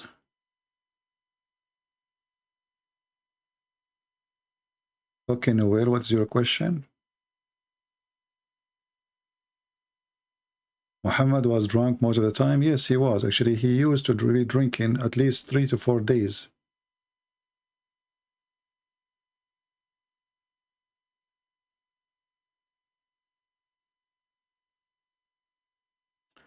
What a Christian sect is best?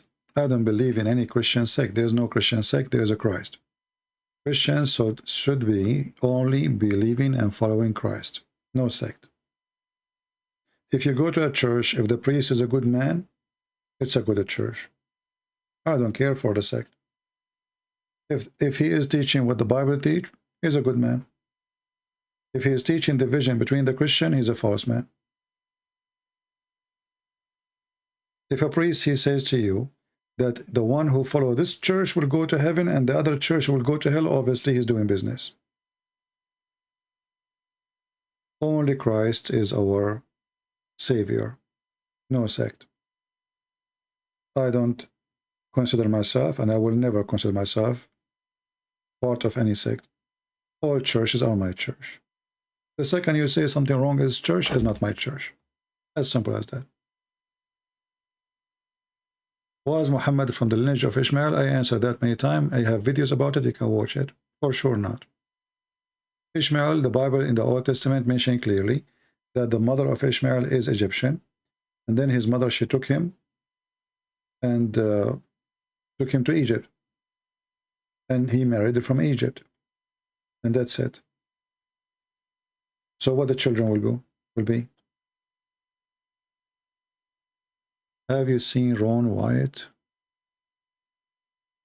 No, I don't watch videos. I don't know who is this guy.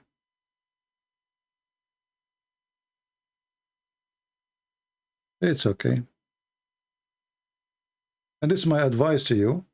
Don't follow a sect. Follow Jesus. Because the second you follow a sect, you are labeling yourself not as really a follower of Christ. You are labeling yourself as a sect. And we are not. I believe in Christ. I do not need a bishop. I do not need a pope. I do not need a priest. I need Jesus. And the Lord, he says, whoever believes in me and I will live. This is all what I need.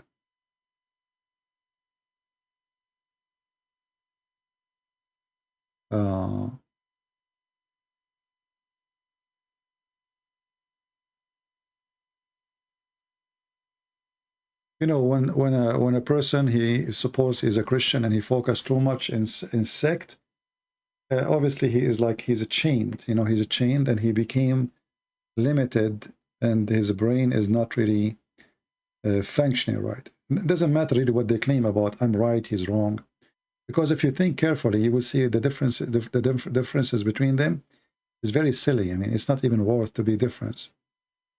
Like, who cares if a person he have an image or he don't? Still, he believes in Jesus. Even if he do wrong, all of us will do wrong.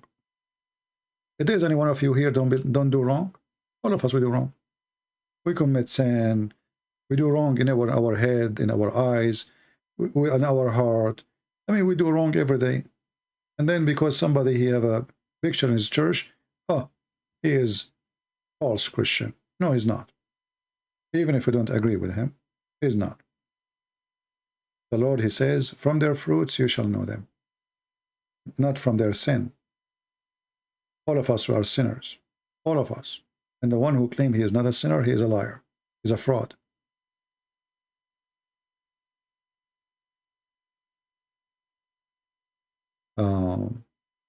Why Allah could not give child to Muhammad? Actually, the children of Muhammad, they died, according to Muslims. So obviously Allah, he killed the children of Muhammad.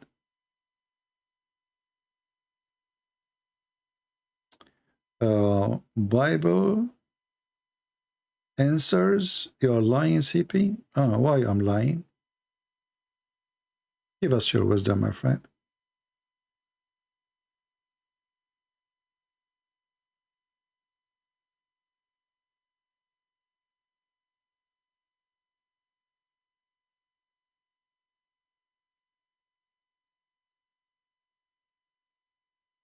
We need your help in Africa. My friend, you do not need my help. You can help yourself. The knowledge now is available for everybody. And we are giving our books for free online. Just learn. Educate yourself.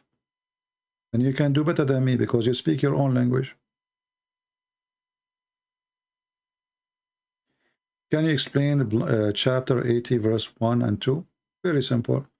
Go and open the interpretation. You will see that the blind man, he come to Muhammad, and because he was poor, Muhammad, he refused to receive him, and he kicked him out.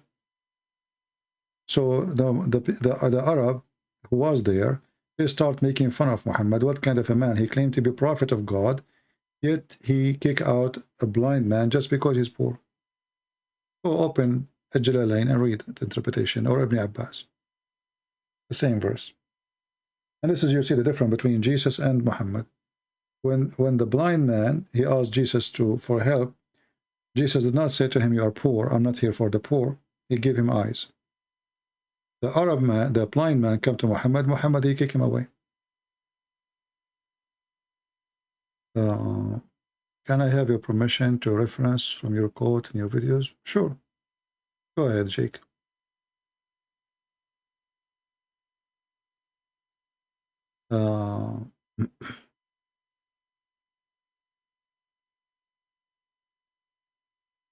Okay.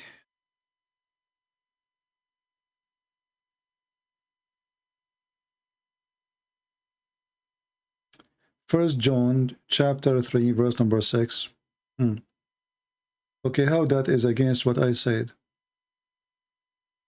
I mean, people are really weird and people are silly. Let us open John, First John, and people will laugh at you, the one who is accusing me of lying. I said that from their fruits you shall know them, not from their sin, right? What does that mean? But all of us, we are sinners. So if by our sin we will be known, well, none of us will go to heaven. So what does that mean? We have a fruit, and the fruits have to be a fruit conquering the sin which we had or we have before. But I will go with this person who is supposedly claiming to be smart.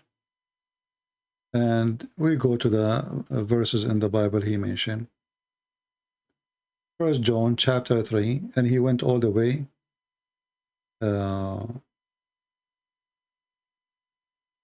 verse number 6. It says, whoever abideth in him sinneth not. Whoever sins has not seen him, neither known him.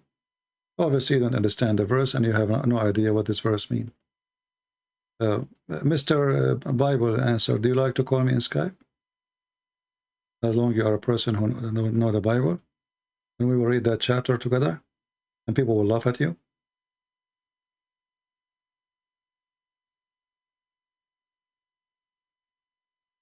You are very stupid, because if you read verse number 4, it says that the one who do commit sin, he is breaking the command of God. For the sin is breaking the command of God. And you know that the Messiah, he came to delete or to demolish all the sin of mankind. How? How? By promising us salvation. And then in verse number 6, it says, everyone is fixed in his faith with the Messiah. He don't continue with sin. And the one who continue with his sin, he did not know the Messiah. He did not recognize him. Well, this is true. When we do sin, we fight our sin. But doesn't mean that a person who is a Christian, he don't commit sin and he will never commit sin. Otherwise, we are holy. So you understand the verse very wrong. And the sin he is talking there about is about following wrong God, following Satan and his teaching. Otherwise, even Peter himself, Jesus called him Satan. Well, was Peter Satan? Looked like Peter, he was not fixed with Jesus. He's not really believer in Jesus. People are silly and they try to take words out of their meaning. The Bible says every man is a sinner. Every man. And what the verse here is saying to you, if you are a true believer in Jesus, you fight your sin. That doesn't mean that you will never do sin again. If you don't do that, that make you a saint. That's why we have the word saint. But how many of us are the saints? And I believe even the one we call them saint, they commit sin. So you are funny, my friend, and you are silly.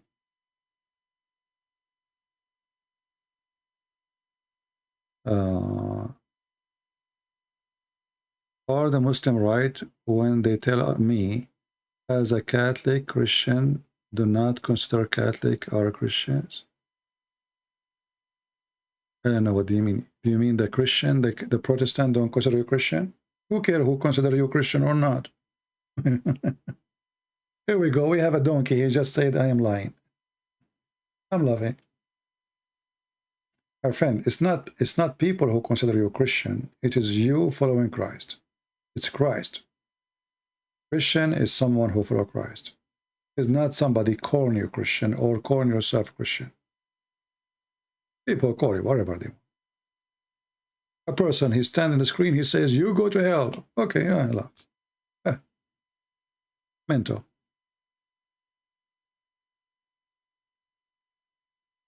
Remember one thing, there's only one judge, and that judge is the Messiah. He is the only one who have the judgment or the authority over the flesh of mankind. Any human being, he try to play a judge on you, he is committing sin. He can tell you are wrong. He can tell you why you are wrong. And he can be wrong himself, because at the end of the day, he is a human like you, right? However, we go by the book and the word of Jesus, not by what the man say, not by a priest. You know, people are hypocrite. Like this guy here, he posts for me, First John. He is trying to make it look like that if a person he is a Christian, he never commits sin. That is absolutely false, and that is impossible, and is not true. Because if we don't commit sin, we are not a human no more. This is why Jesus, he said, I came for the sick, not for the healthy. If this earth is healthy, he don't come to us. He do not, you know, why he will come? For God, he loved the world. He sent his only begotten Son to save them from what? From their sin.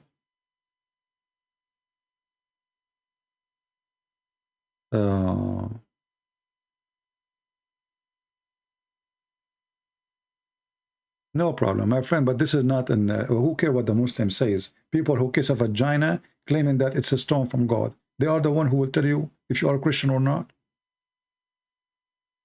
And even me, I will tell you who is a Christian or not. The Bible tell you who is a Christian, who is not. Jesus tell you, whoever believe in me and I will live. Do you believe in Jesus as God? Your God and Savior? If you do, you are a Christian. That's it. Who care what people say?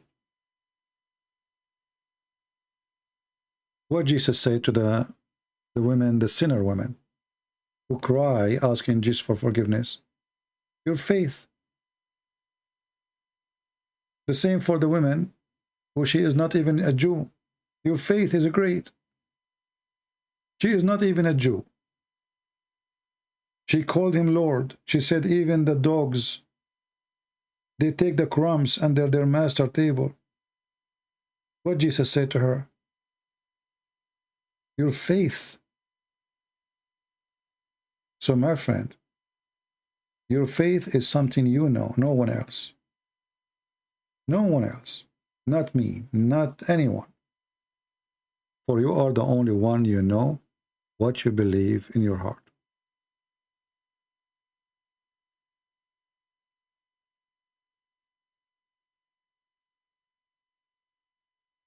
Do you believe that Muhammad was poisoned by a Jewish lady? Well, this is what the Muslims they say, but I don't think, you know, I mean, I think she bought like from Walmart some poison for rats, and that will lead us to different conclusion.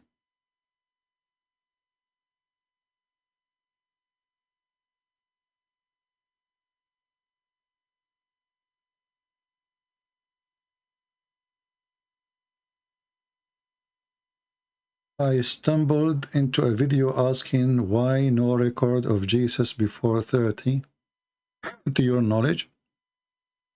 Well, you know, the disciple of Jesus, they met him when? I mean, people, you see, there is a very weird stories. People, they come with, or you know, like wrong questions. When Peter, he met Jesus, so what Peter will know about Jesus except after he met Jesus? And obviously, what is given to us about the Messiah is the time the Messiah he start announcing himself, and this is the important thing. But before that, obviously the Messiah did not announce himself. He did not start his mission, let us say. There's a certain time where the Messiah is not starting his mission. So what a disciple will tell us, the Messiah before that age, they know nothing about him. How they will tell you, and what they will tell you. They were not his disciple. Do John, he knew him before, but we knew, as an example from the story, when Mary, she asked the Messiah in the wedding of Cana, she asked him to make the water, like she told him, they are out of wine. This is the first story we heard here. She's asking him to do something. Their wine is almost up. There's a wedding party, embarrassment. And obviously those are relative to Mary. Why Mary, she asked Jesus to do such a thing? I mean, this is not normal. Let us say I am a child of a woman, and I'm going to a wedding, and now I'm a man, you know. And the mother, she said to me, listen, they are out of wine, and you need to do something. But I don't own wine. I don't own manufacturer. What I will do, what exactly she's expecting. And you will notice here that Mary, she said to the servants, do as he say. So she was sure he can do miracles. So from this story, we knew that obviously Jesus, his life was full of miracles. Even though we did not know about it, because it's not time. And this is what Jesus said to her. He said to her, my time is not yet. My time did not come yet. Do you understand? My time did not come yet.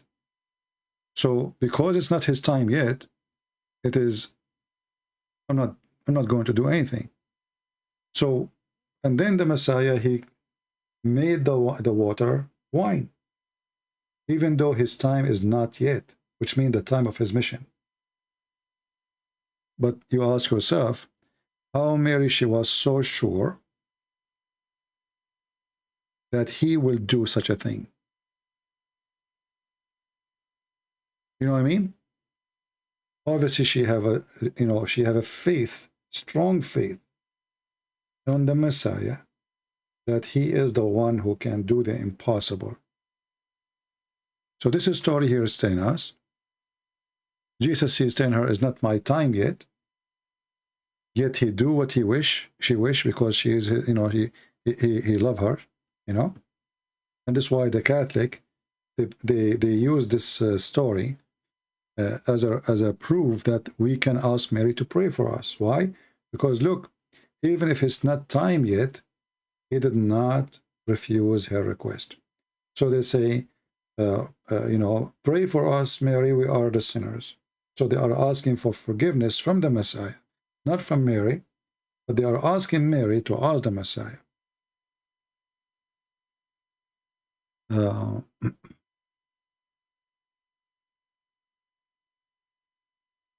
Anyway. And when the Quran, as an example, speak about the Messiah, you will find that this story is coming from Bibles, which is rejected by us. But if you read those stories, that will make Jesus more proof that he is God. As an example, the Quran take stories from books which is rejected by us, that the Messiah, he made it from the mother bird. Then you ask yourself, why the Christian, they will delete such a story, important story, which is more proof that Jesus is the creator. Here we go, he made the mud, he breathed into it, and then the bird is living bird. Why will we take it off? Simply because we as a Christians, we were very conservative to refuse anything is not true. Right? And here we have this guy. He is still he's still in John 1st. Weird people, you know. Well, we know that the sin is coming from the devil, and you are the devil. Let me ask you, Mr. Bible, answer. Do you commit sin? Do you commit sin? Not in the past, in the present. I want to see how truthful you are. Bible answer 7. Do you commit sin, my friend? Do you commit sin?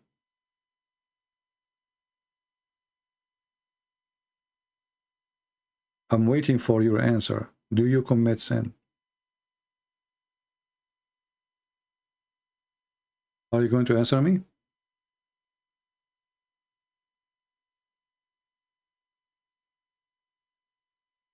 You will not? Is there something wrong?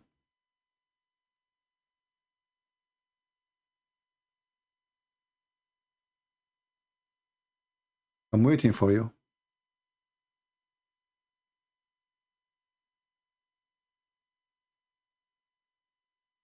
I cannot use to, according to 1 John.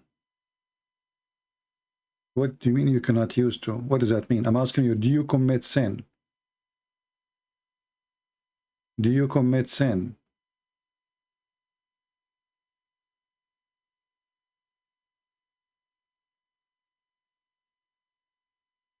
Anyway, I think it's time to block you. If you go to the Bible in Romans chapter 3, it says, all have sinned and come short of the glory of God. So you are mentally ill and you are trying to play with verses from the Bible. And you are not. You are a satanic person, obviously. All have sinned. Everybody. No exception. And you are being a hypocrite. You said, I cannot sin, so you are God now. You are perfect. You are not a man no more. Get out of here. You are a hypocrite. Well, I commit sin in the past. I commit sin in the present, and you understand the Bible wrong. You see, human being nature. When somebody he read for you a verse. This is about following Satan. And yes, all sin is coming from Satan, but Satan is inside you too. I mean, we blame Satan for everything. Everything we do, we blame Satan for it. But there is something is called satanic, like Satan is trying to tempt Jesus, right? If you are. But there's things we do, and even we do every day. The human being, he cheats in his head, in his mind, in his thought, in the way he look, in the way he wish. People get jealous. People they get angry. People they say bad language. People they wish wrong things to people. You know, and you will see that all even prophets of God, they commit sin. And this is in total agreement with the Bible. So when you go for me in 1 John, he's asking you not to follow Satan and not to commit sin. And the one who is in Christ, he don't go and commit sin, but doesn't mean they are holy and they are really free from sin. If we are free of sin, then we don't struggle. The struggle is over. And we are already in heaven. As long as they are in this earth, we are here for a reason. Because we are sinners, not because we are good.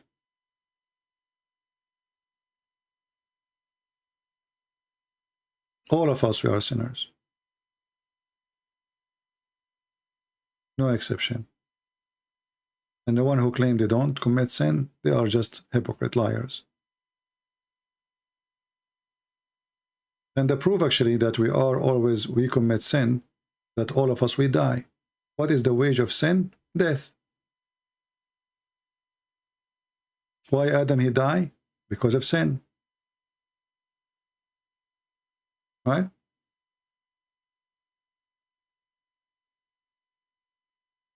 Adam, the human, did not die because he is not committing sin. He died because of sin. And we die, all of us, we die.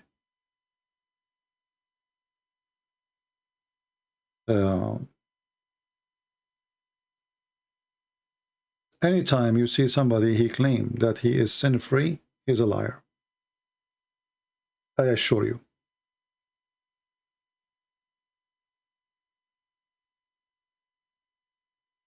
I assure you that 1,000,000,000%.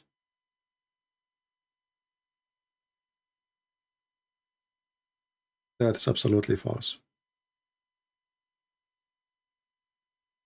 And actually, this is how we examine the one who is truthful and the one who is a liar.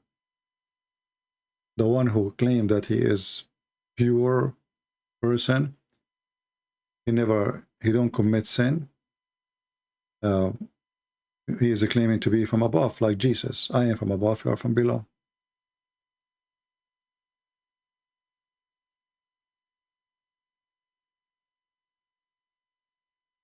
The Bible the Bible asking us to fight sin, to be against sin, but it doesn't mean that we will never do sin.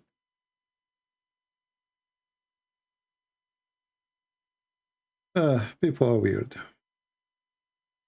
and hypocrisy is a big problem.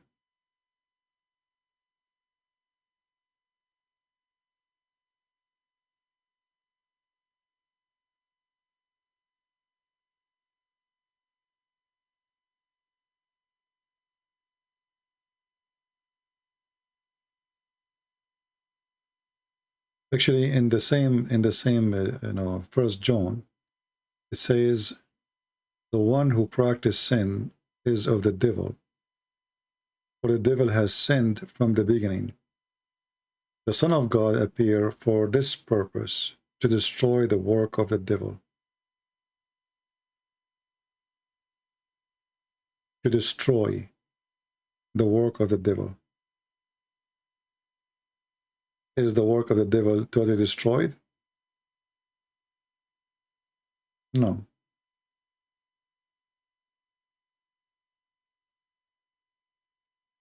And the proof, people commit sin every day. So people, they can read verses as they wish, and they try to bend the meaning of them as they wish. The truth is that this is what Jesus came for, and this is the struggle of the man against sin. And this is why the Lord, he asks us to repent. Repent is what? Repent is not a person. When somebody here repent, let us, if you go and study the disciple of Jesus, did they repent for the previous sin before they become disciples? Obviously they did. But you will notice that even when they are the disciple of Jesus, they commit sin. Is it sin to deny Jesus 3 times?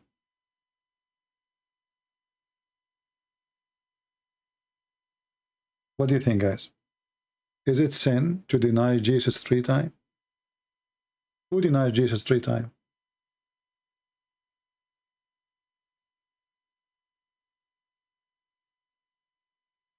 Anyone? Who denied Jesus 3 times?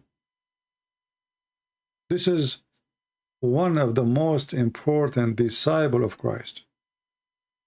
Denying Jesus. How bigger the sin can be more than this? So based on the understanding of this fool, well, Peter was not a Christian then. Isn't it Jesus say, the one who deny me, I deny him? Yeah, repeat the same verse. You are mentally ill, preacher. Obviously, you are mentally ill. So as you see here with the proofs and evidence, the most important person in the disciple of Jesus, he denied Jesus, which is a huge, huge sin. This is way more than anything else. Can we say that Jesus did not destroy sin? No, he destroyed, but still they are sinners. He came to destroy sin, but sinners are there. Even the most close disciple, they betray Jesus. And their faith in a certain point becomes so weak.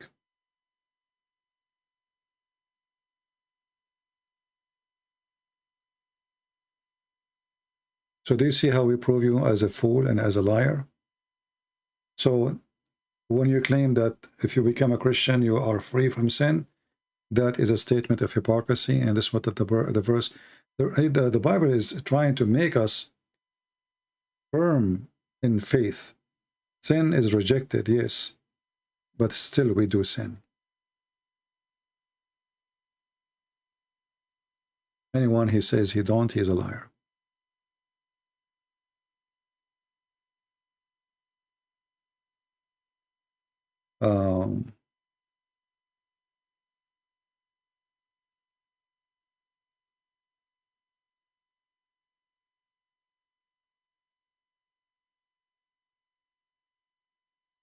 When you are going to debate with Uthman, well, when he get a penis and he dare to debate me, I will debate him. Why you don't give me his Skype so I can call him right now, son of Muta? Why Muhammadan, they don't ask themselves, why this boy, this choppy boy, don't dare to give me his Skype? You debate with Uthman, do you want me to fly all the way to Uthman? Who is this Uthman? This guy, he said Muhammad is not even from Ishmael. Uthman. Don't you see we are laughing at him? Became our joke.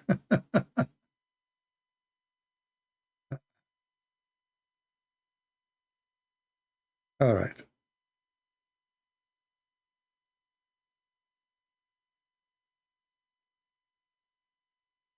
Anything else?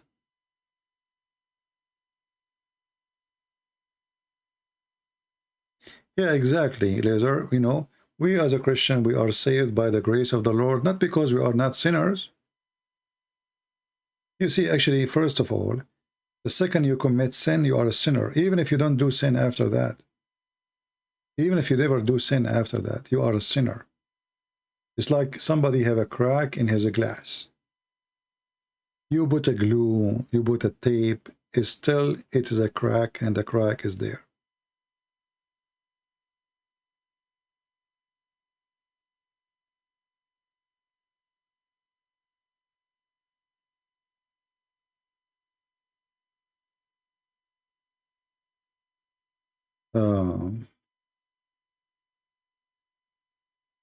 And when somebody, he come to you and he says, I don't commit sin, he's a liar. Never believe him.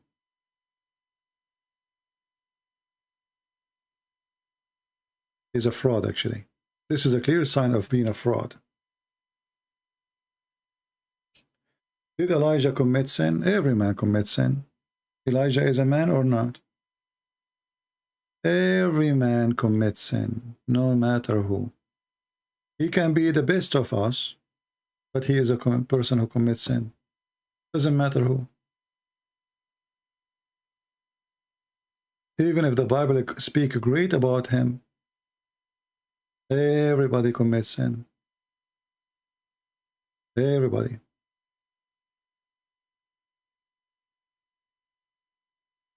Prophets, disciples, everybody.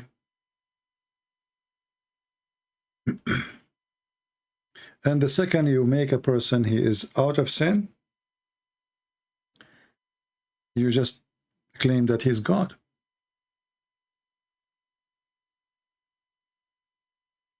This is the difference between God and a human. God is perfect. He don't commit sin. He don't do wrong.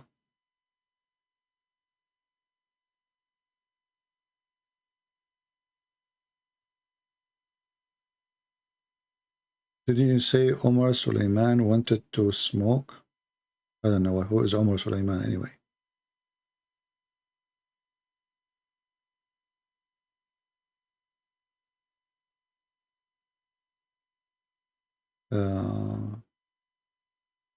Did Jesus' mother commit sin? I believe that Jesus, Mary, she is a special person, or she was the host. So by nature, as a human, she should be a person who commits sin. But I believe because she is a special person between all human, I believe that Mary, not because of her nature, but because she is protected by God himself, she did not commit sin. But not because of her nature. The nature of a human being is nature of sin.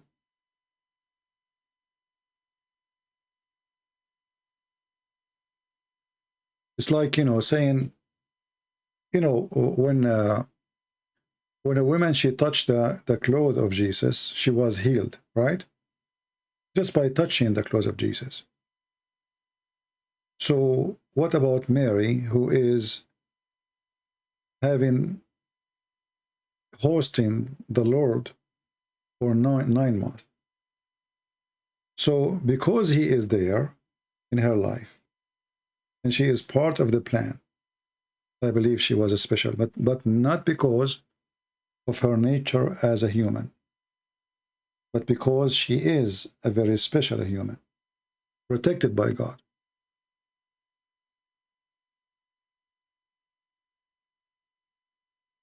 Do Christians believe in rebirth? No.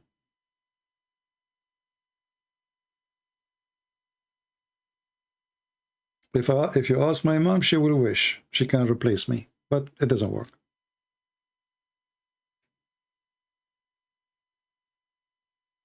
The idea of rebirth is a silly idea. So like today you are born as a human, tomorrow you are born as a chicken. Well, good for you. At least we will make a barbecue in the future.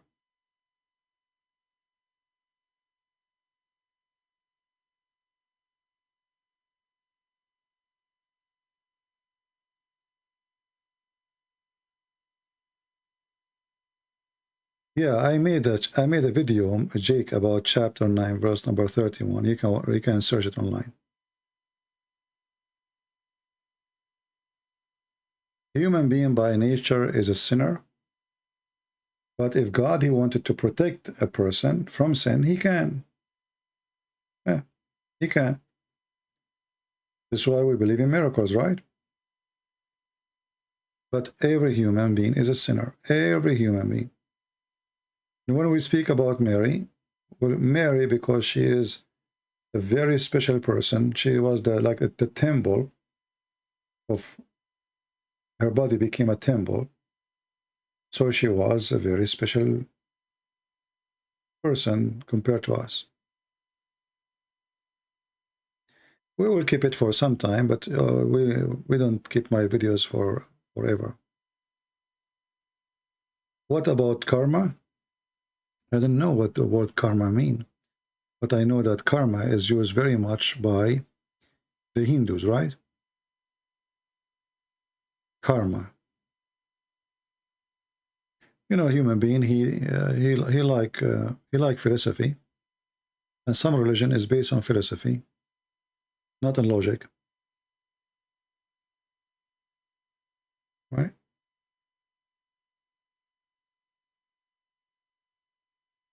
What the karma, according to the Hindus, that what you do today decide what you will become tomorrow. But if you think about it, okay, what I was yesterday, and then I am Trump today. Because what they are saying, that if you are a good person, you will come as a human, right? Okay, but how come you come as a human, but you are not, you are Muhammad today, not a good human? It's a silly logic, So what, like previous life, you used to be a lizard, and you have a good fruits. Now because you have good fruit, what, you were not eating insect, you were a vegetarian lizard? Hinduism is just a silly belief. Somebody trying to tickle your brain with ideas, and if you have a little brain, your brain will tickle. Like the whole major faith of the Hinduism, that you are vegetarian. Very important for them to be vegetarian. But if you think about it, there's nothing in this earth is vegetarian. Nothing. Even trees, they are not vegetarian. Go and put some fish under your tomato, and you will see how crazy they go. right?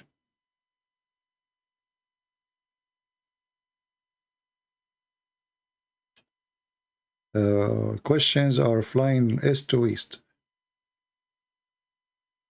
Can you explain the rapture? No, I cannot, simply because rapture is God taking his people.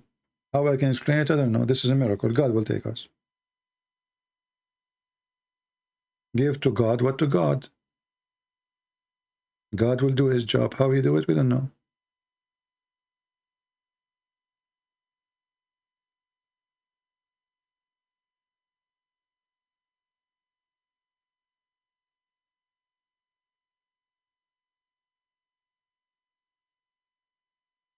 Yeah, but you see, if you go in details inside some belief, you will see how funny it is.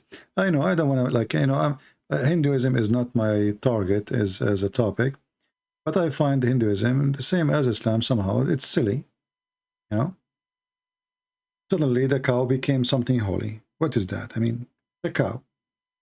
And, you know, like, we treat the cow in a very nice way, but then we put the elephant in a chain. How disgusting that behavior is.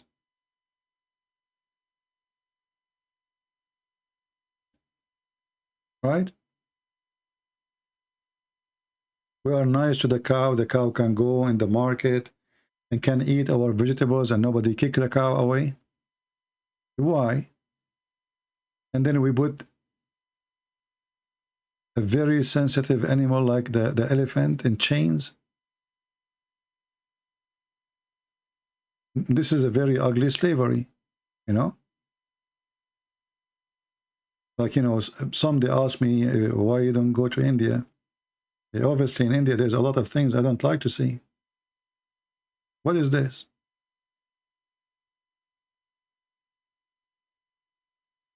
Where is the karma?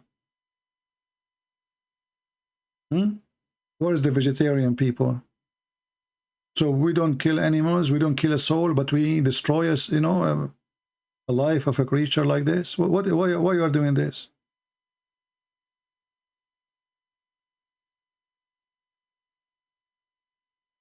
Karma, you know, talk is cheap. Reality is ugly.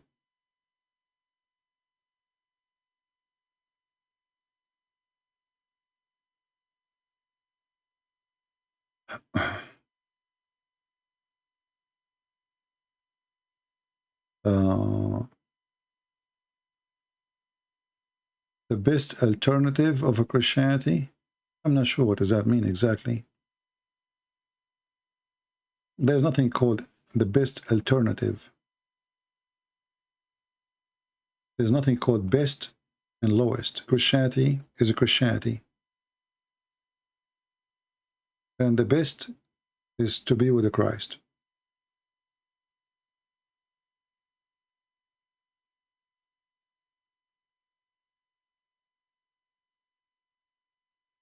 There's no other. It's not like one thing is more important than the other thing. Either you are with or against. Either you are with Christ or against Christ. There's no so-so. All right.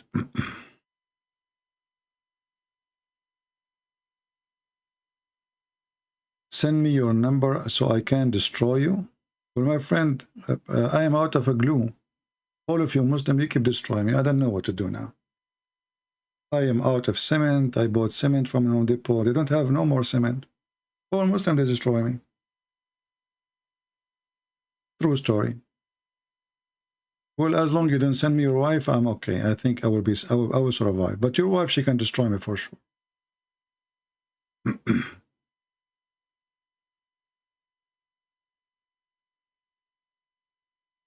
You know, a Muslim, you have a God. You have a God. When you mention his name, Shaitan fought. And you want to destroy me. I mean, even Shaitan, he fought at your God. What kind of religion this religion is? Shaitan, he fought at Allah. Is that true? Here we go. Without getting the phone number of Allah. You say Allahu Akbar, Shaitan fought. Who destroy who?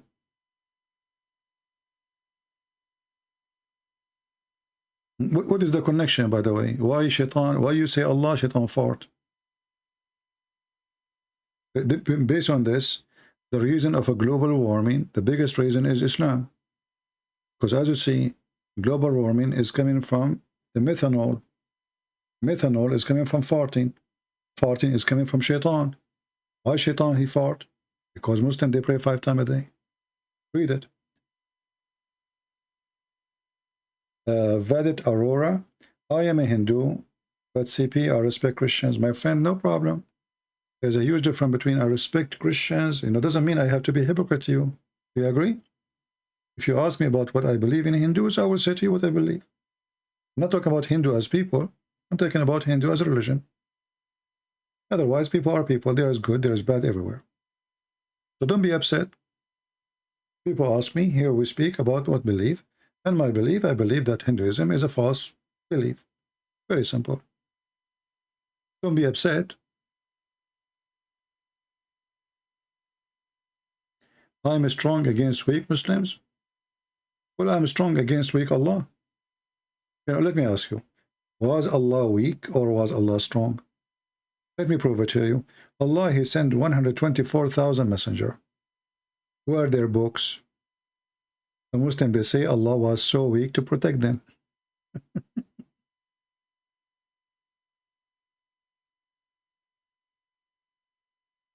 Oh, Lord, have mercy. Don't make me fart, please, Mr. Abdul. I'm trying to hold it for long.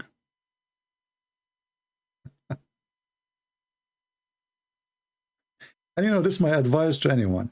If you don't like to hear something will hurt your feeling, don't ask me. I am straightforward. I don't care. You say something to me, I will shoot back.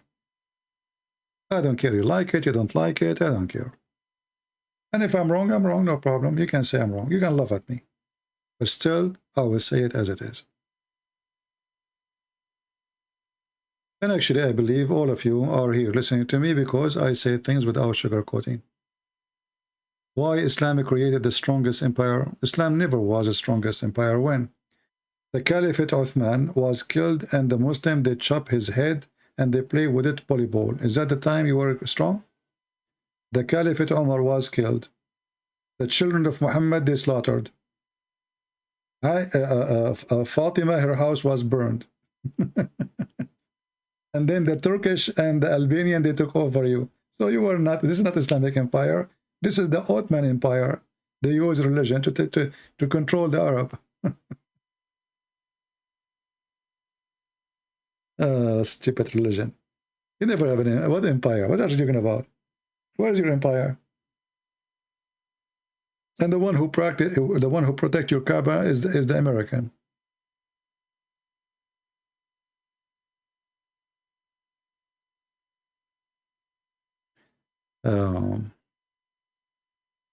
Do you hear the rooster? It's morning here. What you guys did to me?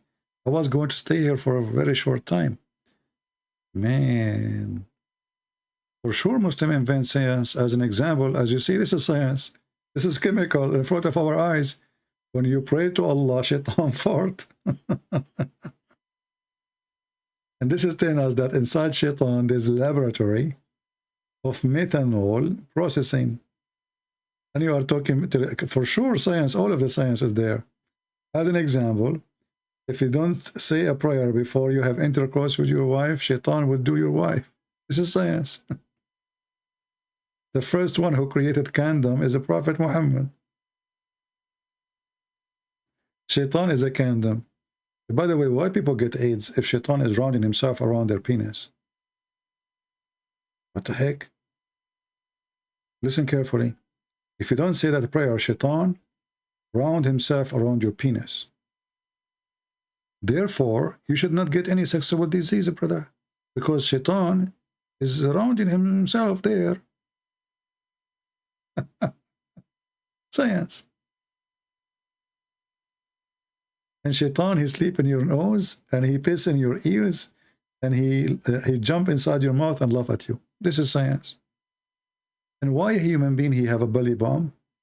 Shaitan, brother, He wanted to spit, and he spit at Adam, and then the spit fell on his stomach. Science.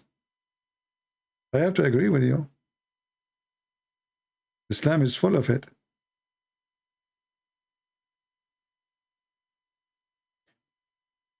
And your prophet, because he do his own analyst, he found out that Allah, he cursed the Jews and he made them rats.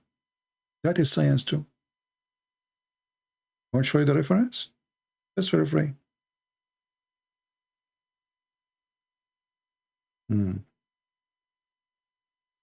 Well, we have to agree, Islam is full of it. I'm not going to say what. A lot of science. Oh, Lord have mercy. I'm getting sleepy now. It is 2:33 a.m. I did not even eat yet. Oh boy. This is the benefit of being single. You don't know what you eat. You surprise yourself. So now I guess I'm going to make, like, I'm going to slaughter some eggs. Whew, that's good. The fastest and the easiest. Who need a wife, man? Here we go. Break some eggs. Fry them. Everything is good. Bingo. Oh boy.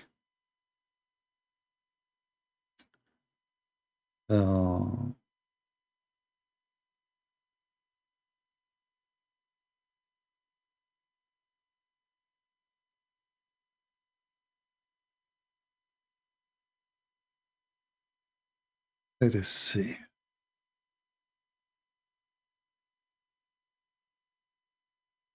Yeah, you see here, you see those are people who they are satanic. They come here, they are mostly Muslims. And they try to spread poison between the Christians to deceive them and to make them fight. So I need always to warn you from those people, you know. And look, because look what we are talking about. And suddenly this guy is talking about Catholic and Protestant and, you know, evil people. Those are very, be careful with them. Those are satanic people. In Christianity, there's nothing called Catholic, nothing called Orthodox, nothing called Protestant. This is a Muslim trying to divide the Christians. He came here, he said, oh, they are laughing at my prophet. Let us throw a bait and see how many fools there is here. Let us make them fight. Divide and conquer. Well, we spit at you, Satan, and we step on you with our shoes. Who care about food, you idiot? We are Christians. Jesus said, "Is not what go inside your mouth, it's what come from your mouth."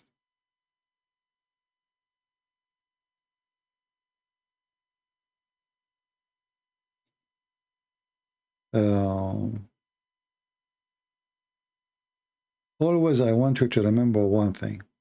When somebody tries to divide you as a Christian, he is serving the devil, even if he is claiming to be Christian. Even if he think he is a good person, because some didn't know they are serving the devil, you know.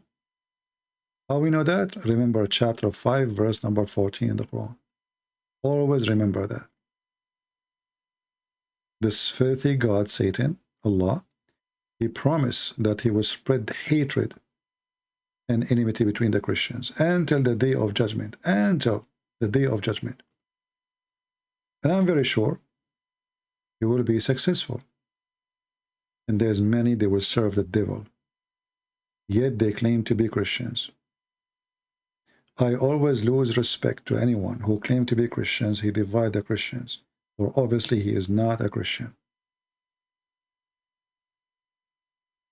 And you do not know Christ yet. Christ is one, God is one, and Christianity is one.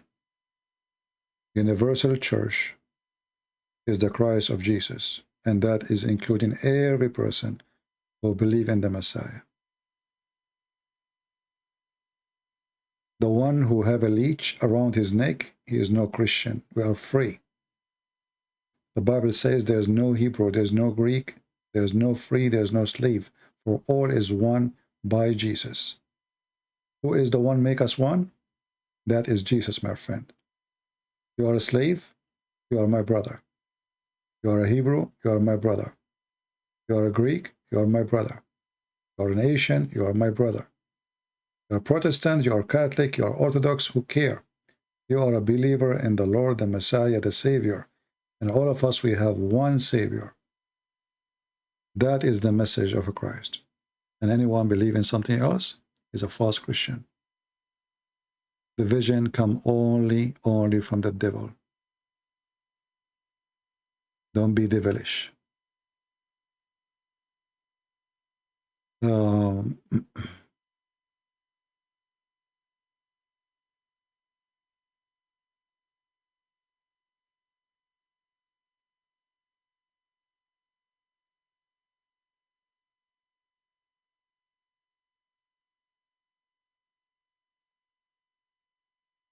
Yeah, actually, this verse in the Bible about and there's no slave, there's no free.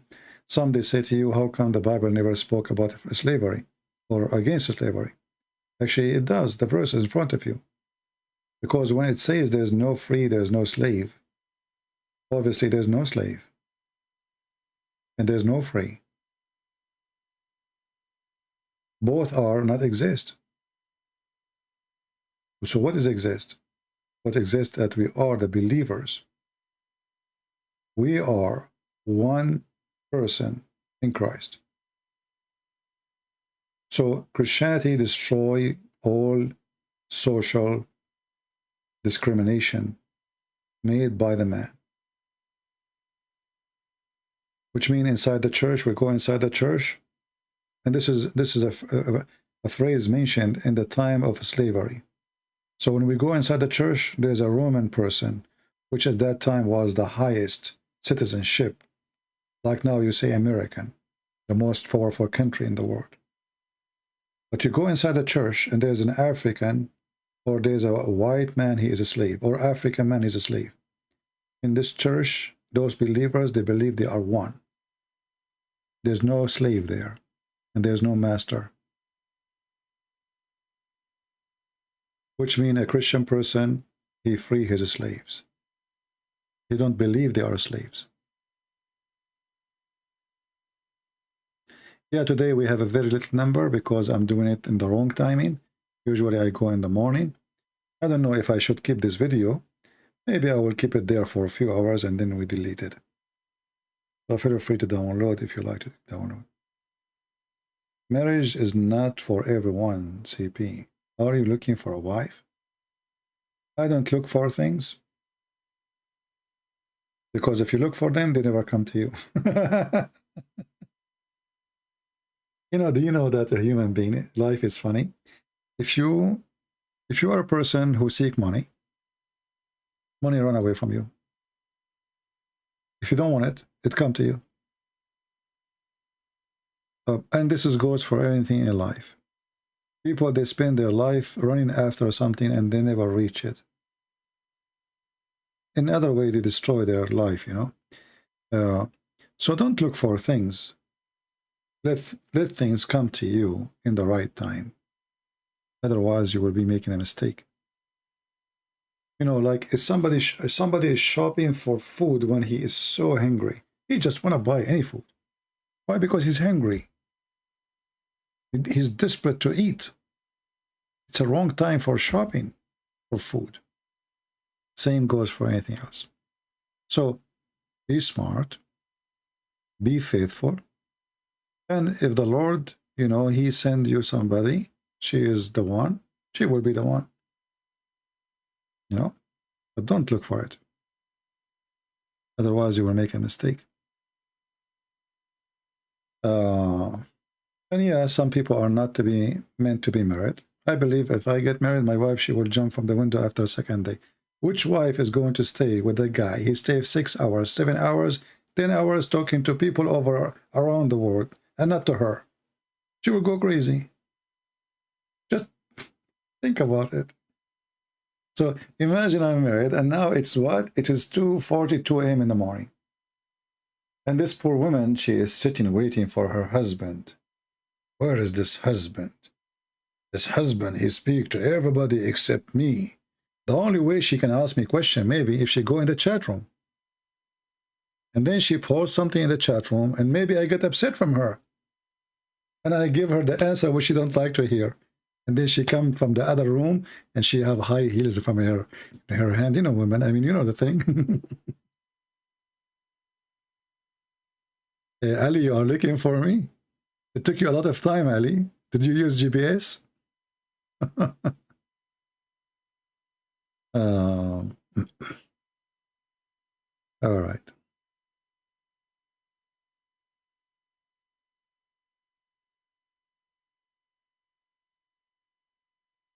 Anyway.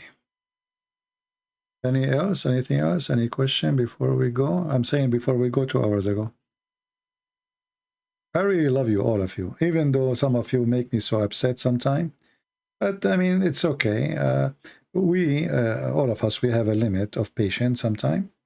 And doesn't mean you are wrong. I mean, because we are limited and our patience is limited. And sometimes we feel like we cannot take it no more. And what happened to us is the same what happened to Shaitan, brother. He fought from anger, brother. Shaitan, he fought the second he heard the adhan, brother. True story, by the way. So just think about it.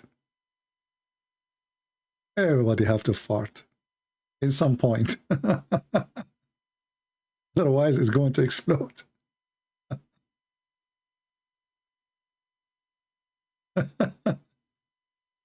Oh boy. Too much smell will kill you.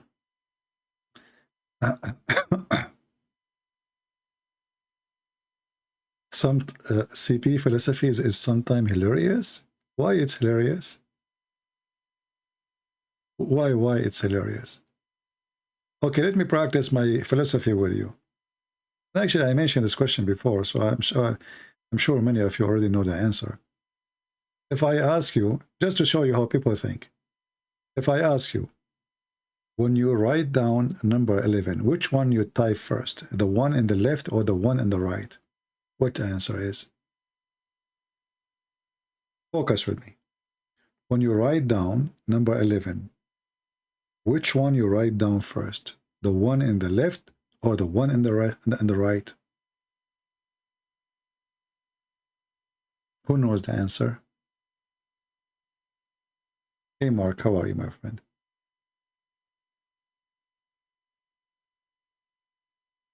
It's a crazy question, isn't it?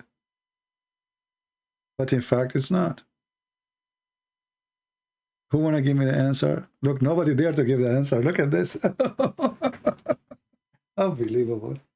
Yeah, because you need to think deeply, and then you will find that you have a problem here. Which one? Look, Orshid, he tried to save himself, so he said none. So this is where he will be secure. None. The one on the left. Okay, who is else? The one in the left. The one in the right.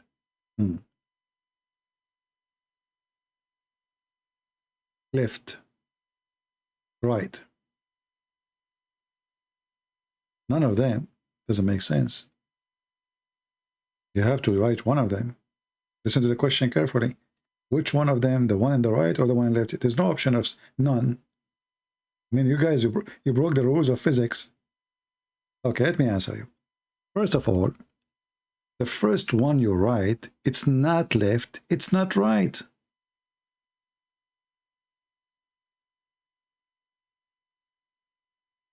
The first one you write, it's not one in the left, it's not one in the right.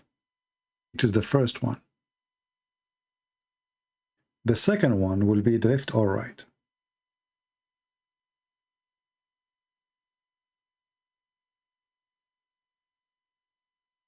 Do you understand?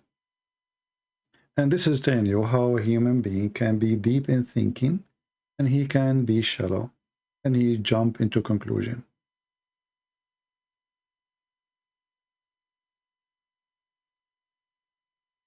The first one is not left. It's not right. It's the first one. And then whatever numbers after that, they are going to be either in the left or in the right. But because it's number 11, it doesn't matter. So if you write it in the left or in the right, who cares? Still is number 11. So the problem is that, you know, people, they read the question and they try to generate answer from the question, not from their brain. It's somehow the question is leading you to an answer. And this is your mistake.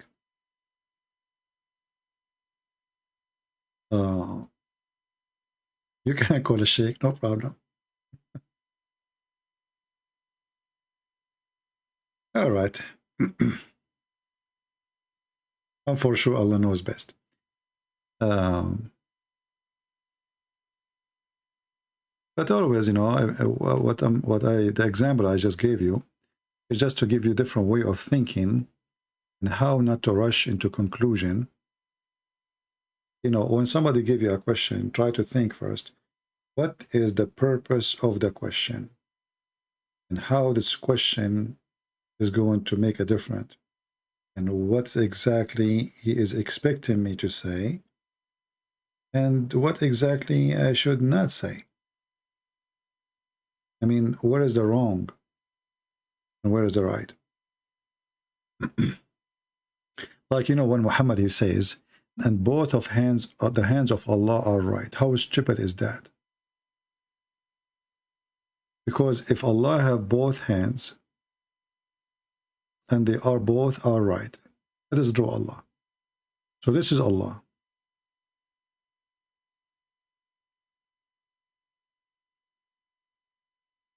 Okay? And now this is the shoulder of Allah.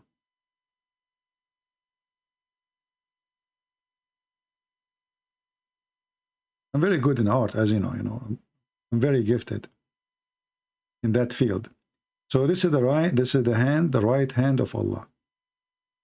How he have two right hand, that is impossible. I'm not saying about how you can put two hands there, but two right hands is impossible because one of them is going to be the left with the other one. So maybe they are in the right side here of Allah, supposedly. But now, because we have one next to the other one of them is going to be left and one is going to be right again. Do you understand? So if this one is right,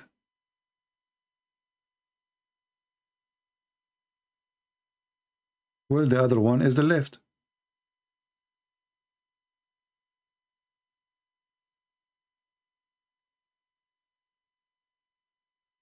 Do you understand me?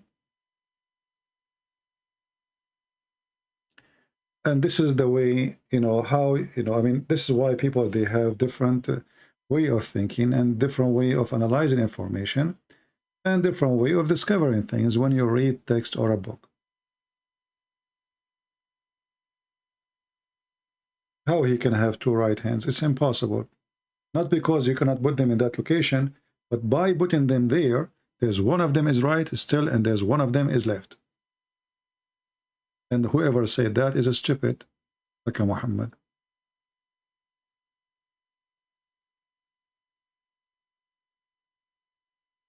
The leg is not correct? No. The leg is correct if you notice here, like there's, you know, because you see, Allah is walking. Allah is walking. Okay, let us make some gas here so that, like, so you can notice that Allah is walking now fast. It's very fast. Very fast, Allah. You know? I mean, from all this horrible picture, you notice that the leg is wrong. It's like the Muslims, they try to prove me wrong. They say to me, who is Imam Murrah? So all the stupid story there, and the only problem is Imam Murrah. And this is what he did now. The leg, Christian Press, the leg is not right. Is Putin Antichrist? No, I mean, he is evil man, yeah. But Antichrist, this is a big word. He is evil man. He's a person working for his own glory. Evil. As all evil men in this earth. They don't care how many people they kill, so they can be glorified.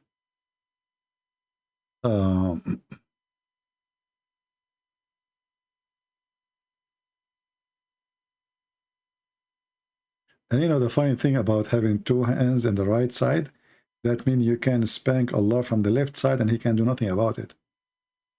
Because his hands in the right side, you know, just to stand in the left shoulder. And you know what the point if you say both Allah hands are right if you have a left shoulder anyway? I mean, stupid religion, what you can say. But Muhammad trying to make it look like that Allah, because he is different, and the right hand mean he is right, you know, not wrong. And they, as an example, there's a hadith that you can masturbate with the left hand, but not with the right hand, brother. What the heck? I mean, how come? Why left hand? I mean, it's a masturbation. So you can hold your penis with left hand, but you cannot. I mean, or Muhammad, he told them, you can wipe your ass with the left hand, but not with the right hand. Okay, what that will do? Aren't you going to wash after that anyway? And are you going to eat only using only your right hand all the time? So what the left hand for is made for washing your ass? Crazy religion.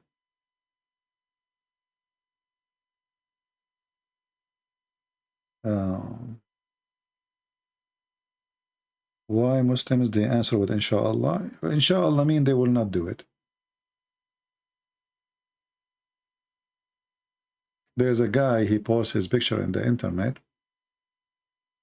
of him when he was like 7, 8 years old. He took a picture in front of his house. There's a hole in the ground. And then later he became a grown man. He took the picture and he is just next to the same hole. Why? Each time they call the city to fix it, they say to him, inshallah, soon we will fix it. Inshallah. This is why the Middle East is the worst place to live. For sure, there's some places, because they are not running or run by Arab, they are doing better, like Emirat. All the one who run the cities are foreigners. The whole city actually are foreigners. There's no Arab.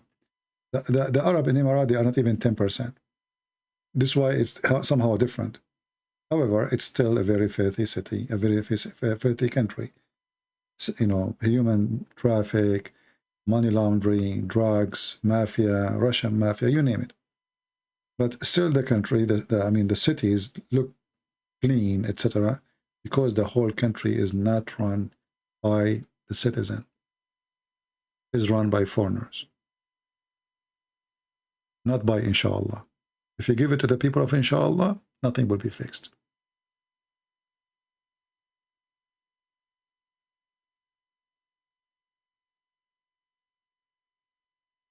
You make a good case, but it is still that many Muslims, many of whom are educated enough. No, you see, the education of Muslims is very limited to the location. You will notice that the same educated Muslims who live in America, the second he go to the Middle East, he's an Arab again. He throw garbage in the street. He throw his cigarette in the floor. So you cannot say they are educated. And the same person, he go to the Middle East, he beat his wife. And he forces a child to marry a very young age. So where is the education? This is education of hypocrisy. When they live in America, they have to behave. The second they leave the country, the story is different. And you know, the Muslims, when they come in the West, they struggle a lot. Why? They come here, they grow up in the Middle East, and then they come here, so they have the mentality of Middle East. And their children, they go to schools here. And then his daughter, she will have a boyfriend. If you go right now and search how many Muslim girls get killed, or she is running away for her life, or how many Muslims they are in jail for attacking their family member, it is a huge number.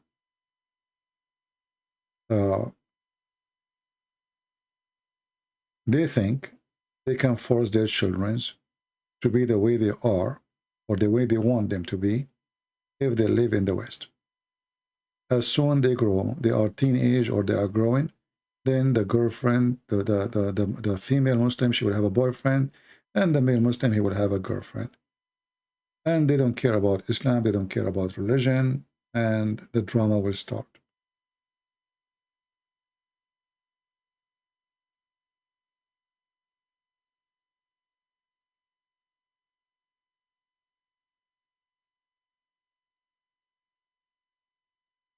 Somebody saying about a theory.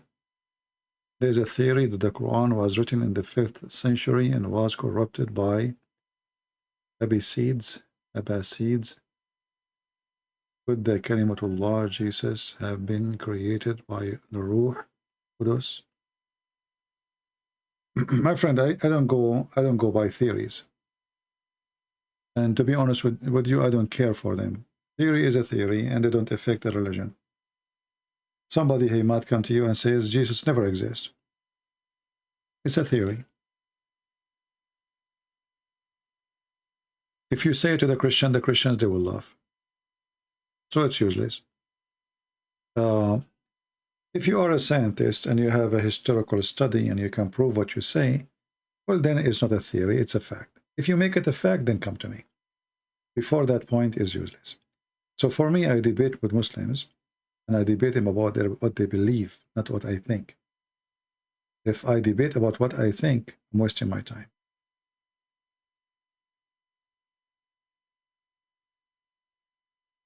I hope you understand what I'm saying.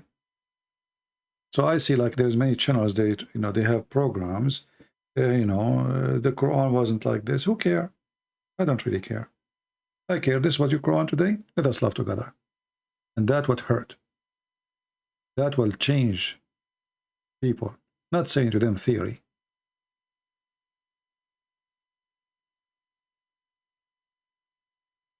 What do you think about Sikh religion? I think it's not a religion really. It's a mix of beliefs. Those people, they are confused between they are being Hindus and they are somehow like, I mean, it's a mix of belief.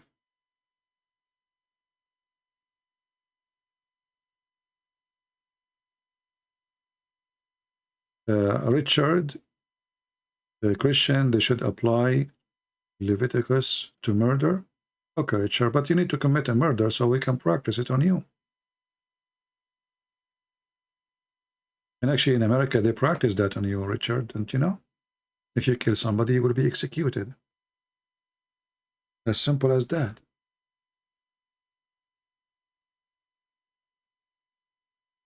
I hope I made you feel better now. Do you think the earth is 6,000 years old? I believe in the Bible. If the Bible meant to say that is the age, then I believe in that age. However, I believe that the Bible never give us really a science or scientific reference. To make it simple for you, do you really think that God, he created, when the Bible says that God, he created this and this day and this and this day, this is what really the Bible want to say? I mean, if you study the eye of a human being, if you want to be a doctor, you have to read at least 60 or 80 books and study them carefully, just to study the functions of the eyes. So imagine if God, he want to write for us how he created the earth with all this massive creation. How many books we should have? Billions. An insect alone need maybe 100 books to explain how it functions, right? So obviously the Bible was not meant to be a scientific book. It's a spiritual book, giving us a message, short message, that everything we have is created by God, and everything we have is coming back to God, from dust to dust. So when people, they focus on numbers, they are losing the meaning of the Bible. The Bible is not about numbers. So when in the book of Genesis speak about the creation, this is just a summary of God's work, but this is not what God did. Otherwise, if God want to give us what he did, we have to read billions of books.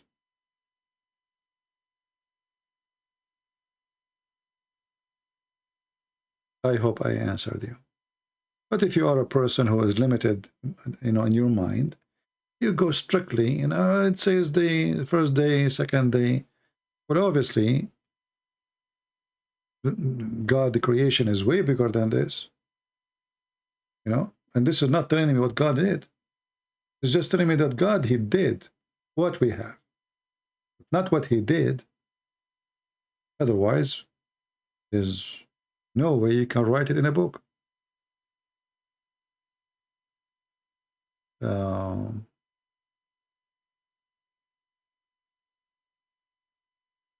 There's a scholar from USA. He wants to debate me. He's a scholar, and he is from USA. He must be a scholar then.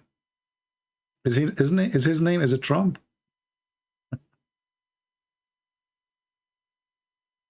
Oh boy.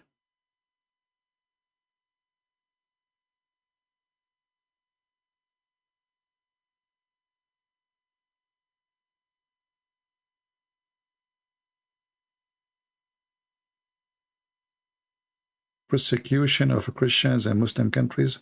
My friend, you see, I'm not really against when the Muslims, they do persecution for Christians. Do you know that make us better Christians?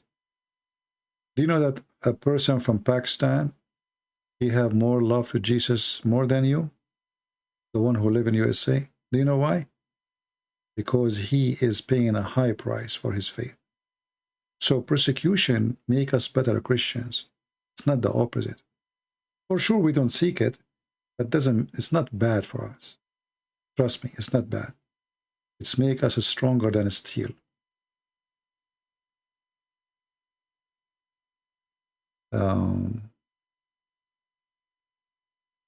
Any debate between you and Jew? No, but there is a guy, he's claimed to be a Jew. I get him busted many times. You can watch his videos about it.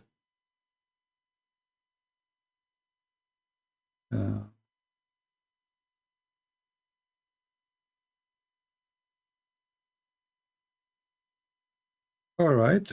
Look like we are out of questions.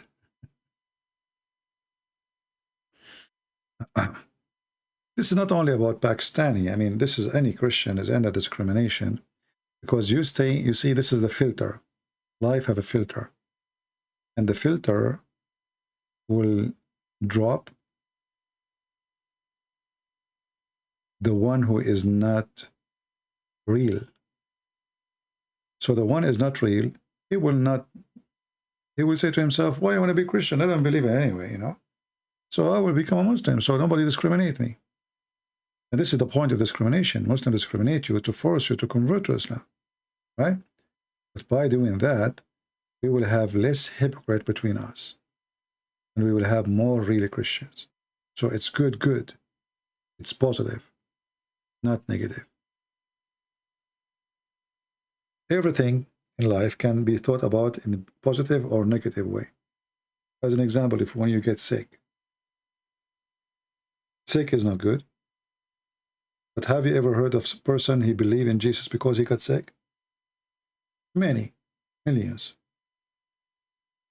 But who said sick is good? Never was good.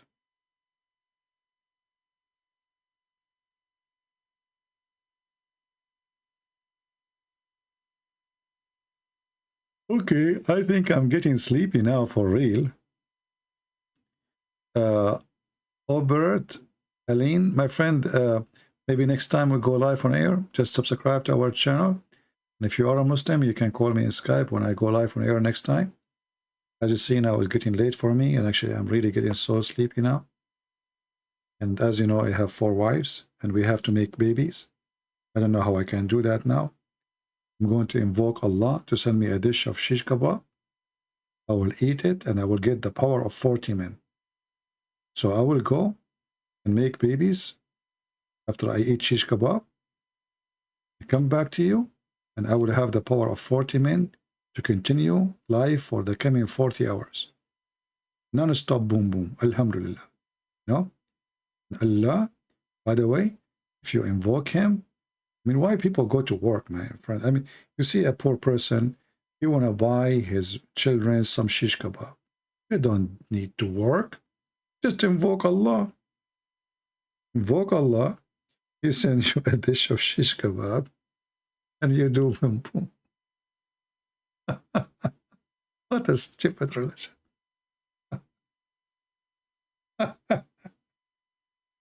Oh, Lord have mercy. Yeah, it's time for shish kebab. I don't know what to eat, actually. I need to eat.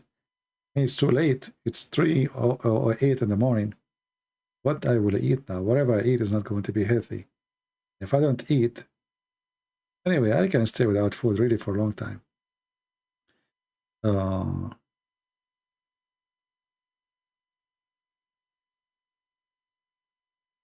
Let us see. You're welcome, Papa.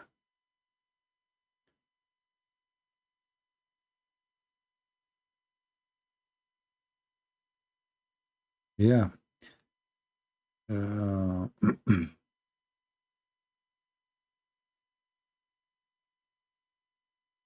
Let us see. Anything else? I'm trying to read. I don't see anything important in the comment.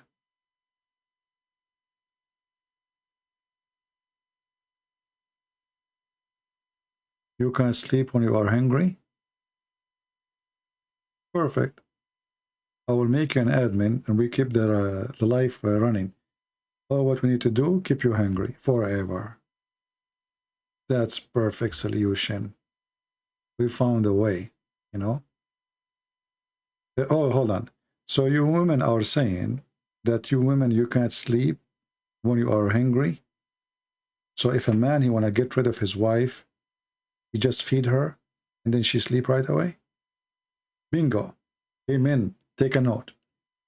If you want your wife to sleep and leave you alone, bring her a sandwich. Make her eat it. 5 minutes after, maximum. 1, 2, 3, 4. You open the door. Close the door slowly. Go out. Go with your friends. Do whatever you want to do. You come back. Before she wake up again, give her another sandwich when she is asleep still. Like, you know, you open her mouth and push the sandwich, like, you know, and now she will continue sleeping. And then you go again, stay away like with your friends 2 hours, 3 hours, and then before the 3 hours pass, come back, give her another sandwich. Or maybe you can find an Amazon like auto machine to do auto feeding, you know? I don't know, you know the thing. What the heck? So women, they sleep if they eat? That is something. Okay. Now it's not scary to get married no more. Oof, that is a relief. Oh boy. Oh boy. True story. You don't eat before you sleep? So you eat after you sleep? I mean, do you see how you can play with sentence? I don't eat before sleep. That's mean you eat after sleeping.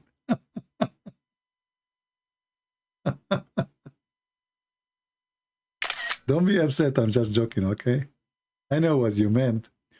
But I mean, the language is really funny sometimes. And if this is telling you, if somebody, this is why it's not easy to debate someone. This is what he do. He debate, you know, because he will beat you in whatever you say. What are you saying to me? You eat after you sleep? What the heck? Hey guys, we got a sleep eater, not sleepwalker. This person is a sleep eater. Sleep. He go to the refrigerator, he eat, and he sleep. This reminds me of one of my cousins. He woke up in the middle of the night. He went to the bathroom. He came back. He put his head in the pillow. He's a very heavy sleeper. And then he remembered something. He said to his wife, honey, when we open the bathroom door, do the light come by itself? His wife, she said, no, honey, this is the refrigerator.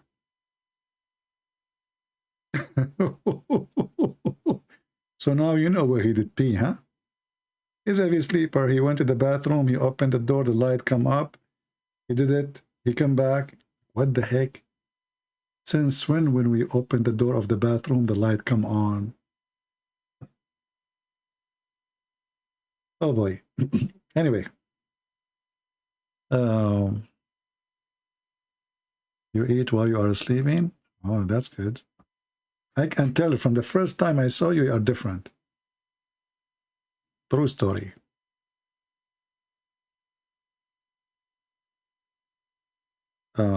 Where I can find you? Skype ID I want to pass to my Muslim friend. Later, when I come next day, next time, he can show you. How long? Actually, I need to stop coming in line in order to proceed in my translation.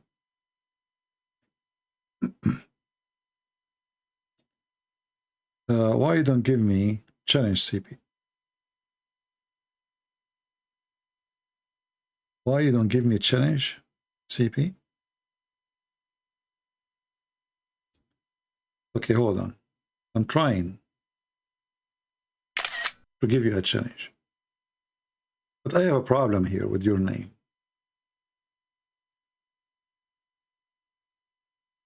Is that a picture of a man?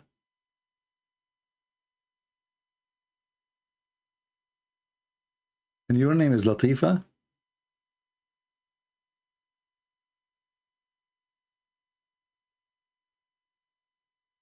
Don't you know that Latifa is a female woman, a female name?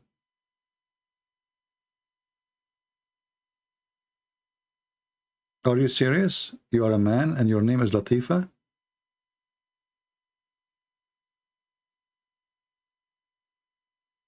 Hello? Because I'm looking at the picture here. It's a picture of a male. And your name is Latifa. How in the world your name is Latifa and you are a male?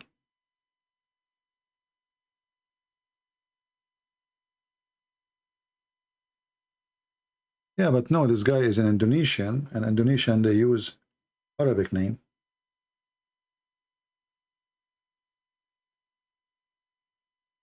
Anyway, my friend, I accept your challenge, Latifa.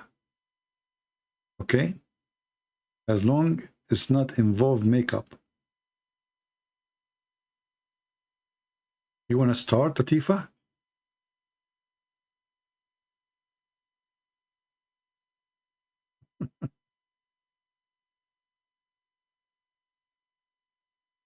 No, I still have a lot of work to do for my translation. As I said, I need to stop coming online for some time so I can proceed faster. You see, coming online is taking a lot of my energy. It's not easy, it's many hours speaking, answering, and when you go, your head really need good break.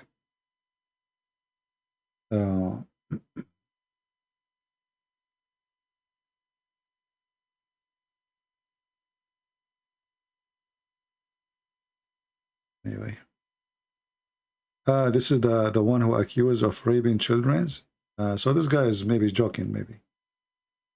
All right.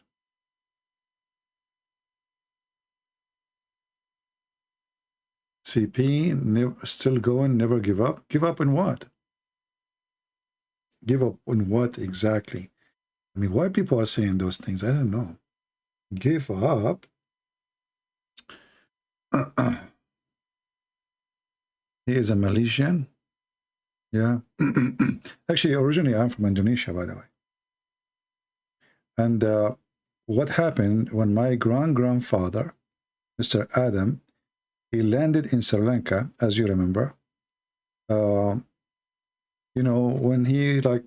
once he have a fight with his wife. His wife, her name is Eve. I don't know if you heard of my grandmother.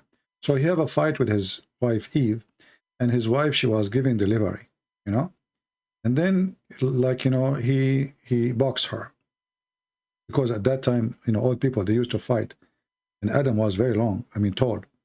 So his hand is so big and so long. So he boxed her, and then he threw her all the way to Indonesia. She gave birth to me in Indonesia, and then she came back because she was attached to a Rasul. Like, boing, come back. And like I was born in Indonesia, and then I woke up and I noticed that I like coconut. And since that day, I became Indonesian. And you know, when I apply for citizenship in Indonesia, they ask me, what is the proof that you're Indonesian? I said, I like rice. And right away, I was accepted. I passed the test.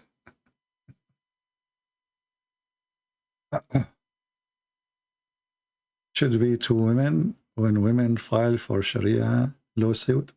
Sharia lawsuit, since when does that exist? Sharia lawsuit, that's a good one. Actually, you know what? I believe that people in Indonesia, they are lucky people, you know? Honestly.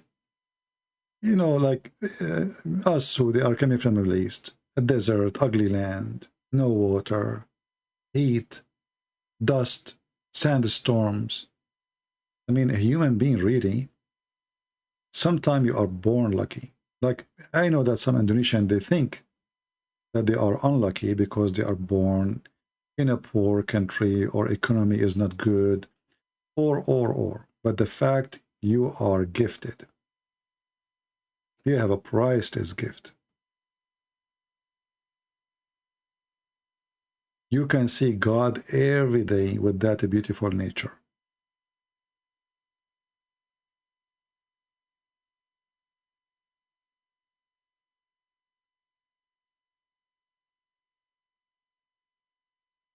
All those Asian countries, actually, many of them, they don't really understand how lucky they are.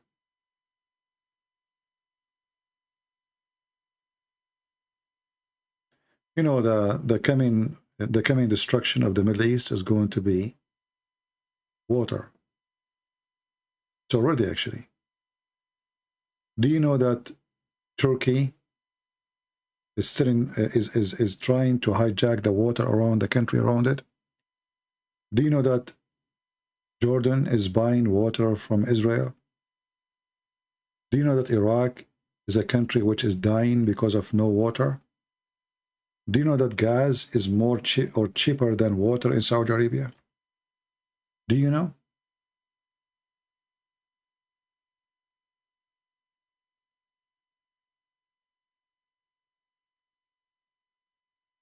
But people never appreciate what they have usually until they lose it.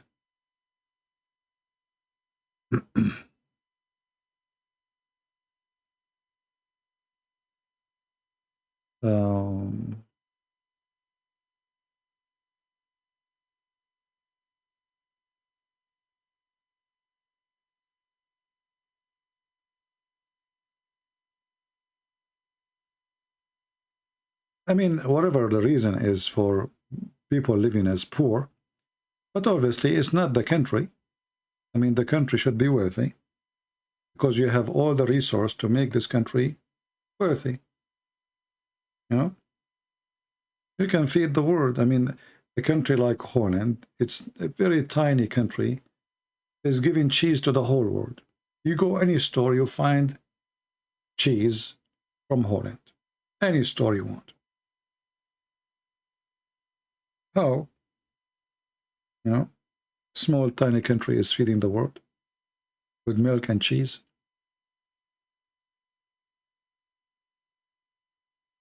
And I believe those countries in Asia, they can really have a very luxurious life if they fight the corruption of the mankind.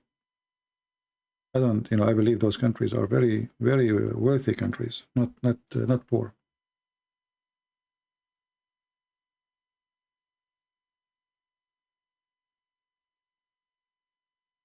In the Middle East, if you like now, you see those Arab countries, they are used, like if you go to Emirates, they are used to air conditions, etc. What if the air conditions stop for a few hours? Those people will die because now their houses is not qualified to handle the heat. See, all days they used to build their houses from dirt, wood, even tents, which is way better than the houses they have now. The houses they have now, is really very bad for any you know, earth element. Everything is based on fake you know, conditioning. Before it was natural conditioning, so they used to survive with it, but now they cannot. And I believe that, you know, the Middle East have a very horrible end, sooner or later. It is the worst place maybe to live.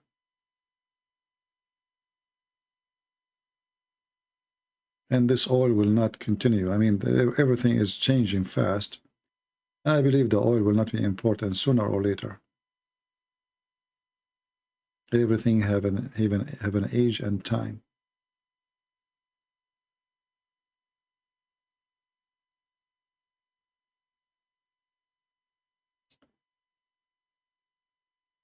Yeah, look at this. I just searched for pictures in Indonesia.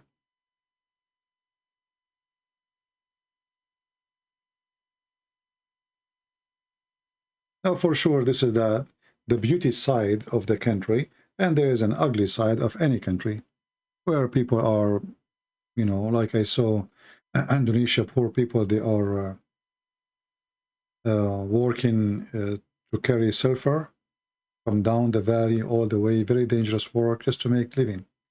So the country is so beautiful. It is, you know, there's a lot of resource, but obviously life is not easy in those countries. Still, after all, imagine you are poor and you have no beauty and you have no none of this. You have just a plain desert, nothing. Then things is more horrible and more ugly and more disgusting.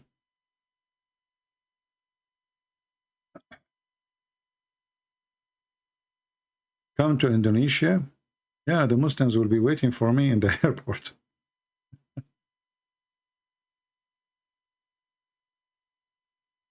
Yeah, Memory TV video, actually, their project is very old and they are doing a great job to explain Islam, yeah.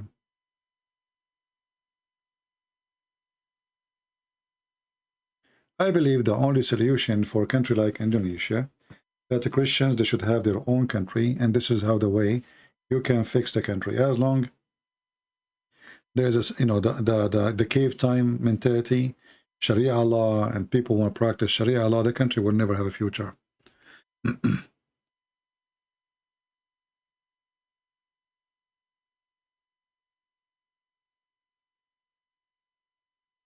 Come to New Zealand? I mean, I don't know why I want to come to New Zealand. Is it in the news? New Zealand. I don't know why they call it New Zealand. That's a good name. Actually, I saw New Zealand. It's beautiful too. And it's a very small, I mean, it's a very huge country with very small population.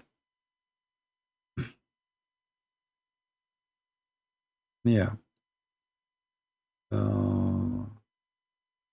Memory TV is a Christian TV. I don't know who owns it. I have no idea. But obviously it's not, it's doing work against Islam, exposing Islam. What Memory TV does, they just translate Muslim videos. That's it. Expose what they say. The Muslims, they think because they are speaking Arabic, nobody will know what they are saying.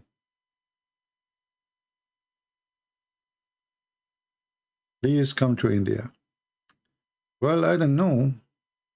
I mean, you see there's many countries actually I like to go and visit. But there is some countries I'm not really too much in favor of them. I think India does not give really a freedom of speech. Even though they claim to be democratic, etc., I believe freedom of speech is suppressed and oppressed there too. And I don't favor to go to any country who don't respect the freedom of speech. Doesn't matter where it is.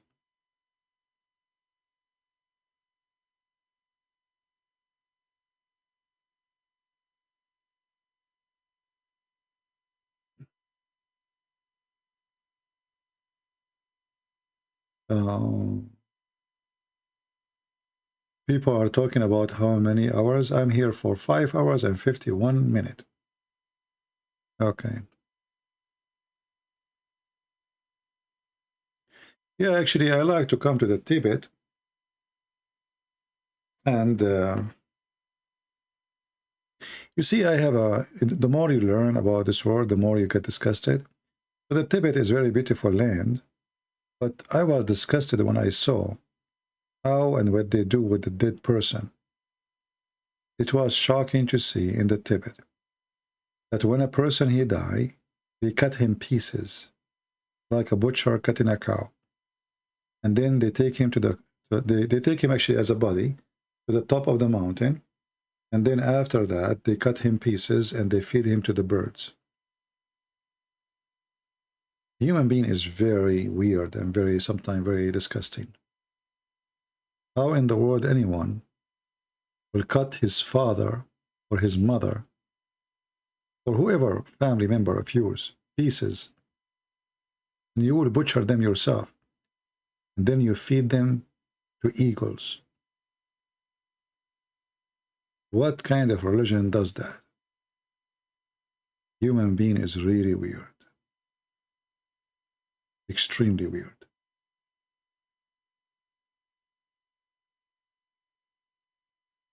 This is why, because we are disgusted of a human being behaviors, many of us dream one day we'll live in a small island, there's nobody there, no human there. Why? Because we are truly disgusted. Human being is the most scary creature ever.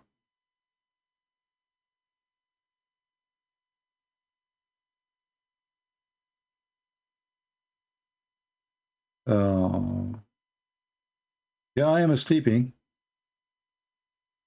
but you know, I eat after I sleep.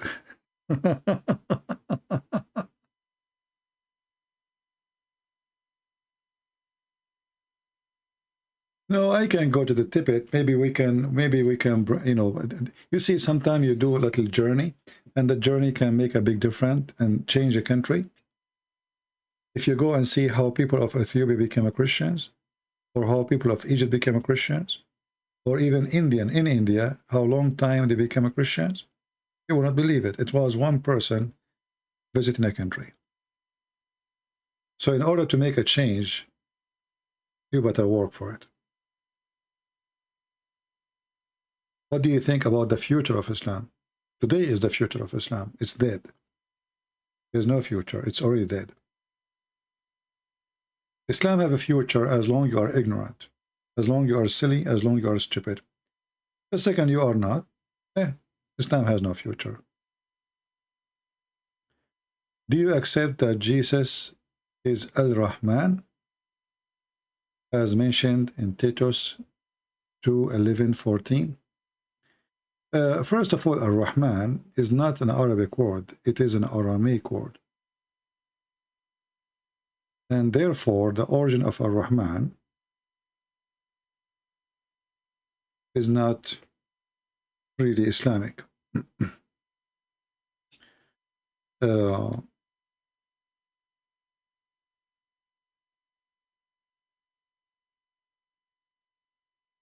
Bible never mentioned, you know, like the old Aramaic used the word Rahimu, like Nitrahamu alaykum, or Rahimu, etc.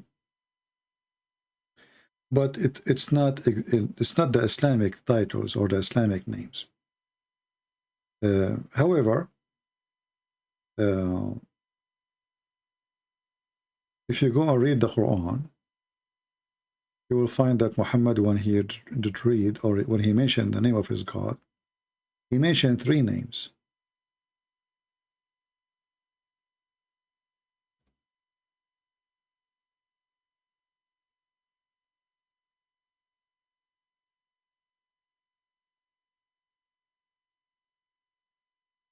Allah, Ar-Rahman, Ar-Rahim.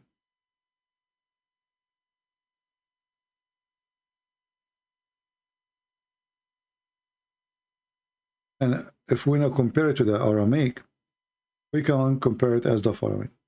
In the name of the Father, the Son, the Holy Spirit.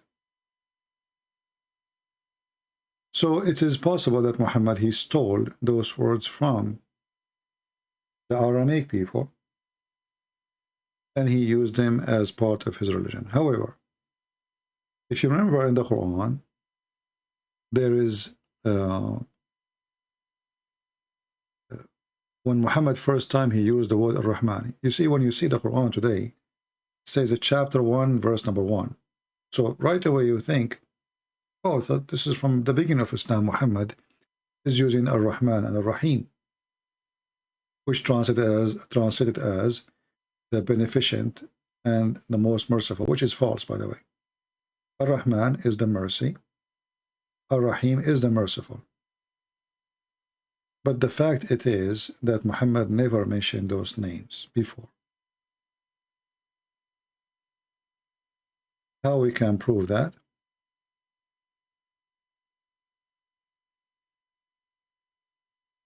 In the Quran, it says,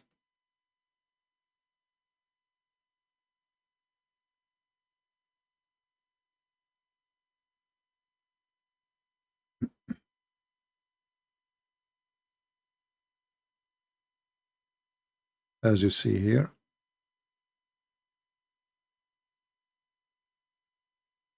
chapter 17, verse number 110.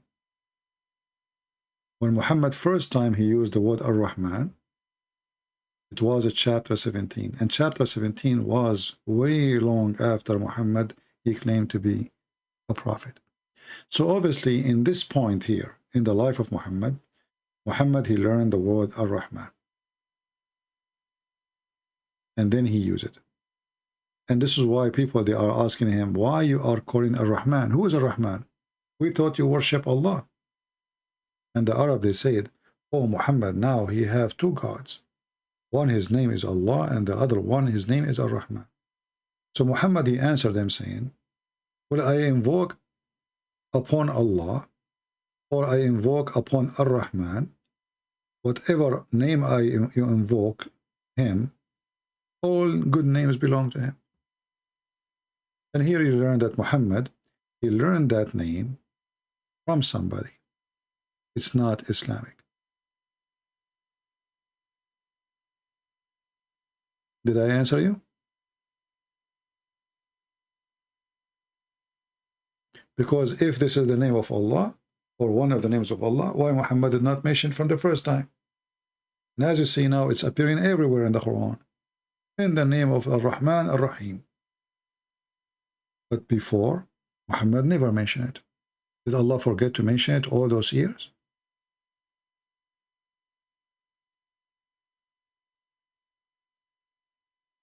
I hope I gave you the answer.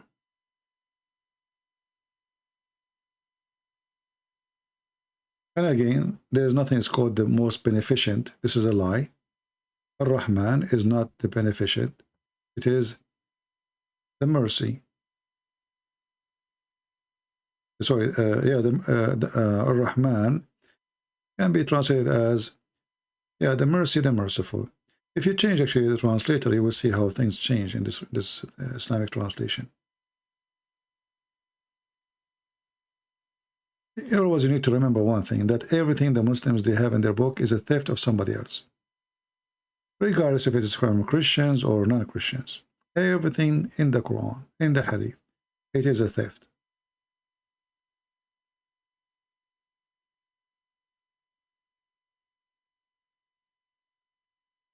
See here the translation different, not the beneficent, the most merciful, Ar-Rahman.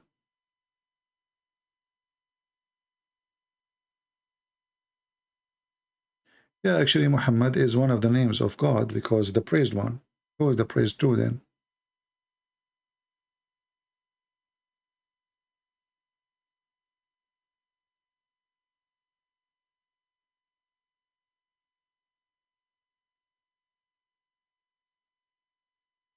Well, I think it's better not to give me the questions now about Bible or Quran because I am out of gas. It is already 3:37 a.m.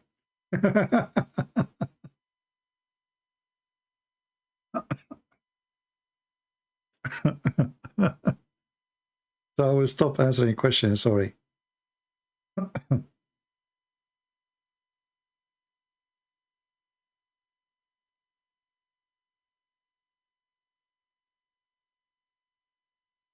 Jesus is Lord, my friend. I'm sure the Lord, he will give you, he will give you a gift of what to share and what not to share in the right time. Like, remember, when you want to teach in a classroom, if you are a teacher, you don't start teaching kids like 9x9 is 82. You start with 1x1. You start step by step. So you know, you have always to think carefully. The one you talk to, how much he knew, how much he is educated, how much smart he is, how much slow he is. At the same time, you yourself, what is your qualification to share? If you think you have a good qualification, then that good qualification will tell you what is best to share at the time. All right?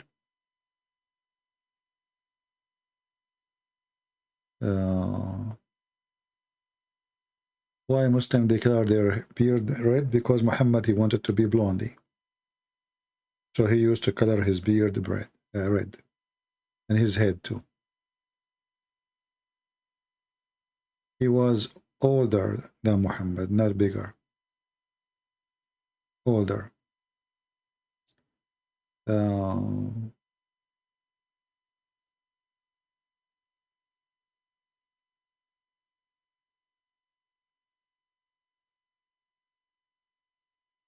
Who is my most Hollywood actor? Muhammad.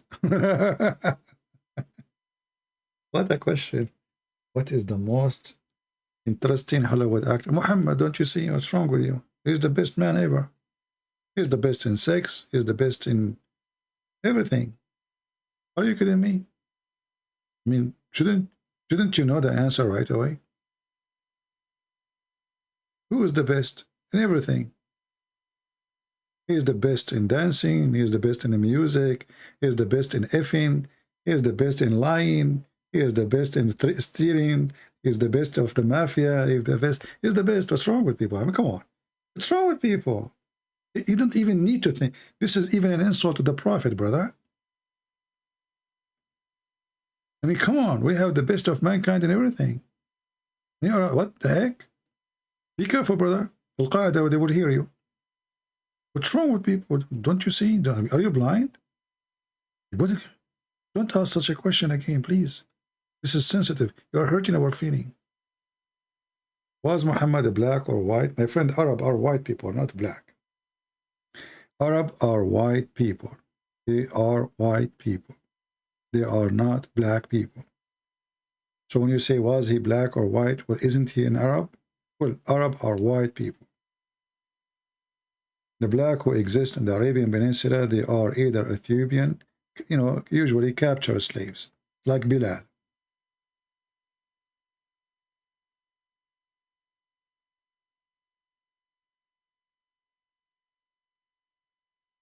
Welcome, my friend Naz Tau.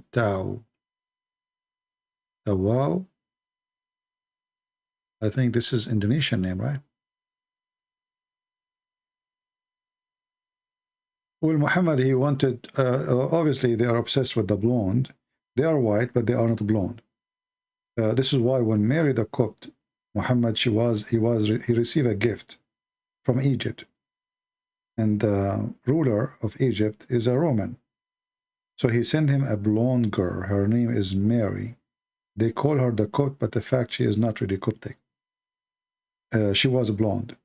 So when she arrived to town, even Aisha, she was so upset because she is very white and she is very blonde.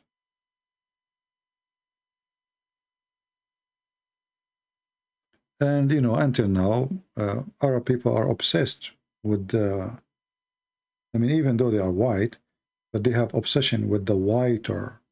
So the more white you are, the more your market is in the boom. You know? That's why you see Muslim women, they use a certain kind of whitening for the face. It smooths the face and make it so white, but it's very damaging for the skin. So you will see Muslim women in the Middle East in the age of 30, if they take off their makeup, they look like 50. When they are 50, they look like 80 for this cream they use, which is handily made. I don't know if they still use it now. Very damaging. It have a material, it's called the zinc, which is really poison and very bad. What it does will make your skin like a baby skin. All of this to make themselves look white. And actually, I don't know, I noticed that all Eastern cultures, they are obsessed with the white skin. As an example, in Asia, there's many, they buy cream to make themselves white, which is I find very, very bad. And it's, you know, this is not the right thing to do, but they do. I don't know, they have, some people, they have their own way of thinking about beauty, you know, because who said that if you are white, that make you beautiful? You can be a black woman and you can beat every white woman easy. So what beauty have to do with being white? So there is like a wrong mentality in the Middle East and East in general about being white and being good looking, you know.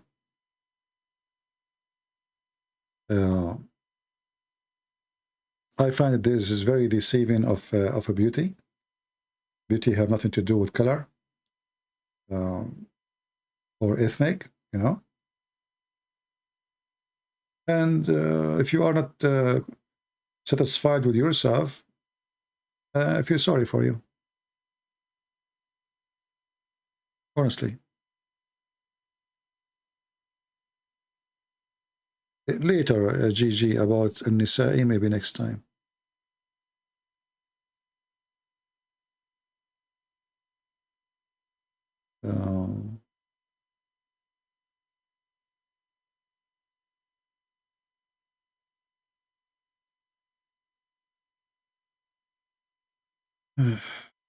Yeah, in New York. Why Muslims have to say BBUH? Because they worship him.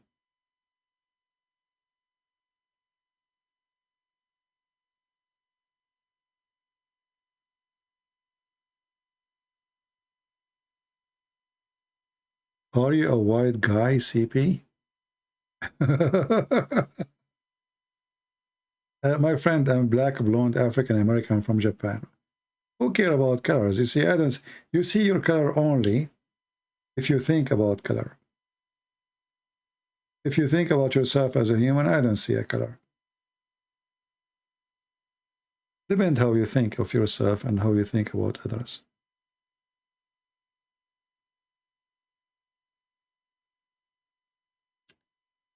All right, I think we have enough for today.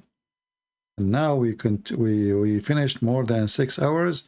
So please tell everybody it's 4 hours. 4 hours and 59 minutes. I don't understand how this thing works here. It says 4 hours 59.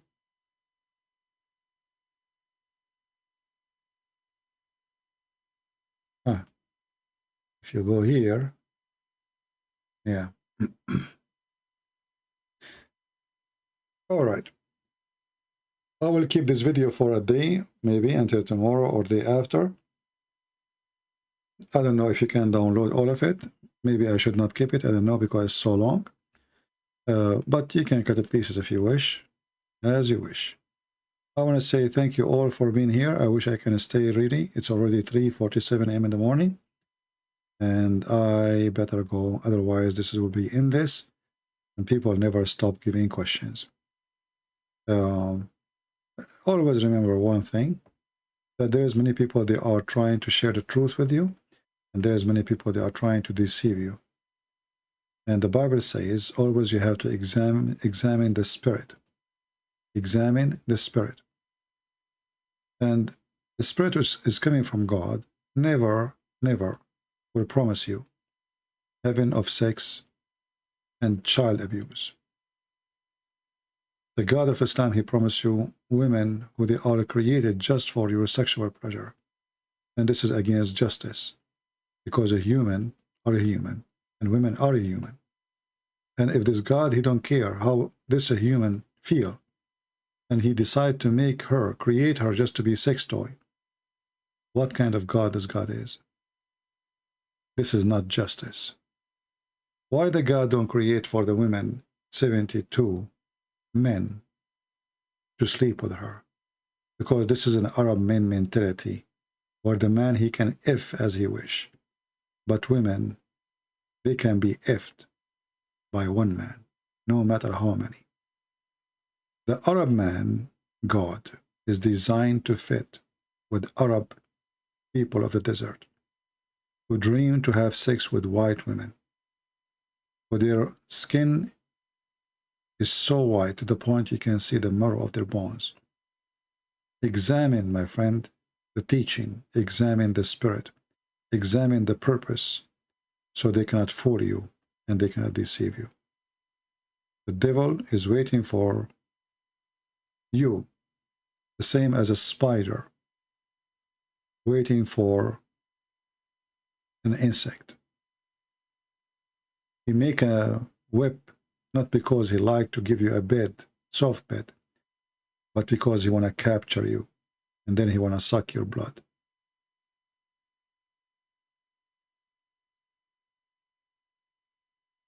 As you notice,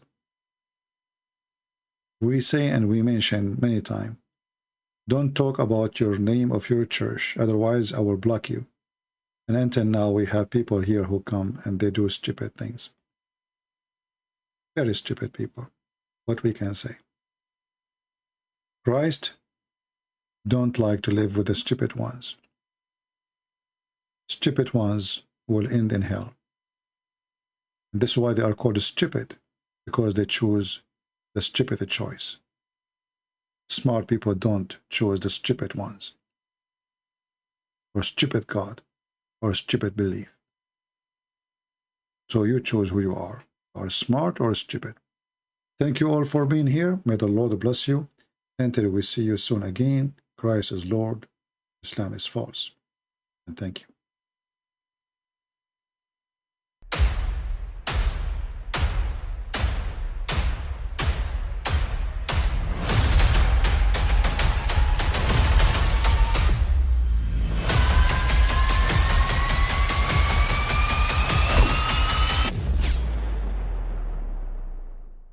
But I mean, again, he doesn't know who Gabriel is, right? Because he didn't come from an Abrahamic faith. The people of Mecca were pagan. The Quran is mentioned, if this book was from other than God, they would have found in it many contradictions. If a book is without contradictions, that has no bearing on whether it comes from God or not. I've had phone books that are inerrant, but I certainly don't think God gave them. That we believe without understanding. The brother asked a very important question, that most of the scholars say that listening to music, watching movies, and most of the television programs, they're haram. So how can we have fun? Let me tell you, brother, at the outset, that having fun is permitted in Islam as long as the fun is halal fun. That the standard narrative has holes in it. The Prophet tells us because Satan or the devil sleeps over our nostrils. Those who oversleep and not pray Fajr on time, Satan urinates in their ears. I really do think Jesus was crucified and that he really was dead and buried. He thought that he was a son of God in the sense that he was specially chosen by God. I think Jesus really did think he was going to be the Messiah, the future king of Israel. I mean, that is, after all, why they crucified him.